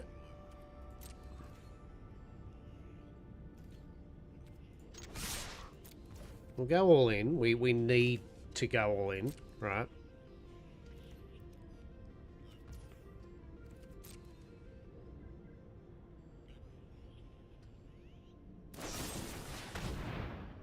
Okay, so he's going to kill that. Yeah, alright. Alright, I'll let... that's fine. And then what? Good thing is that's now going to untap at the end of my turn, if I'm right. At the beginning of each end step, if a creature died. Yeah. Should we get rid of his Gourmand? Just get over and done with, or not?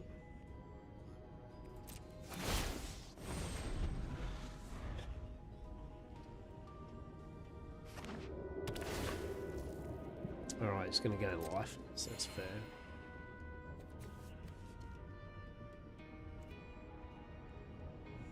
Okay, okay. So he's got 2/1/1 flyers.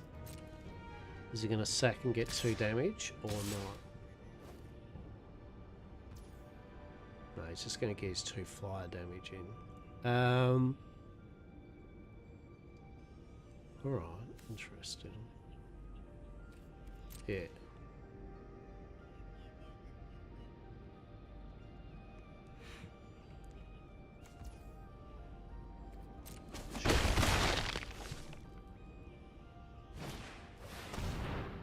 Ooh, okay.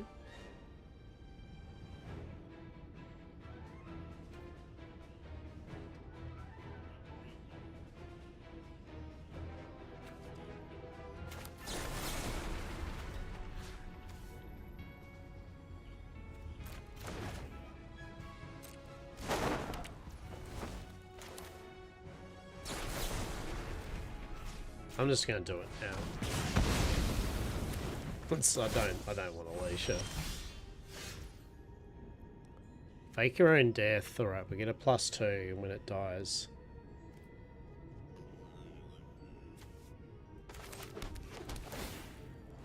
Bit of scry. Actually, we really need something other than that. That's for sure. Now, he's got 12, 4, 5, 6.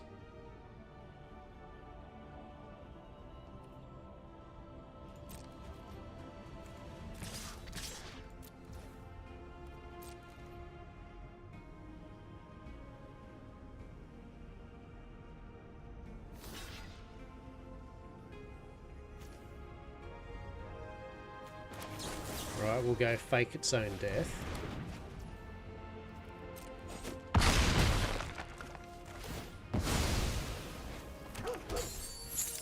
And good doggo comes back. Right. And it untaps though, which is actually pretty cool, right? That's actually a pretty cool trick. Diet tap, you can use it, buff it, it dies, comes back, and then it actually gets to be usable again.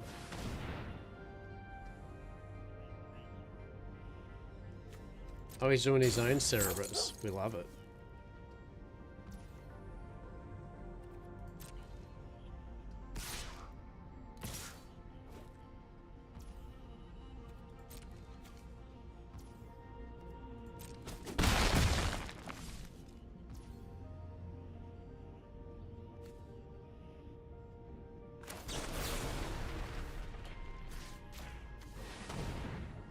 She'll get rid of that.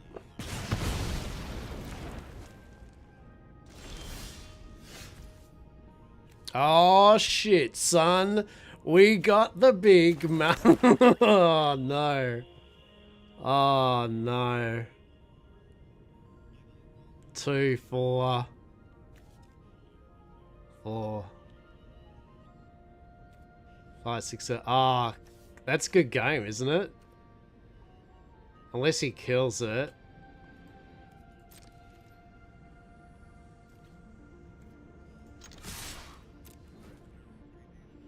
Let's see. Even if he does take it out with an abrase. Not saying I have won it, but I'm just saying he's going to be close. If he doesn't have a way of killing these two things, he is dead. There's no if but maybe. He's instantly dead. Yeah, okay, burst lightning. That's 8. 8, 7, 6, 5, 4.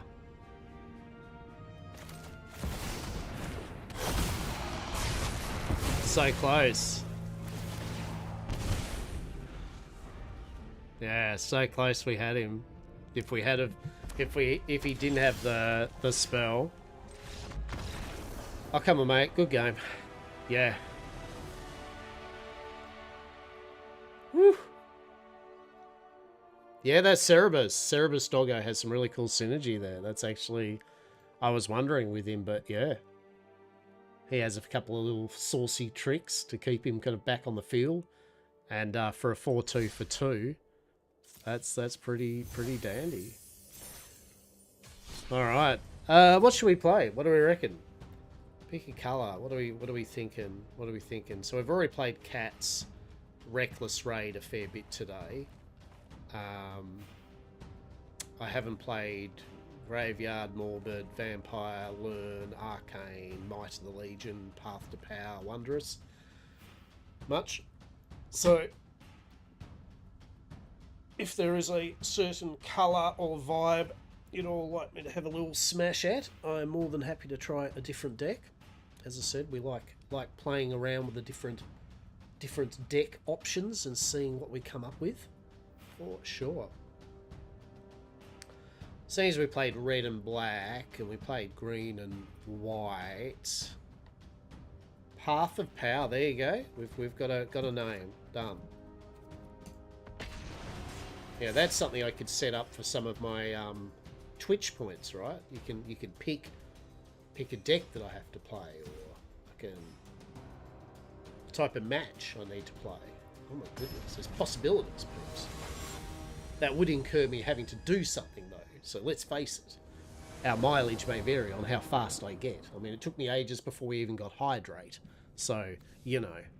Oh, this looks garbage. What do we got? So this is all about if you get power 4 or greater creatures, do stuff. Right, on the Lochabar realm, right? You know what? We're going to do it. We've got 2 mana, a whole bunch of spells. What could go wrong? Let's say hello. Do we get a hello back? We don't have a 1-drop. Oberon Fae. Oberon. Yeah, so this is all about if you have... we did get a hello. Oberon Fae, Lochabar seal of approval. Yes. So yeah, this is all about if you have power 4 or greater at the beginning of your turn and stuff like that, things happen, right? So here's a read. That's a nice 1-drop to get.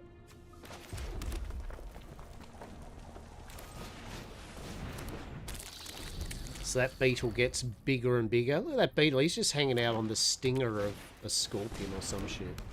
Alright, he's got a bit of mana ramp, a 1-3. We love it. We love a bit of mana ramp. So now, what we can do is we can do this. That means that's now going to become 3-3, and we'll swing in with the 3-3. Beautiful.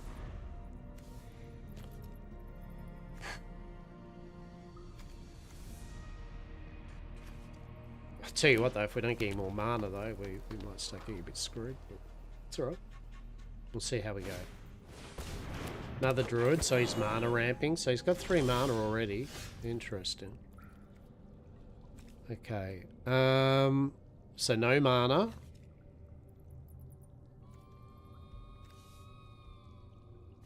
I'm thinking we go another Horn Beast because that's going to be 2 3/3s, right?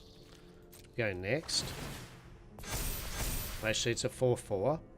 So we'll attack with that, right?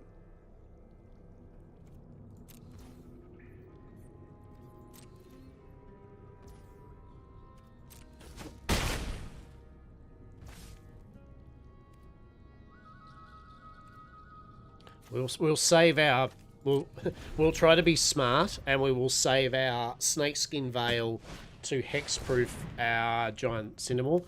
Reach whenever a land you control, create a 1/1. Oh, well, there's not much I can do about that. That's fair. That's fair and valid. Yep, so you're going to get a 1/1. Yep. Yep.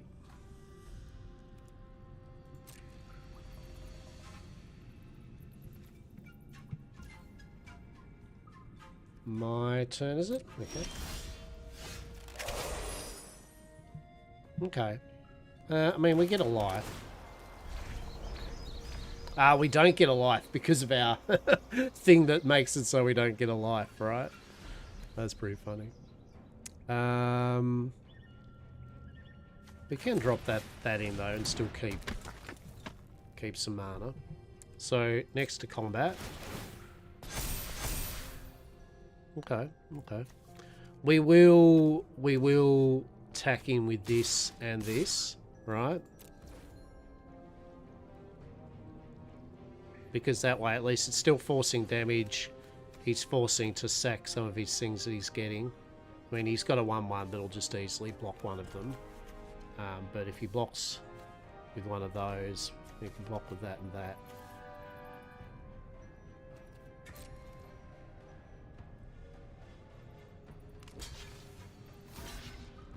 Here. That's fair.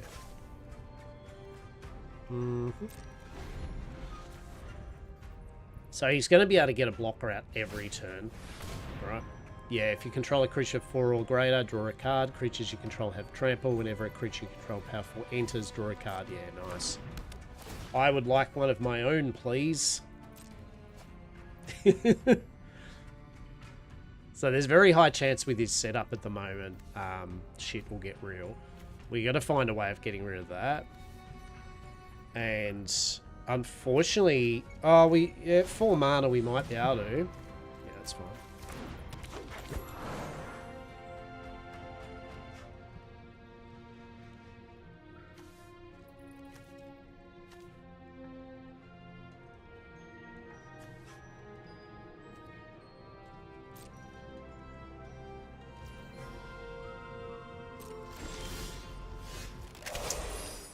Whenever Ruby attacks while you control force, she gets +2 until end of turn, so she become 3/2. I mean, but I can use her for red and yeah, okay. She has got haste, I suppose, so basically you can use it. So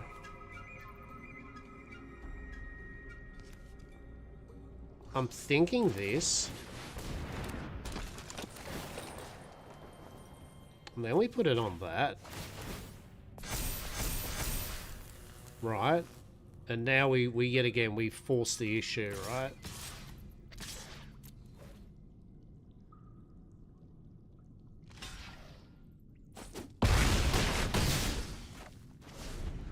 I mean, it's all we can do, right? Like, that's... There's no other options we can do here with this situation. He gets that out, he's going to landfall it. It gets bigger and bigger. He's got elves, right?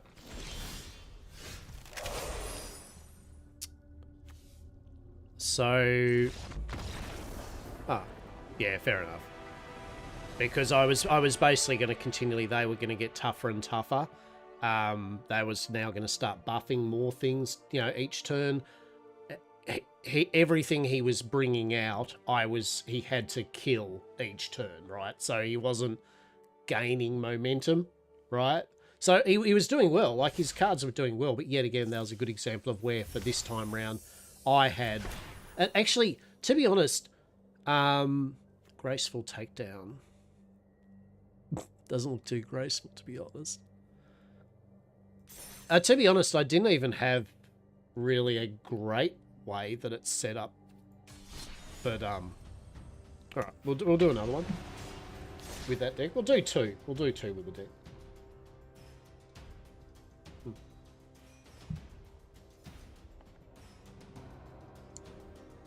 All right.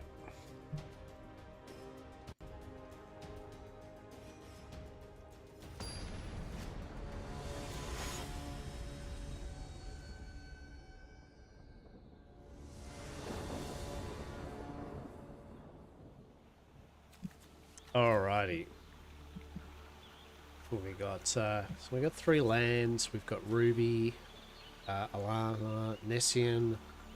We haven't got a 1-drop. I wonder what it must be like to have a 1-drop like a Landowar Elf. And we'll keep it.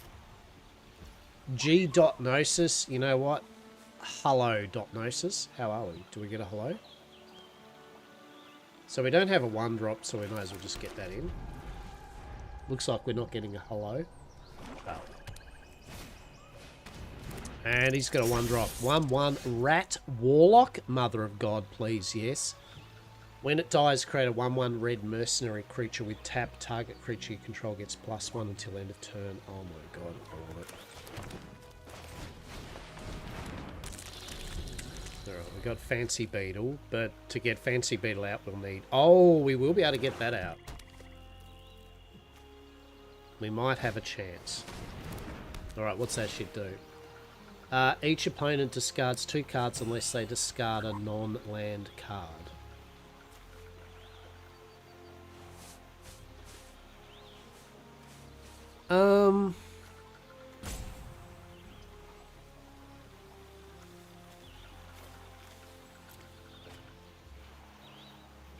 Sure. Okay, we'll get that in. So we'll get that in.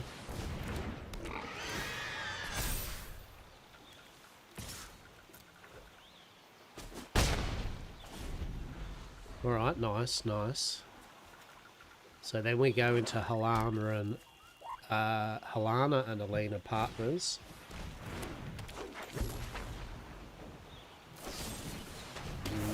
No, we don't. Wah, wah, wah, wah. Well, actually, we still do.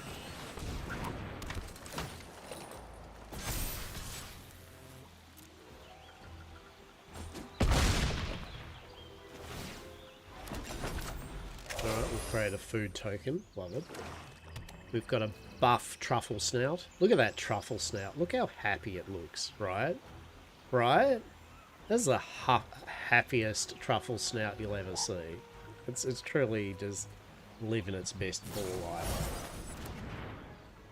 Oh, what's that do? Target creature control games.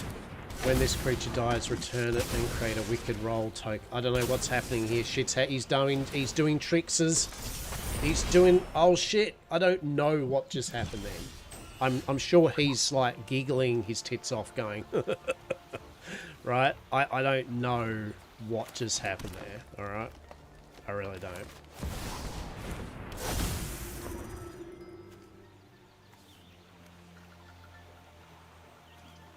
So, whenever he enters or attacks, you may sacrifice another creature if you do draw a card. Whenever another creature dies, which he does, target player loses life and you gain life. This is the 4th time he turns into the Sephiroth, one-winged fucking angel. One-winged angel. Do do do do do do do do do do do do do do do do do do.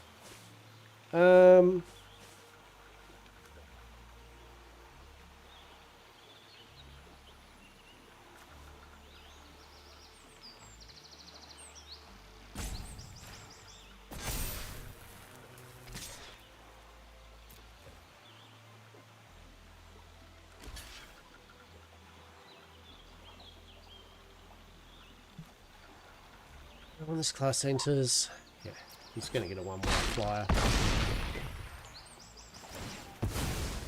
Thing is, it does have trample. I actually forgot that it has trample. So, that's cute. So, if he can get rid of the truffle snout, he's won. Well, I mean, you know, like, he's not dead, I should say. Oh! Each opponent sacrifices a non-token creature of their choice. Oh, mate, come on. Oh, buddy.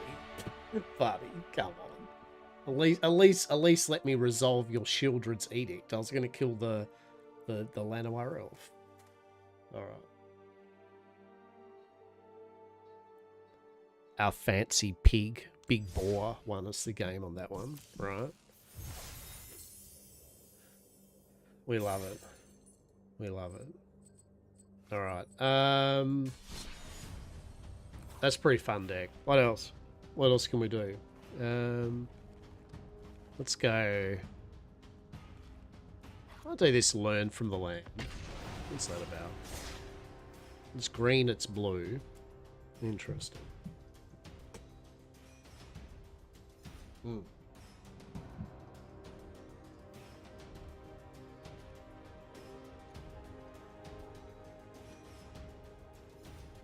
That's right. Later in the week or the weekend, we'll be doing some more Abiotic Factor in 7 Days to Die. Yes, yes. But for the early in the week, we are all about that. Ah, this looks shit. All right, we got one forest, a tapped land, a bunch of high cost things. We have got. I mean, we can. It might be able to save by the fact we have a turn 1, turn 2 mana ramping. Yeah, right. Let's do it. Hello. What are we doing? Blue and green as well. Okay. Forest into Llanowar elf. I was enjoying the Abiotic. Yeah. Look, yeah, we'll definitely be doing another raz at that. Don't worry about that. 100% gonna do a full playthrough of it. What? Did you just sleep magic?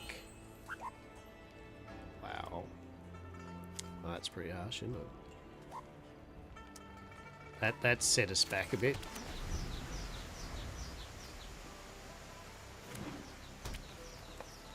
And also I should have done a forest and then got out my Druid of the Cow. Okay, Jewel Shiva's Dominance. Return up to 1 target non-land to its owner's hand. 3, exile Jewel. And turn her into Shiva, Warden of Ice. Can't be blocked, and then Cold Snap all lands your opponent controls. Love it. Return target creature an opponent controls to their owner's hand.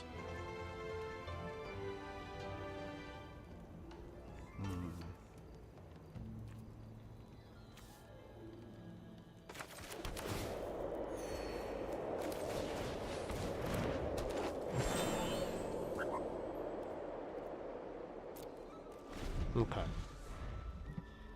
Yeah, so definitely we'll be having a good raz at Abiotic in 7 days again. Do not fret.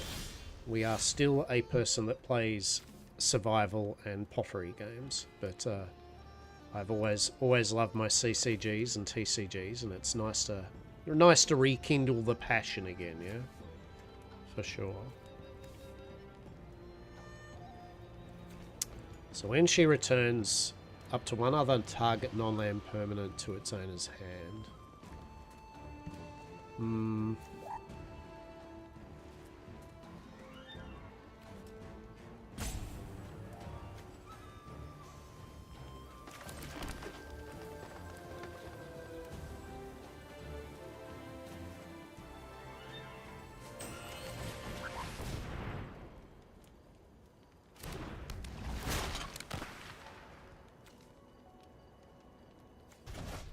I mean, it means that he's going to be able to bounce back shit to me too, right?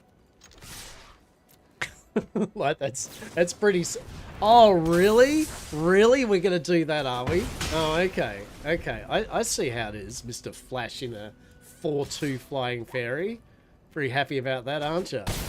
I would be too, actually, to be honest. Shit. Alright.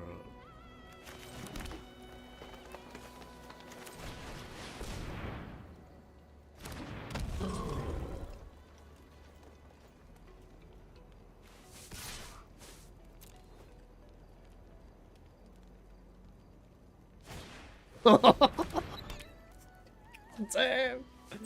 Oh my god, it's become a... Loses all abilities as a toy artifact creature. It's become a 0-2.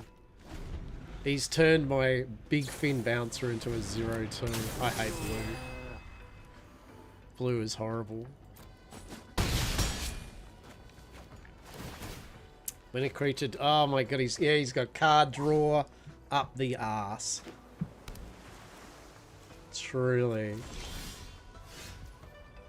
Truly.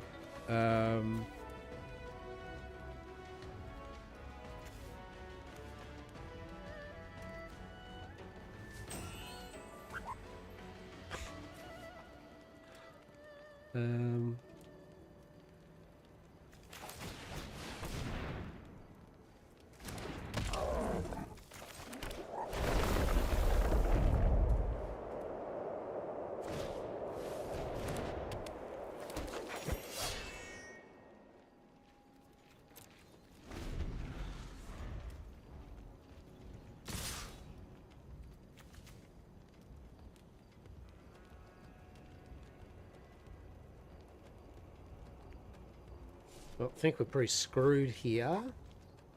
I feel... Sorry, one more.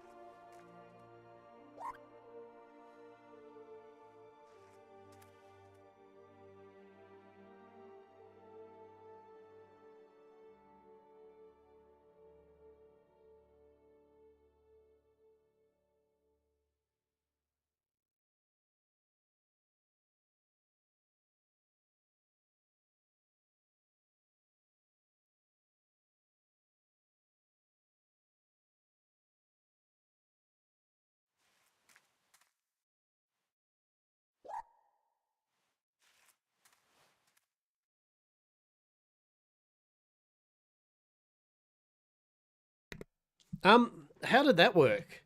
Sorry, I had to quickly AFK for one moment. How did that work? I thought I was well and truly lost. Like, what? I think some people, when they play right, they just want to beat you. I'm not saying this in a bad way, but I think some people, they go, they're in it. They want their deck to do the thing and win and get their win quick and get into another match. And when it looks like their deck isn't doing its win condition as soon as they want it to, I think some players just ascertain, they go, look, it's easier to just go, you won, and move on. You know what I mean? Which I don't, I get it, right? Is what I'm getting at. I get it. But yeah, I was surprised there because I think they would have won, to be honest. But anyway. Okay, so we've got 6 more matches. At a bare minimum, what we can do today is do our 6 missions, 6 matches, so that we've done all our dailies and everything, and then we will see what time it is of the day, and then we'll ascertain what we shall do for the rest of our stream today. Okay. We'll play another round of this one though, because I didn't really get a good feel of this deck. You know what I mean? I haven't seen all the cards in this deck yet, so...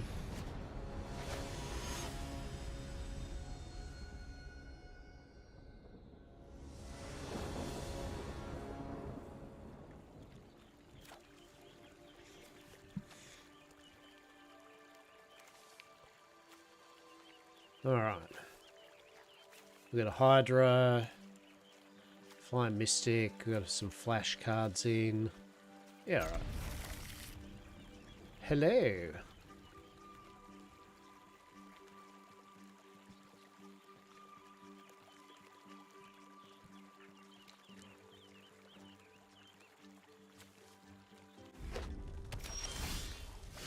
Alright. What we do then? We'll go green into that, right? We want to get our moss spawn as soon as possible. Right. 2/2. When you cast a non-creature spell, deals 1 damage to each opponent. Love it. Alright.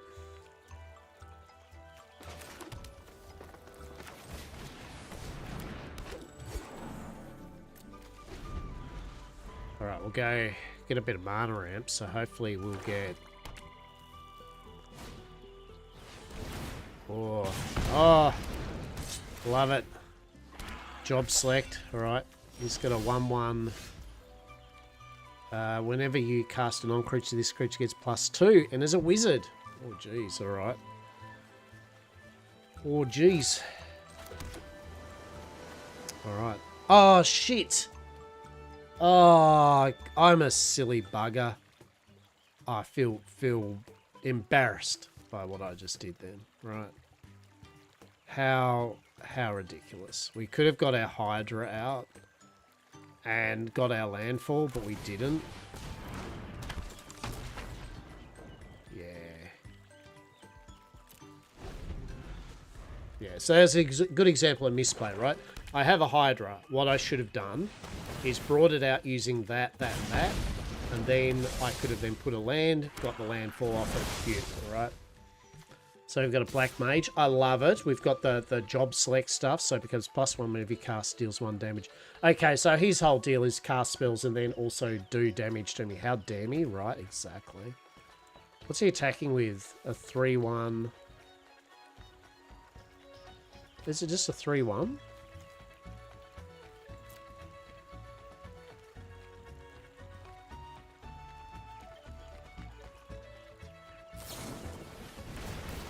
Yeah, he's won it. he's in a position of complete and utter control. So I bring that out. Bring that out.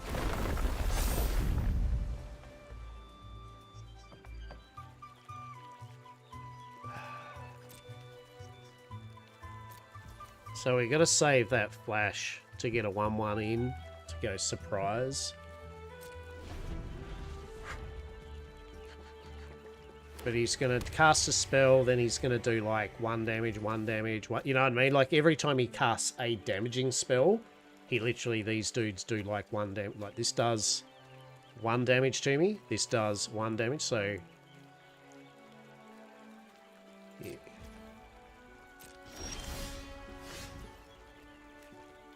Whenever you cast a creature spell, create a 3/3 beast creature. Whenever it casts non-creature, put 3+1/+1s onto it.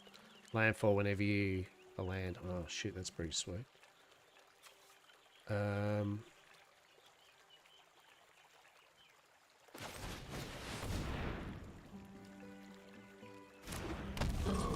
Now we can put that in and get the landfall effects.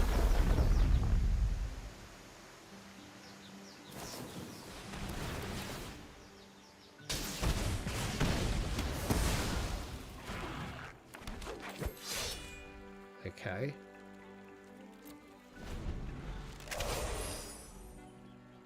Yeah, we're screwed. we're a bit screwed, sadly.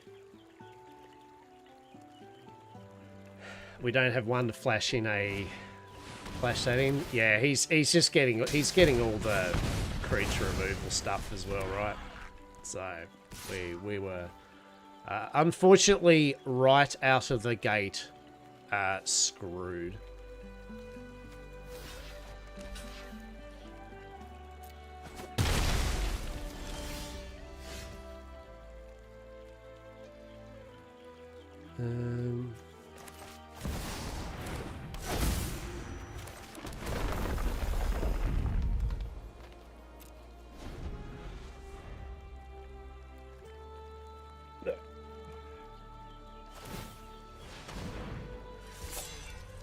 Yeah.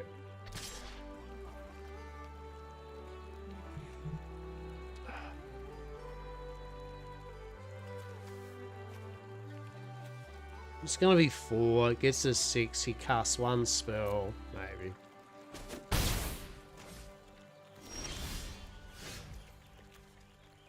No.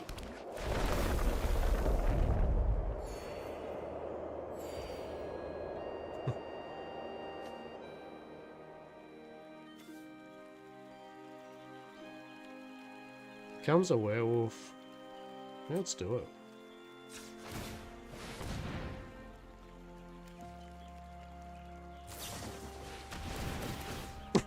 He's really... Well, you know what?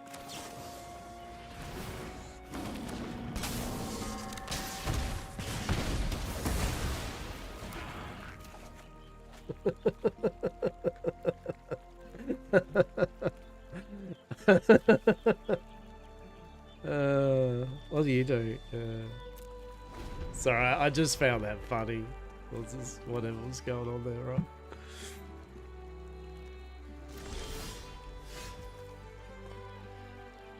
Put or gain 4 life. Amazing. Return target creature to its owner's hand.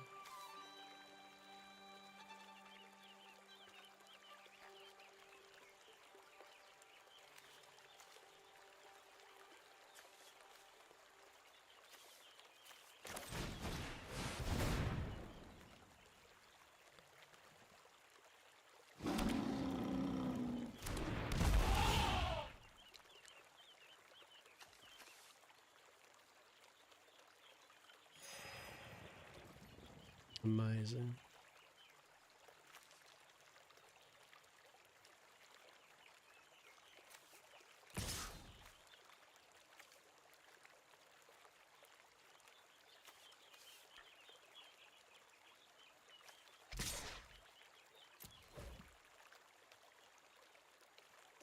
Now it's my turn to at least get some chip damage in.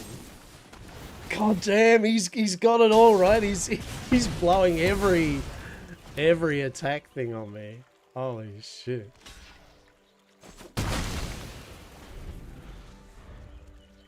My lord. I'm trying, alright? Oh, yeah. Yes. Yes. Yes.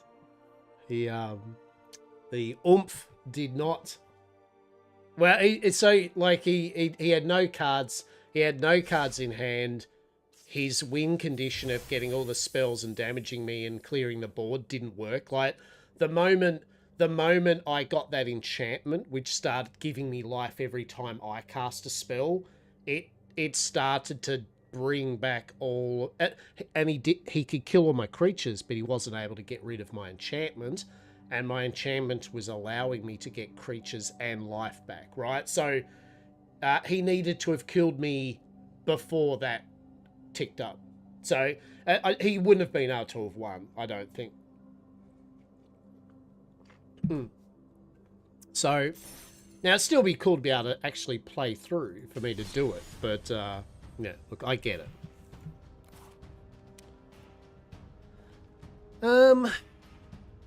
Did I mention how much I don't like blue, though? I really don't like blue. I've never really been a big blue boof. Let's go some classic. A bit of Vampire Hunger. A bit of black white. Vampires and angels and shit. Fuck yeah. Hell yeah. Hells yes. Yeah. But that's Ragged Hagrid. Bloody Ragged Hagrid, mate.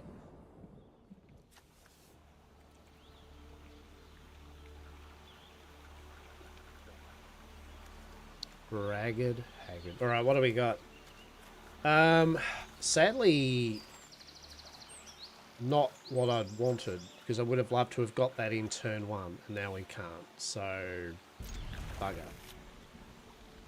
Hello. Anyway, we'll get that in. Do we get a hello?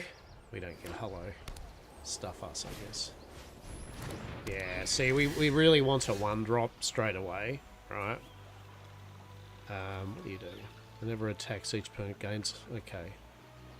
Actually, that might be an alright next drop, but I want to get the rabbit in.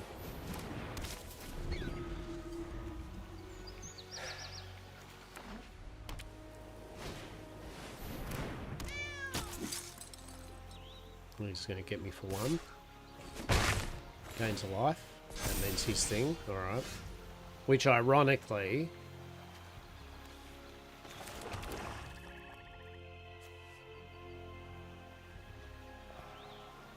Actually, we'll do this.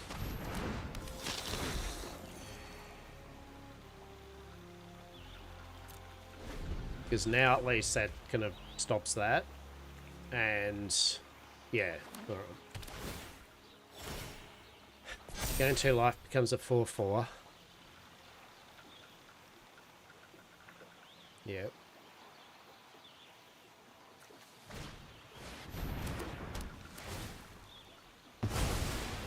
Oh, God damn. Yeah, this is gonna be a horrific battle.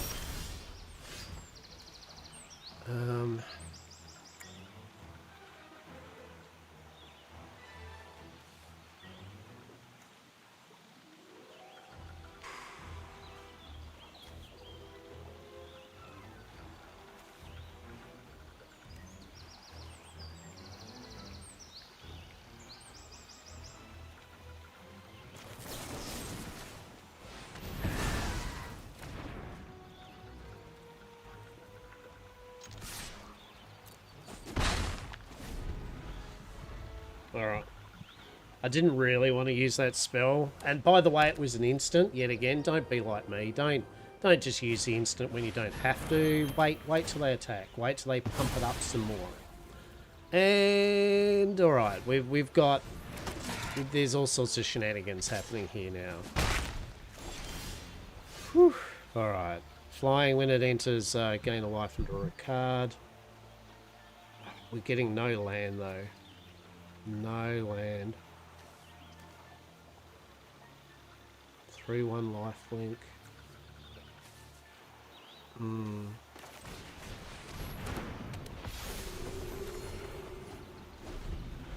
We were trying to fish for a land.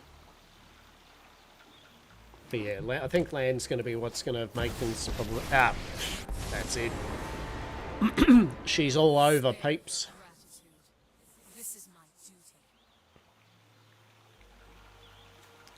Yeah, +1's going to create a white soldier, which will be 2 soldiers. Boom, now that thing's got bonus. Right.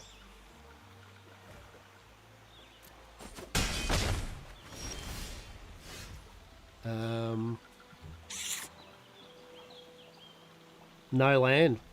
Yet again. Just simply no land, unfortunately. So we're kind of screwed.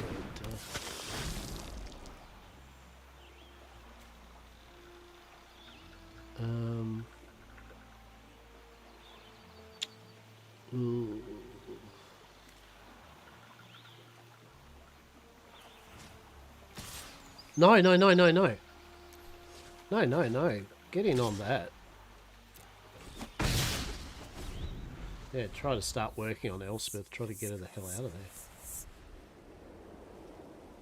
there. It's not looking good for us, though, right? Like, there's a very high chance we're screwed, right?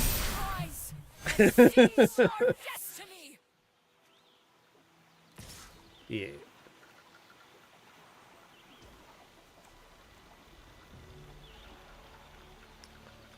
So 3-3. No more. Unfortunately, this land ain't going to help us.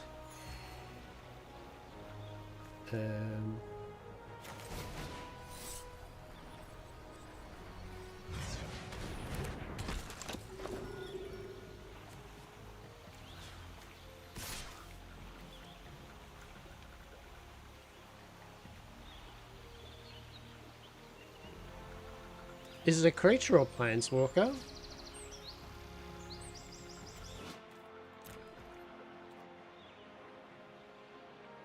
I could be wrong. I've never attacked a...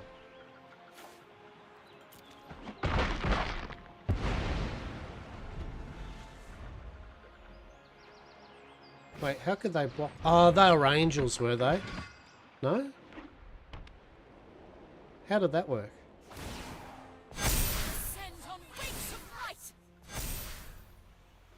Okay, so obviously I didn't know what happened there. So he had 1/1 ground things. I attacked with a flyer. So how was he able to block with non-flyers? Ah, because you get +1/+1 flyer tokens. Yep, I get it.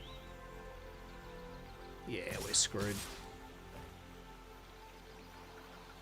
Yep.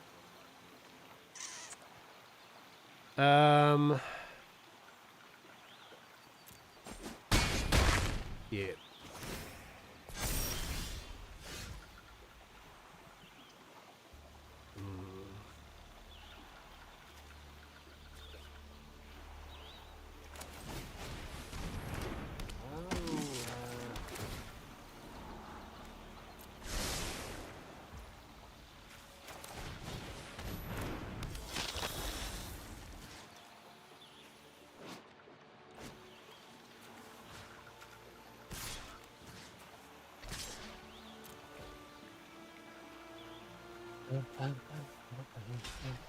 That'll instantly kill the thing. Yeah. Yeah. I believe we lost this one. He's got too much on the board now. He's got 3/3 flyer. Oh, yeah, there you go. 4/4 flyer. Yeah. There you go. Twin Blade Paladin.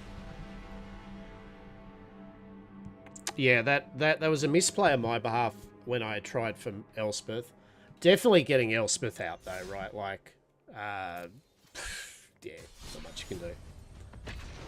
Not much you can do. We did had a rough go of mana on that one. We had a rough go of that no turn 1 drop, you know. An ideal for a white thing like this is a turn 1 Hawk. Or a... I don't know if it has Savannah Lions in this. That's not the one cost we were looking for. So yeah, let's see right off the bat. 3 costs, a kill, buff. Yeah. This is going to be rough. So I don't recommend I don't recommend keeping your hand when it's garbage, right? Can't stress this enough. This is not the takeaway. We do a hello. The takeaway is not, for the love of God, keeping a shit hand of cards, right? Don't do that. Mulligan. Having a bad hand is worse than mulliganing your hand and getting a good hand.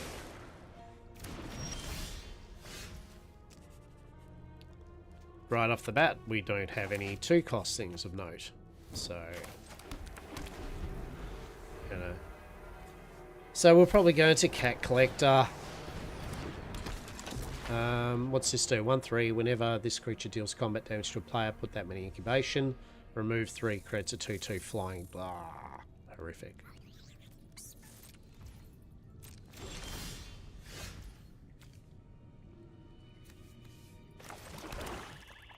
Okay. We'll go out Cat Collector anyway. Right. We'll get her out. Good little pussycat.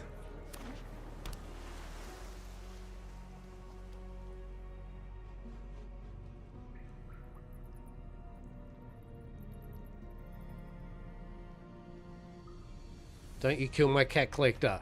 Don't be like that, okay? Don't. Oh, no. No. They killed our Cat Collector. Hands up. That's bullshit. That's bullshit. Killing the Cat Collector. That's pretty rough. That's rough. Oh, my goodness. Come on. Right? Come on.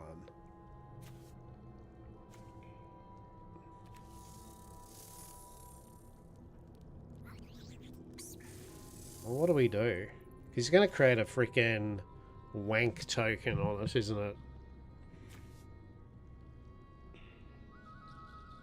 Oh, fuck. Oh, what did I do that for? What? Why did I?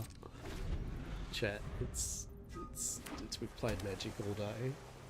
My brain's starting to get fried. Why I was gonna do the cat. Oh, brilliant. Yes.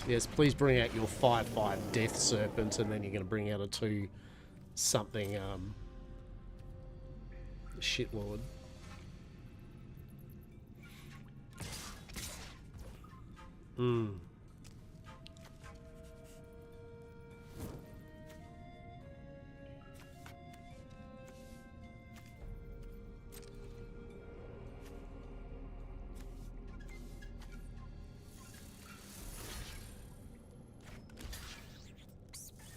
Actually, are they attacking with that?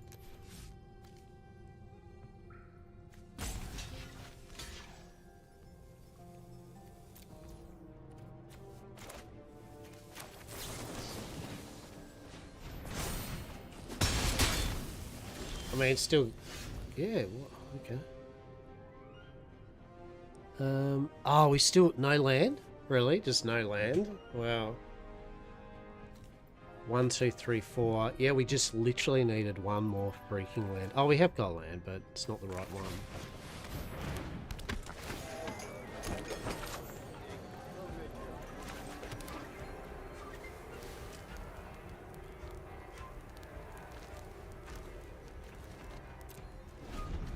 Okay.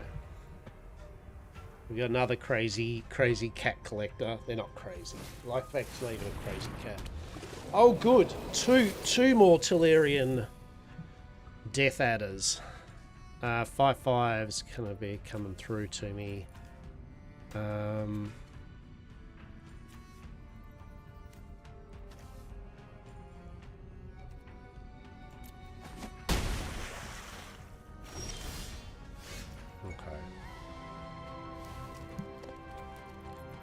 Now we can mortify 1. It's got ward 2, so we'd have to do a 5. 5 Flying whenever another creature you control comes into play, gain a life. Yeah, let's do that actually. Because then we'll do that. So as we gain a life, now that becomes +3, which means we get a cat token, which comes into play, which gains a life.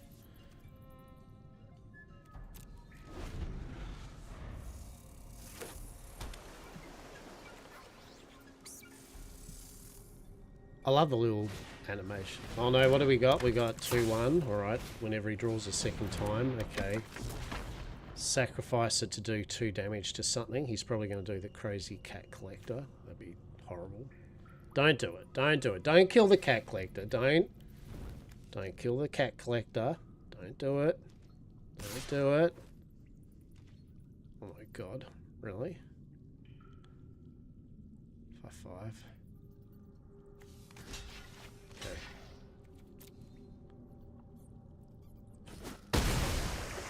Okay.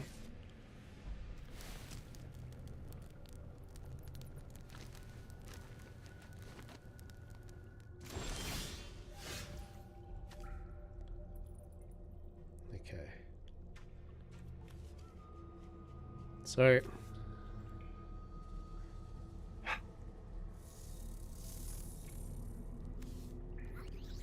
we could go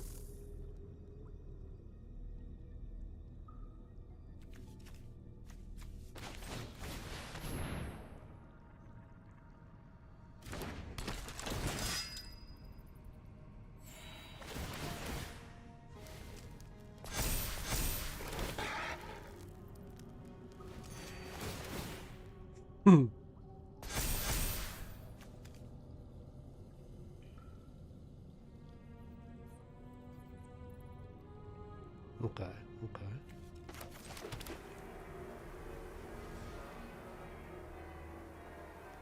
So that can take out one of them. That can take out one of them. He's got a flyer, a 2/1 mischievous wank. Let's do that.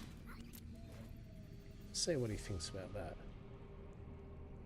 that. He can do a 2 damage blit at me though, right?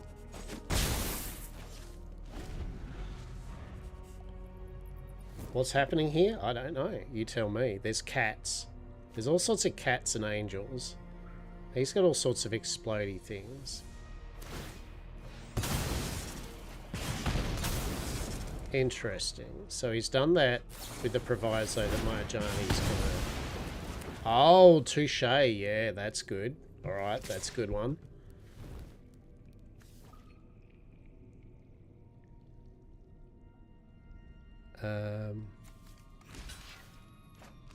Yet again, we'll just block with a 1/1 cat, I guess, right?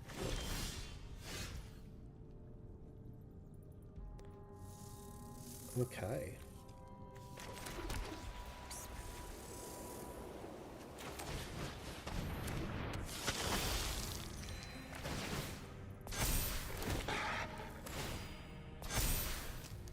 Okay.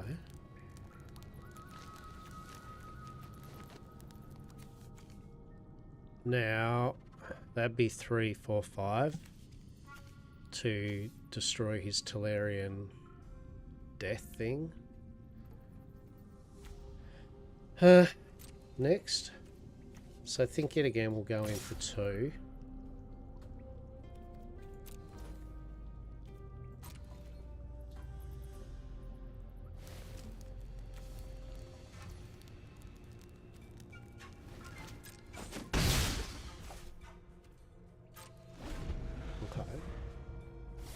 We've got some food tokens, right?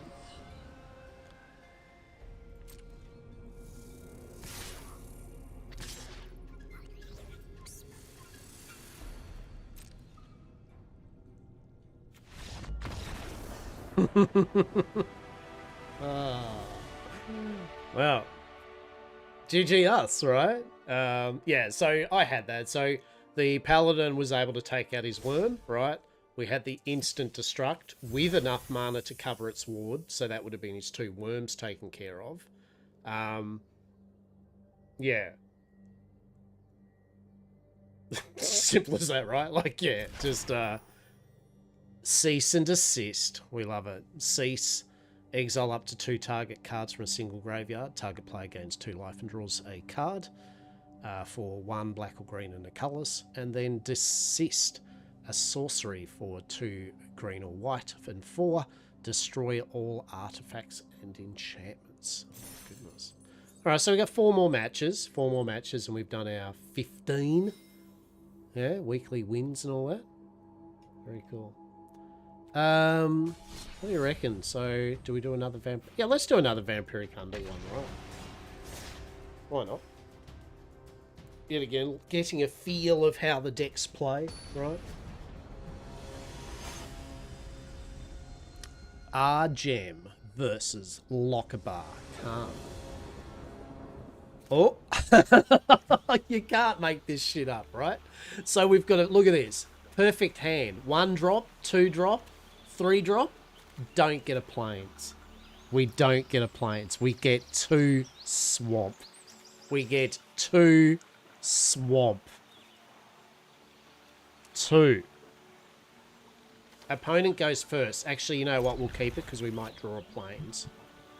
Hello. If we went first, we'd be screwed. But at second, we do draw a card. Maybe that'll be a plains. Alright. If it's a plains... it's a plains. Alright. This is good shit. So it's a 1/1 Death Touch that turns into... that gets huge. So we get into a Healer Hawk. Turn 1. Beautiful. Hopefully we'll do a turn 2 Ajani's into a turn 3 Inspiring. Then a turn 4 Twin Blade.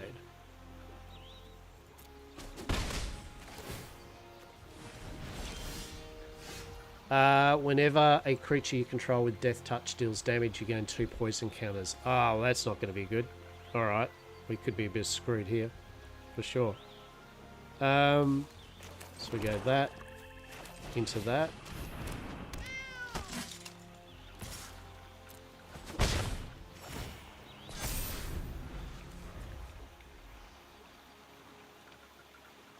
We need to get rid of that real quick. Right. Well, it's got Death Touch, right? But it doesn't matter. I mean, I can't accumulate poison counters. It's as simple as that.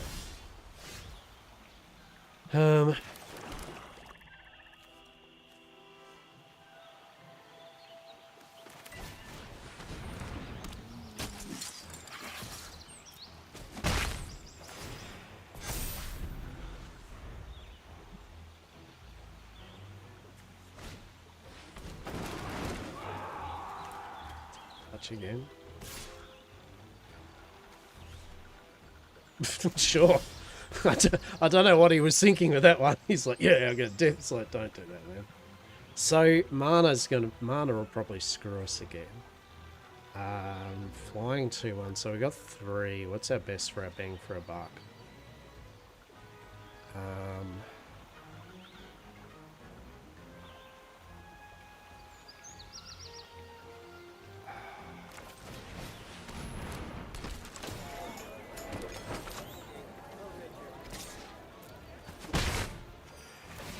Beautiful. So he gets tougher and we get a cat. The cat can be used now to block his Death Touch thing. Okay. Okay.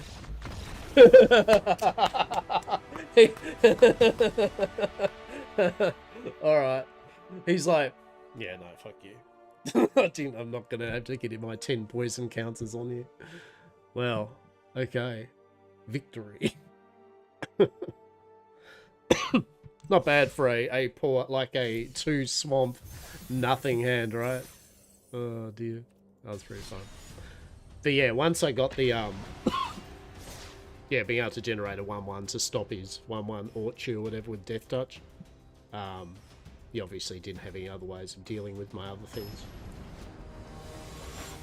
That's why it's so important to get a Hawk, and a Pride, and like early, right? Like how we didn't this turn, right? So no turn 1, that really sets us back hard. Really bad. And only 2 mana. So we have got a bit of creature removal. That might be able to help us. We're going to go first so we don't even get to draw. Hello. So I guess we'll just go... Look, it doesn't matter. We'll just go that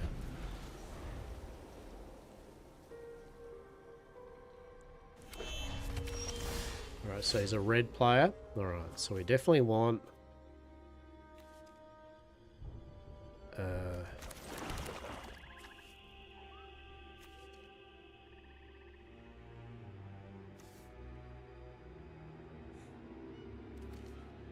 What do you reckon? Get a Johnny out now, or get a 3-1 out with lifelink? Oh, let's get a Johnny out now. That was probably the wrong order to do things, to be honest. Probably should have got a 3-1 out with lifelink, because then I could have got a cheeky bit of damage in. If he survived. And then I could buff him up. Is he deciding to do his 1 cost 2 damage? He is. Alright, okay. That's how the cookie crumbles. And if I had brought that out, he couldn't have killed it. So, bugger me. Alright, what does this do? When this... No, let me read. Oh no, he's doing things. Oh. What happened? What? While this enters, create a 1 with prowess, and prowess is... Oh, whenever he gets +1... Oh, okay. Sure. Hmm...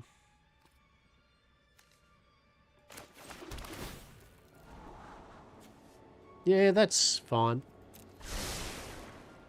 Alright, so we'll get this out. We may as well get this out now, right?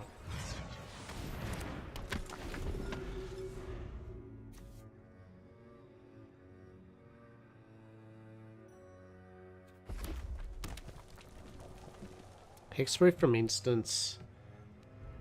As long as your life total is greater than your starting alone, it gets +1/+1 menace. Gets +5. Okay. Hey, Vivi! 0/3/0 add X mana or any combination where X is his power. Cast non-crit +1/+1 on him and deals 1 damage. Nice. No block. Okay, so we got... Still no land though. Is that going to be our... Hoorah, right?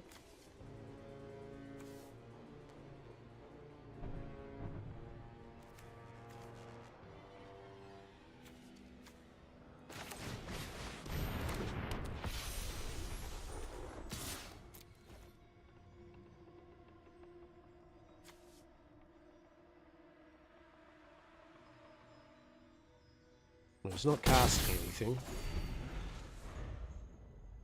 Okay. What's this going to do? Is this going to do some weird shit? Yeah, so he gets... When this class... I want to be able to read, game. When this... Stop it. I want to read the text. What do you do? Return target install sorcery from your graveyard to your hand. Whenever you cast install sorcery, create a 1/1 blue... Okay. Oh, shit. Oh my god, we're getting brutalized, right? Oh my god! We are fully brutalized at the moment. Sweet god. What are we gonna do, peeps? What are we gonna do? This is some bullshit.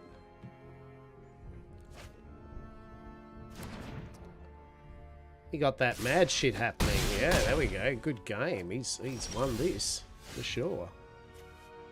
Not much I can do about this. with bugger all mana too, right? Like that's the whole thing here with bugger all mana. I'm just gonna get rid of that. Choose attacker. I mean, actually, you know what? It's not as sad as it sounds because he's got lifelink. So yeah, right. Jesus. Making me work.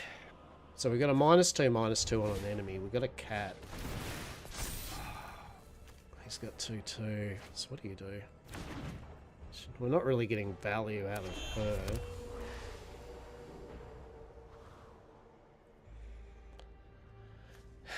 Cat collector.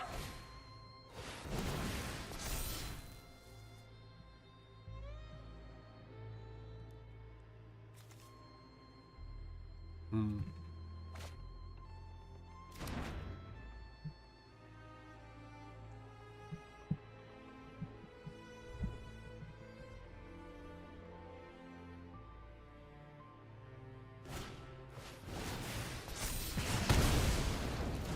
Oh, no. He's got it. He's got it, peeps. He's got it. The mad lad has got it.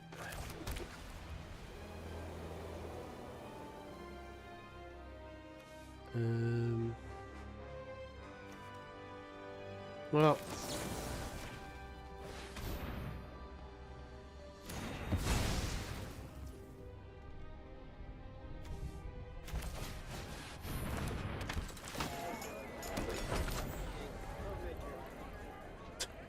Pretty cool game though, like whoever wins, whatever. He's going to be able to get another otter out soon though. 3, yeah. Oh no, now he's got 2 of them and then he's going to do 5 and then it's going to do the thing. What are these even? Enchantment? I don't even, nah. Oh, let's just say he's won it. I don't know what that does, but you can spend mana as though it's mana of any color to activate any creatures. Creatures you control with +1/+1 counters. What? Have all activated abilities of all creatures exiled. Exiled target card from a graveyard. Do we want to read this, everyone? Or do we just say good game, right? I feel this is just good game when I have to start reading 20,000 things. So does that now get that? Is that what it's saying? Yeah. Oh, that's horrific. Right? Yeah, that's horrific.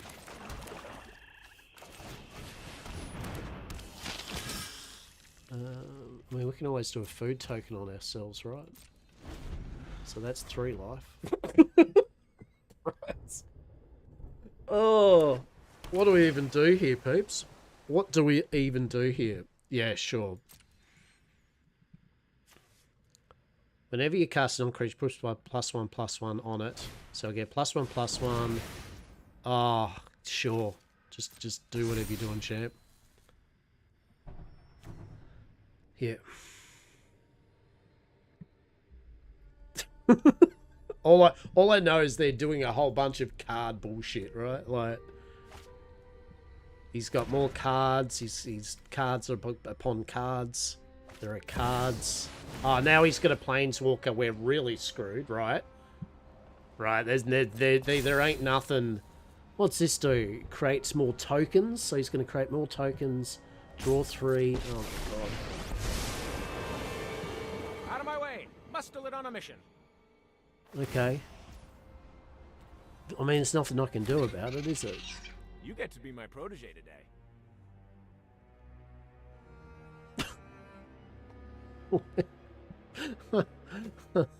This is a headachy. This is now headache magic, right? Where I don't care now what's happening here. Just let it be, right? Oh, now you're going to use my lifelink. Oh, shit. Now it's any creature. Oh, even better. Oh, good. Now his creature's got all my shit. It looked sure. Yep. I don't care. I don't understand what's happening. Just let me die in peace. Tree folk.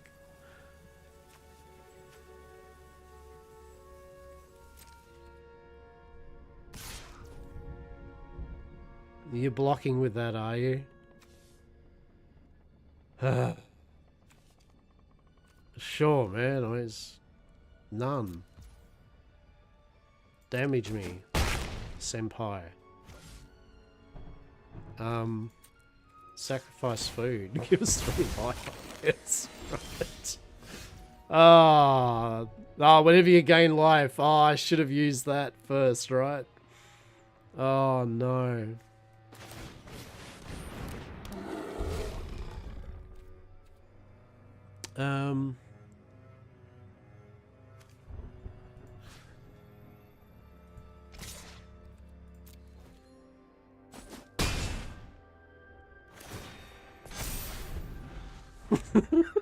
We're holding on.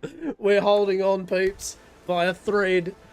I hope Against... you've got bottled lightning to share. Whatever just happened there is not going to be good. Nah. What target it was that to return a thing so we could gain a life. Create a food token. Yeah, let's do that. I don't... What's happening here, game? That's he's gonna exile to his Agatha's soul thing, and I don't...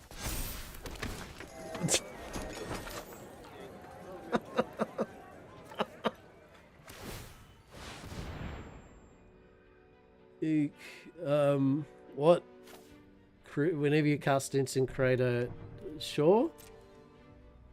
Is that what's happening? Are you getting more otters? I don't get it. What's happening? Are you just getting lots of otters? Is that what's happening? You seem to be doing a lot of otters. Are you summoning that? I've lost track now what you're actually doing, sir. I don't a pass to attackers? Are you attacking me? Like what's going on? Okay, well first I'll sacrifice food. Right, you're gonna love this. Oh yeah, don't I get a life? Oh, it's in my turn, isn't it? Shit, okay. No blocks. Okay.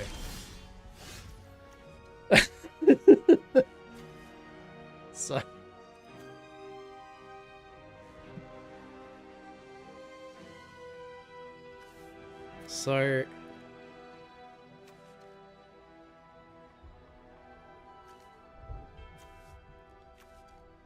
Do we do this?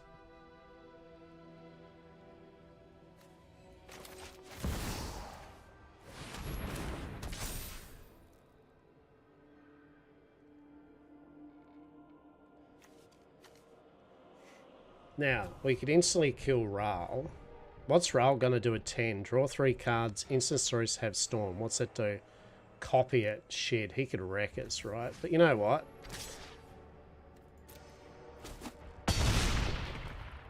We'll get a cat.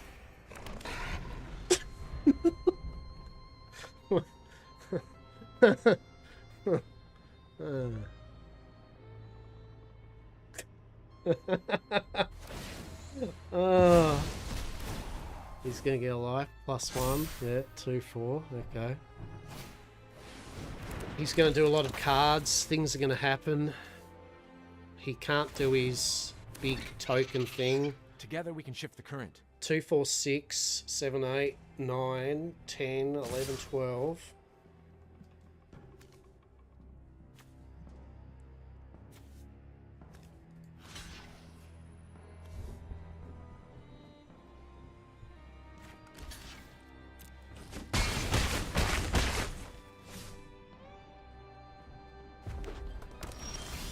Good game.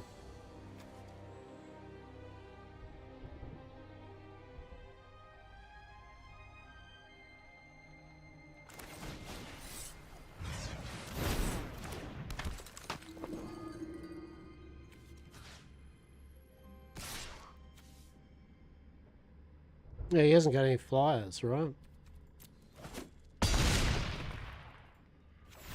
We won it, peeps. We won it. What do you reckon? Holy shit, right? Goes to prove you can have a whole bunch of wank going off on your screen, a whole bunch of draw 20 cards, shuffle that into that, do +1 on that, 5 to that, shuffle that over to there, draw 7, right? And what did that amount to? He had no flyers. That's what it amounted to. He had a lot of otters, and I don't know what those otters do, but there was lots of them, and he had lots of card draw. And we still won. So, you know what? Hats off to that player, because that was damn fun, and I enjoyed that match. That was crazy. I am impressed that I won that. GG. That was good stuff. Whew. My lord. In the 4-4, you know what it was too. I think. I mean, I could be wrong here, but it was because I had that 4-4. It couldn't be targeted by instance, right? Which I think any of his removal was basically in instance, so he could not kill it. And the fact it had lifelink meant I was just getting that more life than he was able to output. If it looked like he was able to do his emblem, and if his emblem was going to finish me off, I would have one-shot his otter first, right? But, yeah. GD. All right, I'll be back 1 sec. Need a quick break, and then I'll be back, and we'll get these last 2 matches of the day done.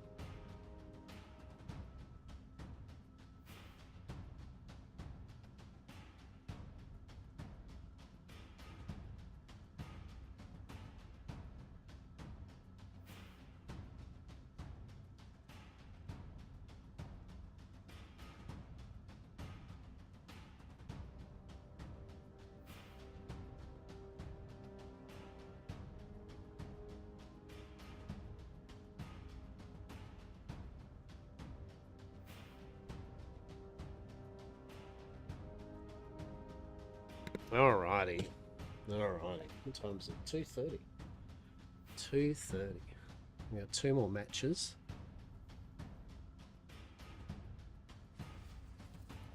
Let's play a different deck though, right? What do I reckon? Might of the Legion. Well, that sounds pretty cool. Morbid Machinations. I kind of like, as said, I'm a very basic person. I like basic stuff. But Might of the Legion. Let's go there. But yeah.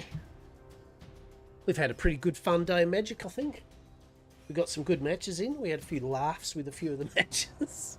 We got Raffle stomped by frogs so bad. We got Raffle stomped a few times very quickly. Don't know the gent's name, but you know what? Nonetheless, hello. And we got no white mana. But we do have a Frenzy Goblin. So that's kind of cute. So we can do a turn 1 drop. Let's go. Let's do always our hello. Do we get a hello back? Let's get a Frenzy. We do. Lockabar approved. Whenever this creature attacks, you may pay red. If you do, target creature can't block this turn. We'll get a 1 drop in, right? Goblins, everyone. Goblins. Goblins everywhere. Okay. Unfortunately, we're hoping that we get more goblins.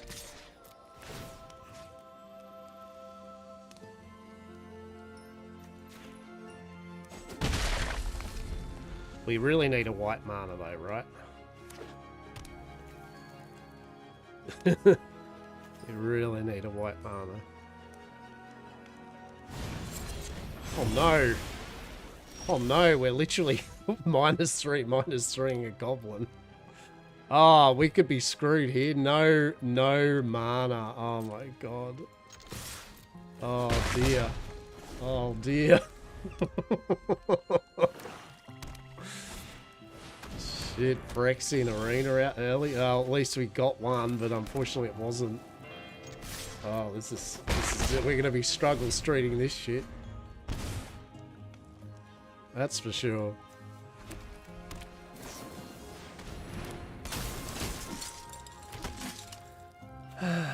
Yep.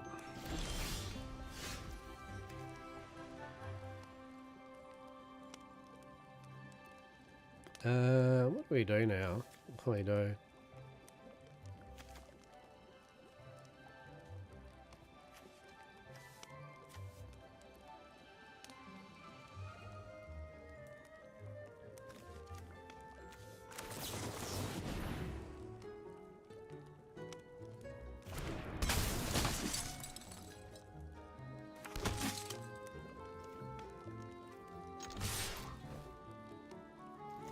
Get in there, goblins. Do your goblin job. We're all in on this one, right? This is all we can do, peeps. We're just all in this shit. Yeah, what's that do? Whenever one or more non-toy creatures you control attacks a player, create a 1/1 toy artifact creature token. That's pretty cool. I like that. Alright.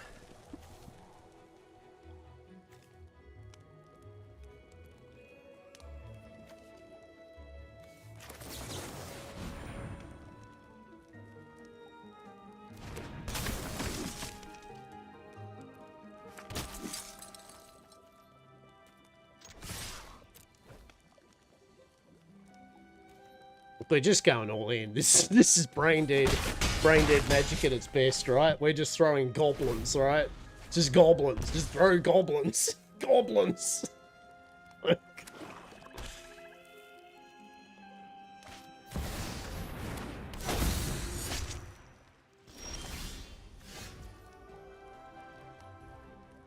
Six, 5, nice. Flying wood, sacrifice a creature. Target opponent loses 2 life. Whenever a creature target opponent loses 2 life. And you gain... Okay, okay.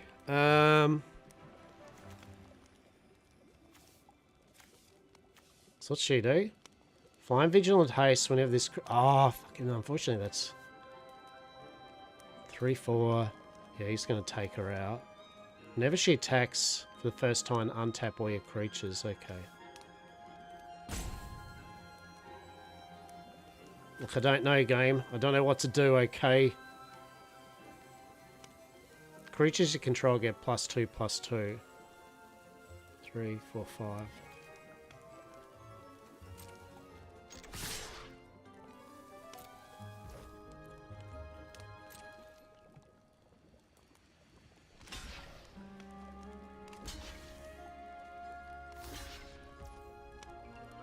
Goblin surprise!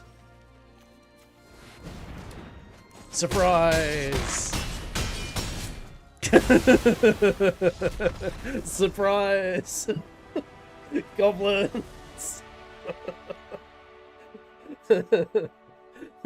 There's something beautiful about original vanilla Magic play, right? Like, summon creatures up, throw creatures at enemy, buff creatures up, win, right? Like, no real tricks, no fancy gimmicks, just throwing a lot of goblins at a person's face. All right, we've got to have another go at that, because that wasn't even a perfect thing. Those last 2 cheeky wins.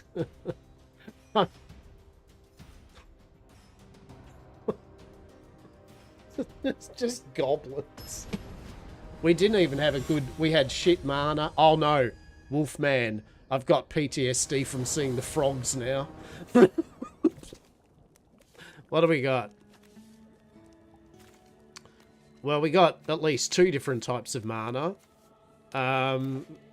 It's still looking pretty shit. What are we doing? We're going to be... Okay, we'll be going second. Alright, let's do it. Hello. Do we get a hello? Oh, please tell me you're not Frogman. Okay, okay. He's going to be a gaining life. Oh, that kind of shuts down right off the bat our fanatical firebrand thing.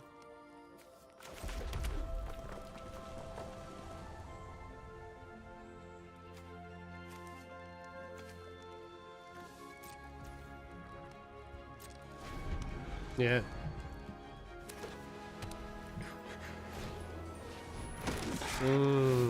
Yeah, already the temp. Yeah, the moment he starts getting this life bit. Yeah. No land. Oh. Horrific. Alright. This might not be good, peeps. Hello there, little creature. Hello. Creatures your opponent controls enter tapped. Right, we can't even attack without. Whenever a creature your opponent controls enters, you gain a life. literally within one more turn, he's going to have enough to do instant damage to me. We'll just say good game right off the bat, right? There is literally nothing I can do with 2 mana. Yeah.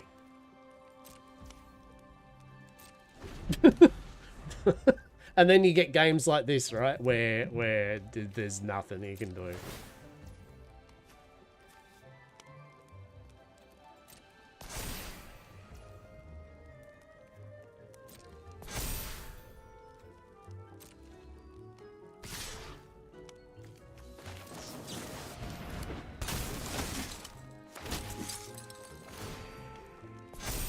Unfortunately, like, see what I mean? Like, this will, yeah. And I didn't even do it in the right order. I should have done it when he attacked.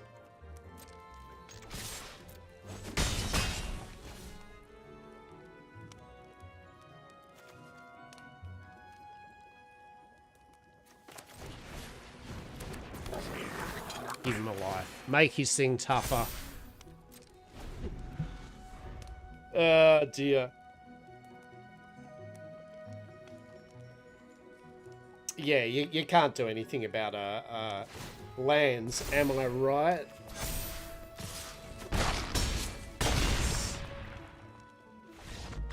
Like, he knew where it's at. He noticed I only had 2 lands.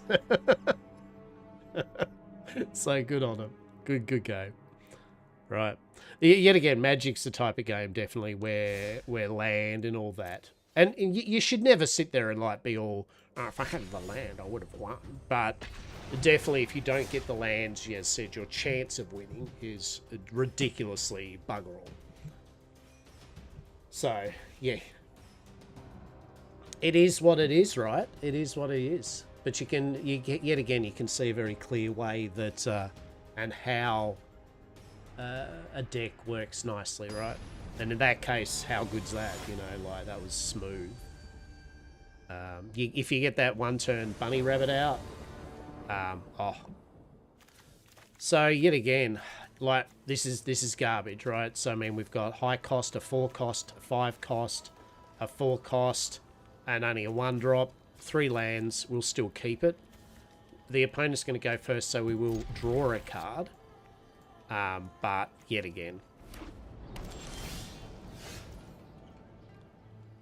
Hey, look, we'll go mountain. I mean, we'll get our little goblin out anyway. But unless we get a turn 2 drop, then a turn 3 drop, we're kind of going to be pretty screwed, to be honest.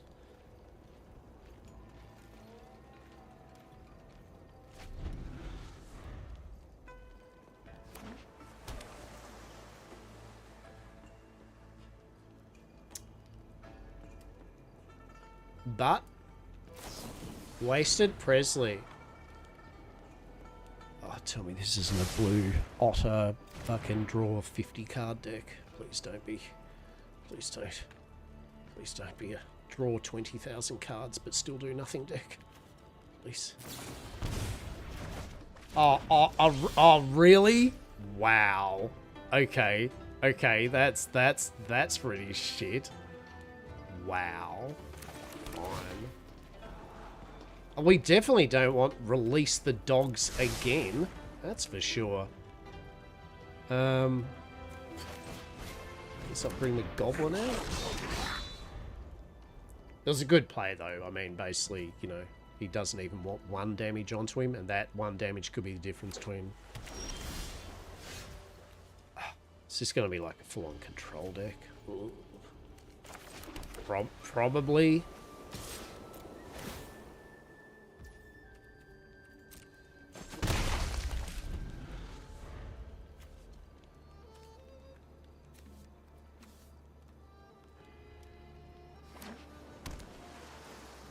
We can release the dogs. Oh, it's an otter deck.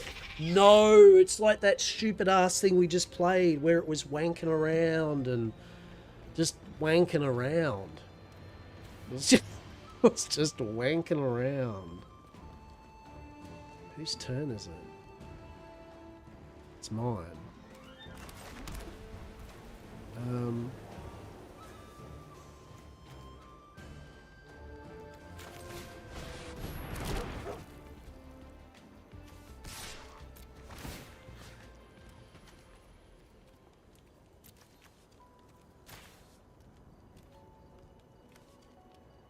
Oh, hell.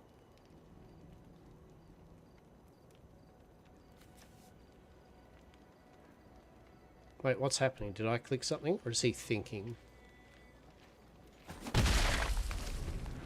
Was he ascertaining whether he wanted to bounce my goblin back into my hand again? Do you reckon we can get a cheeky heroic reinforcements? Right, what do you reckon?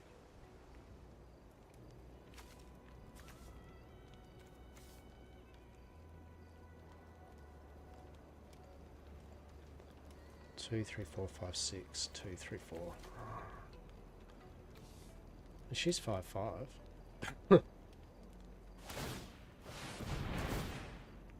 Okay, so he's returned Opt and the bounce back to his hand, I guess. Oh.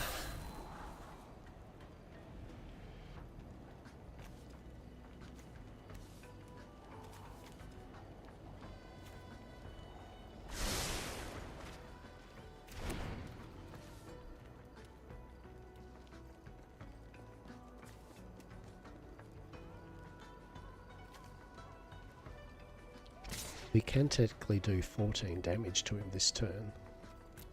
Do you want to see how?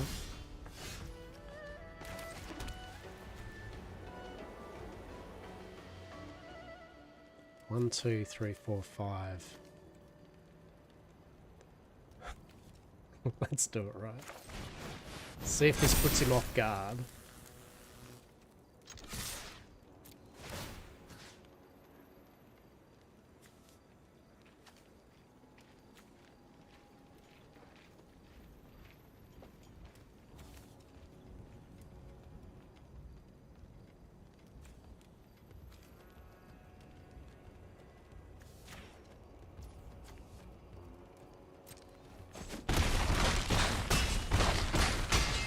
I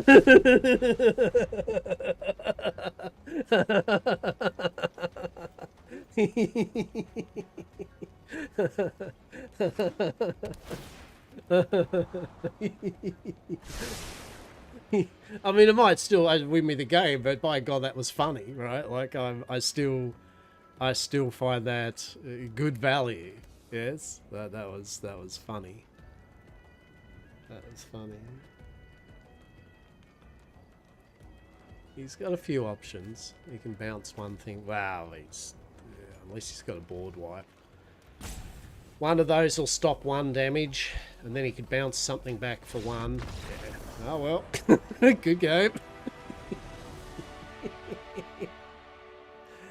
I just wish I had 2 more things, right? And then I could have done the full, just one, like just dead, you know, like oh.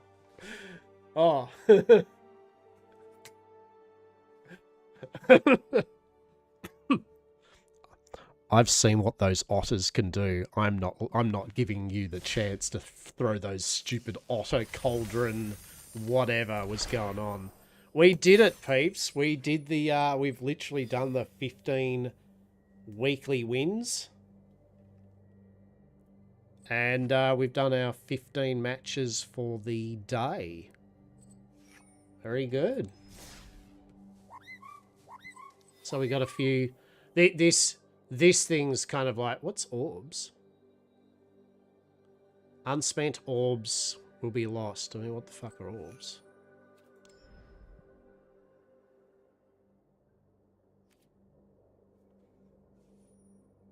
Oh, you get orbs. Oh, we needed one more. Oh. Oh, shit allows you to buy really cool shit. Oh. Oh, nice. Okay, so that's what you're earning. You're able to buy the fancy cards as well as some sleeves, I guess, maybe.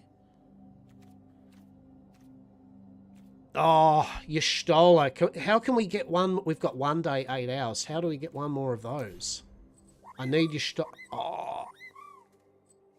Oh, we need to get... Oh, we needed to get to that.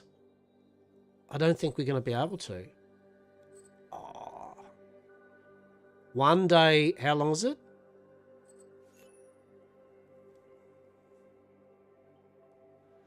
32 hours. So we have one more day. Like, how much XP do you need? So if we, I hope we can get that, because then we can get the Stola deck sleeves, right? That'd be mint.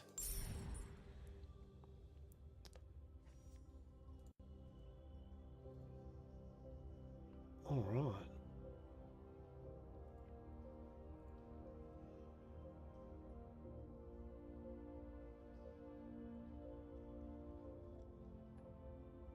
Okay. Well, there we go. There we go. 2:45. 2:45. Very cool. Very cool. We'll probably end up wrapping up early today, I reckon. We've had a solid ass thing of magic today. Ooh, we've done all the dailies, so it's got like that kind of time frame where it's like I could keep playing some magic, but we've kind of like, yeah, we progress achievements and stuff like that, but playing it when we've got our dailies to knock off, and that certainly gives another extra level of, you know, because you're earning gold and all that type of thing. That was good. That was good. I think we had some pretty good matches today. Yeah. So with that, I reckon we'll call it. Actually, you know what we will do? We will open up one more packet of cards, though, to end up the stream, right? Right? Fuck yeah. Hell yeah. Let's do that. Oh, yeah. This is for you, Seldrath. This is for you hanging out and kicking back with me today. You at least deserve me to open up a packet of freaking cards to end off the stream. Yeah, normally I could go to for another hour. Like, normally I'd stream to for another hour and 15 minutes or something like that. But as I said, because we've played Magic today, I don't really want to transition off to like a you know what I mean? Like, I don't want to just start another like game up or something like that. Because by the time we do that, yeah, by the time we do that, nearly finish the stream off anyway, right? So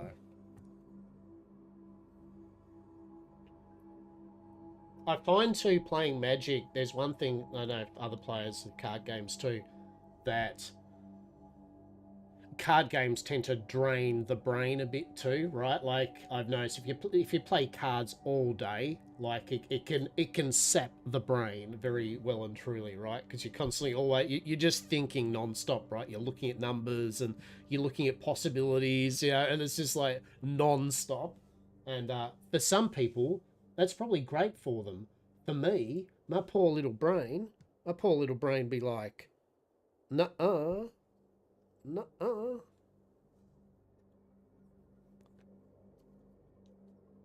So let's open up. Let's open up this Star Wars Jump to Lightspeed and see if we get the Prestige. This is the final Jump to Lightspeed packet I have. So let's see if I get the Prestige right.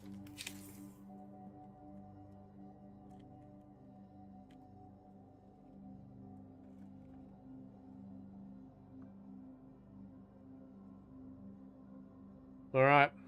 Here's the flip. Did we get the Prestige? We did not. No Prestige for us. But that's alright. Looks like we got a Hyperspace Land, though. So, we got Major Vonreg. Major Vonreg. The Red Baron.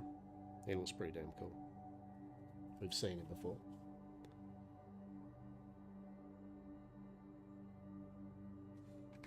But we did get a Hyperspace Moss Isley base. Yet again, Hyperspace is with the no borders. Very cool. And then we got an X-34 land speeder.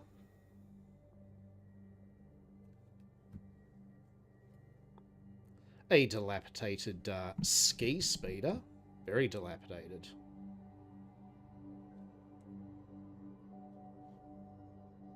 A Zigirian Starhopper.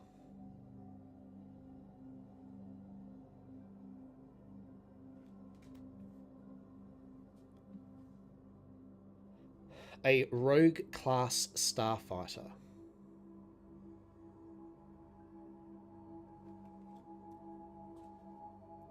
Followed by Fight Fire with Fire. Pew, pew, pew, pew, pew.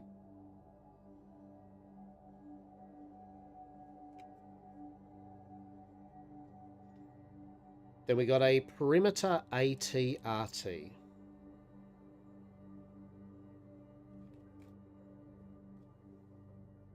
Then we got ourselves a Scouting Headhunter.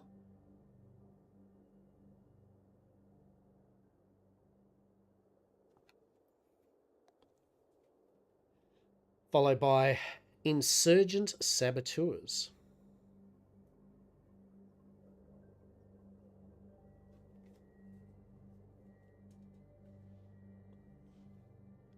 Cloaked Star Viper. I don't know whether I've actually seen that, even though it's a common. It's pretty cool. I might have seen it, but cool artwork nonetheless. Our first uncommon, a Clone Combat Squadron.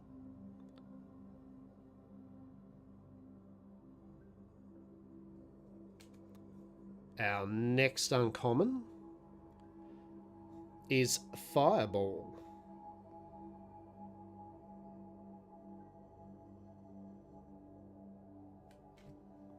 And then our third uncommon, a Biggs Darklighter. A Rebel Pilot. Good old Biggs, yeah? He does a bunch of stuff. If you're attached to a fighter, transport, or a speeder, he gives different abilities. And then our... Look, we got a legendary. Non-hyperspace, but still a legendary. Radiant 7, Ambassador's Arrival, Republic Vehicle Capital Ship. 5/6 for 7. Each enemy non-leader unit gets -1 attack for each damage on it. And when played, deal 5 indirect damage to a player. Very cool. So we got legendary. And then our foil, we got a common Veterans Fleet Officer. I do like the foils. The foils look really cool. Nice. So that was our last pack of Jump to Light Speed. I know, right? I know.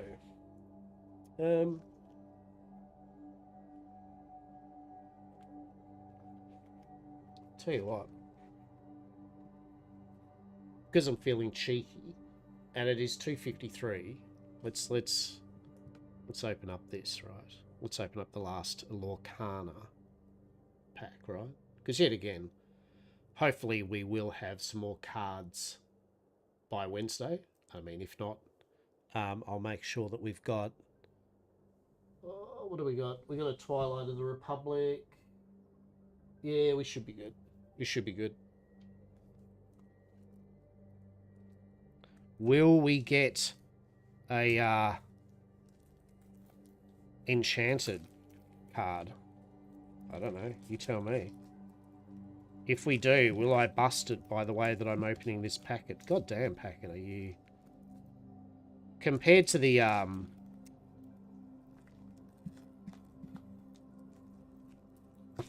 this... Hello?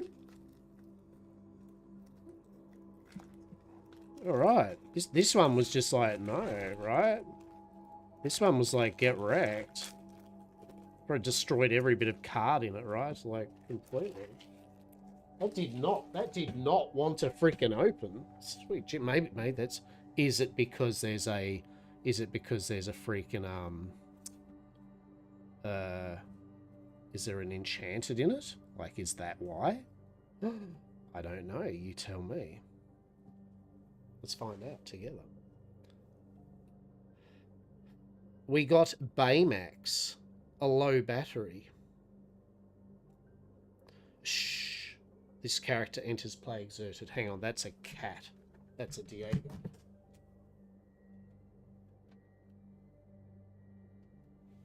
Diego. Diego cat. Diego. No. Maybe it isn't. Maybe it is. I don't know. I thought it was a Diego cat, but it didn't seem to be a Diego cat. Oh. We shall find out. So what was that? Low... Shh. This character enters play exerted. Okay. But he does generate 2 lore. It's pretty cool. And we got... Canine Crunchies. You can be a champion too. Your puppy characters get +1 health. Amazing.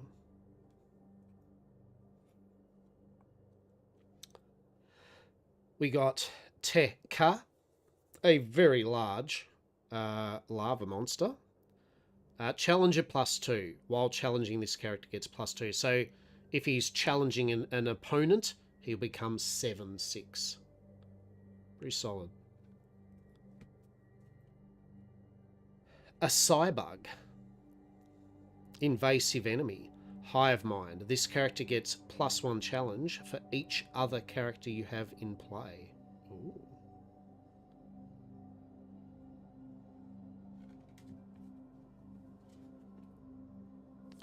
A Dr. Calico. A green-eyed man. You're beginning to irk me. While this character has no damage, he gains resist +2, which means damage dealt to them is reduced by 2.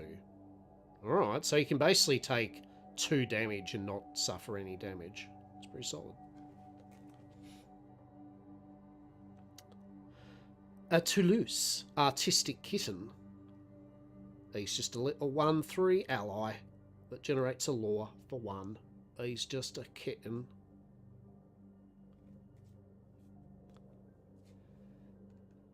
Lady Cluck. Protective Confidant. Oh my god. Bodyguard and Ward. Love it. May enter exerted. An opposing character who challenges one of your characters must choose one with Bodyguard if able. Ward can't choose this character except to challenge. Yeah. Look at Lady Cluck. Majestic. And then our so that was one of our uncommons. We got Amber Coil as our next uncommon. It's an item. Healing Aura. During your turn, whenever a card is put into your inkwell, your resource, you may remove up to 2 damage from chosen character. Nice.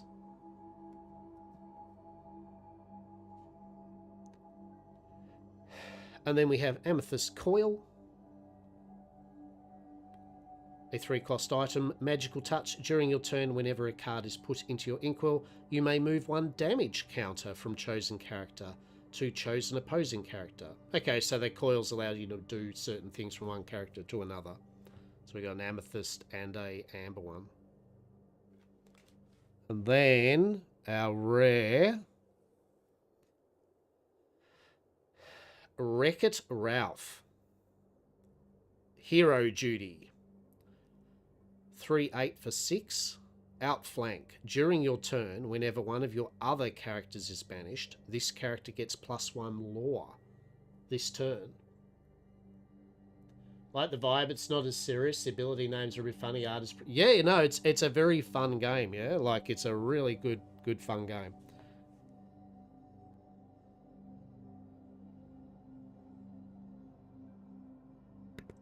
Yet again, if you don't like Disney, it's totally useless to a person, but if you don't mind Disney, it's good fun. And then we got our next rare, which is Araya, Guidance Seeker. 3 cost, 1/4, 2 lore. A greater purpose. During your turn, whenever a card is put into your inkwell, this character gains resist +1 until the start of your turn. And it's very clearly explained, right? Like, it's very clear to read the card. The information's very apparent. There's enough artwork on it. And then we got a foil.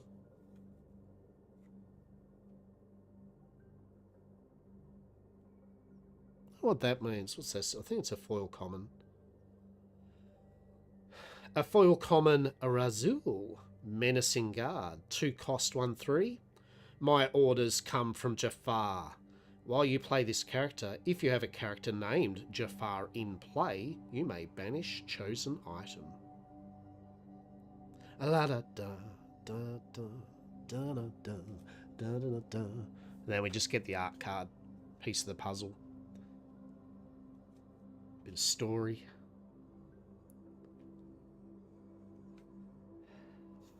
Stop fiddling and pay attention, young man, tutted the owl.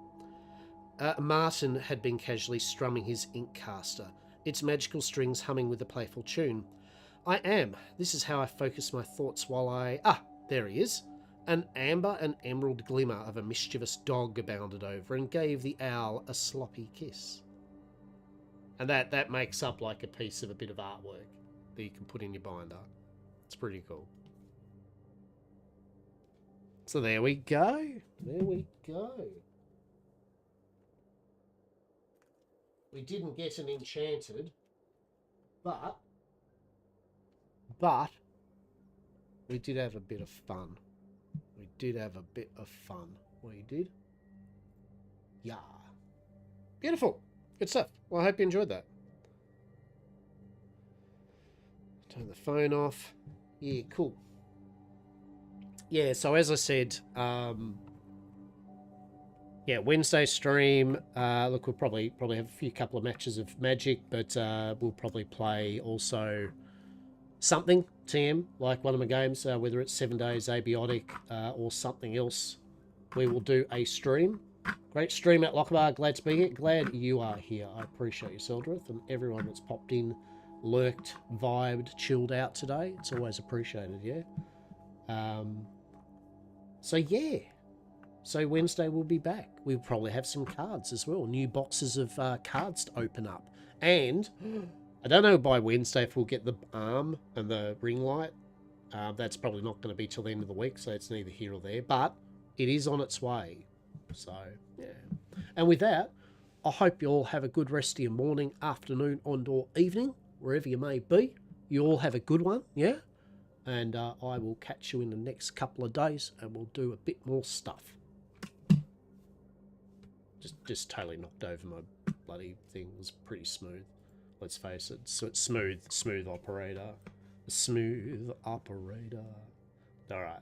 Take care, be well. Take it easy, Zeldred. Yeah.